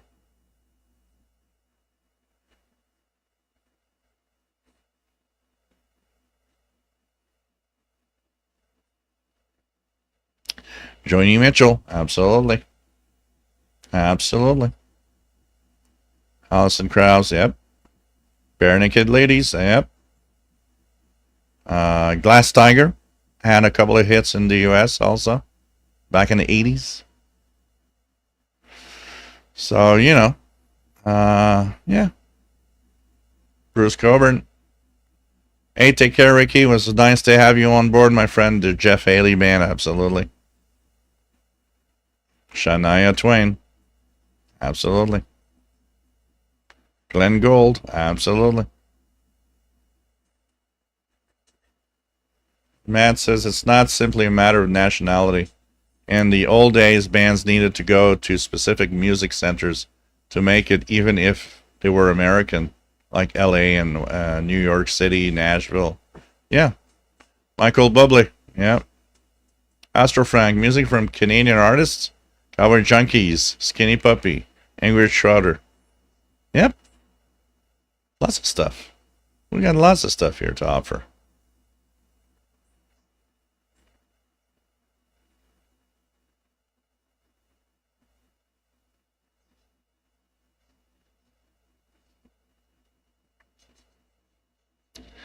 Matt says, nowadays I don't think it matters much because if you can get big online, it doesn't matter where you are from.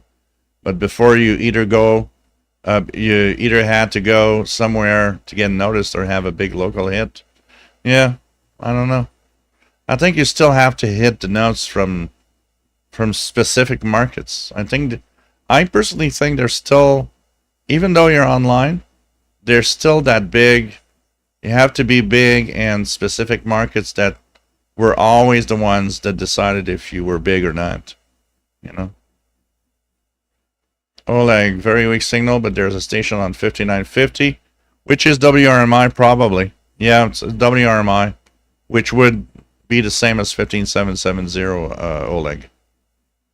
Anton, there are a lot of French Canadian artists who aren't as well known as the rest of the French speaking world.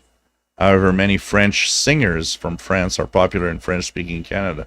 Oh, absolutely. It's a thing that goes on both ways, absolutely.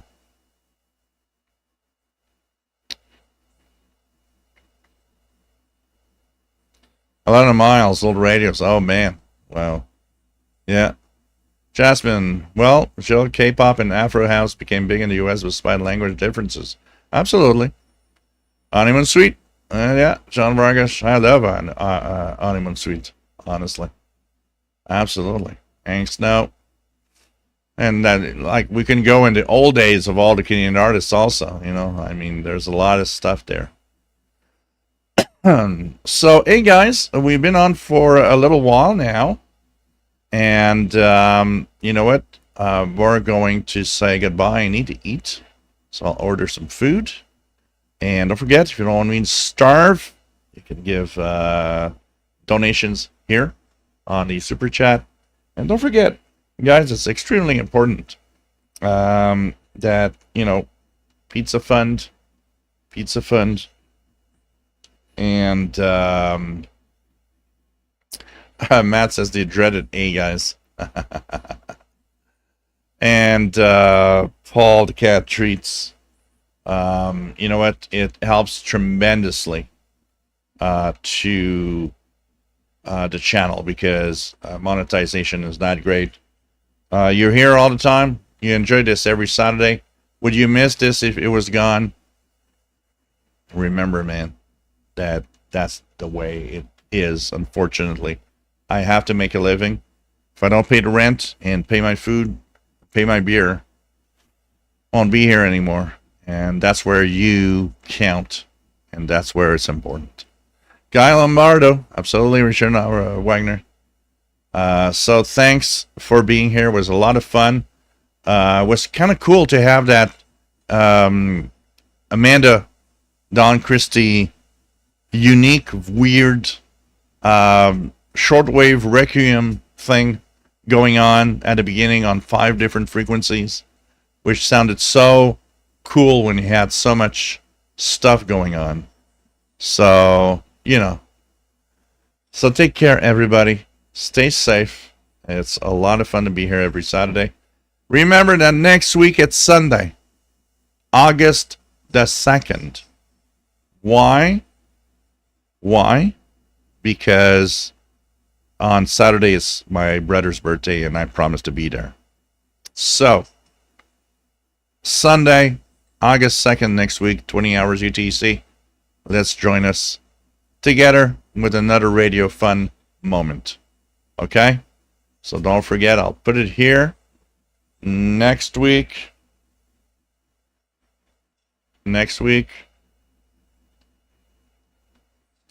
Sunday, August 2nd. Wow, I can't write anymore. 2nd at 20 UTC. All right. Take care, guys. I always love you so much. You stay safe. And I will, Matt. Absolutely. So take care. All right. Love you all.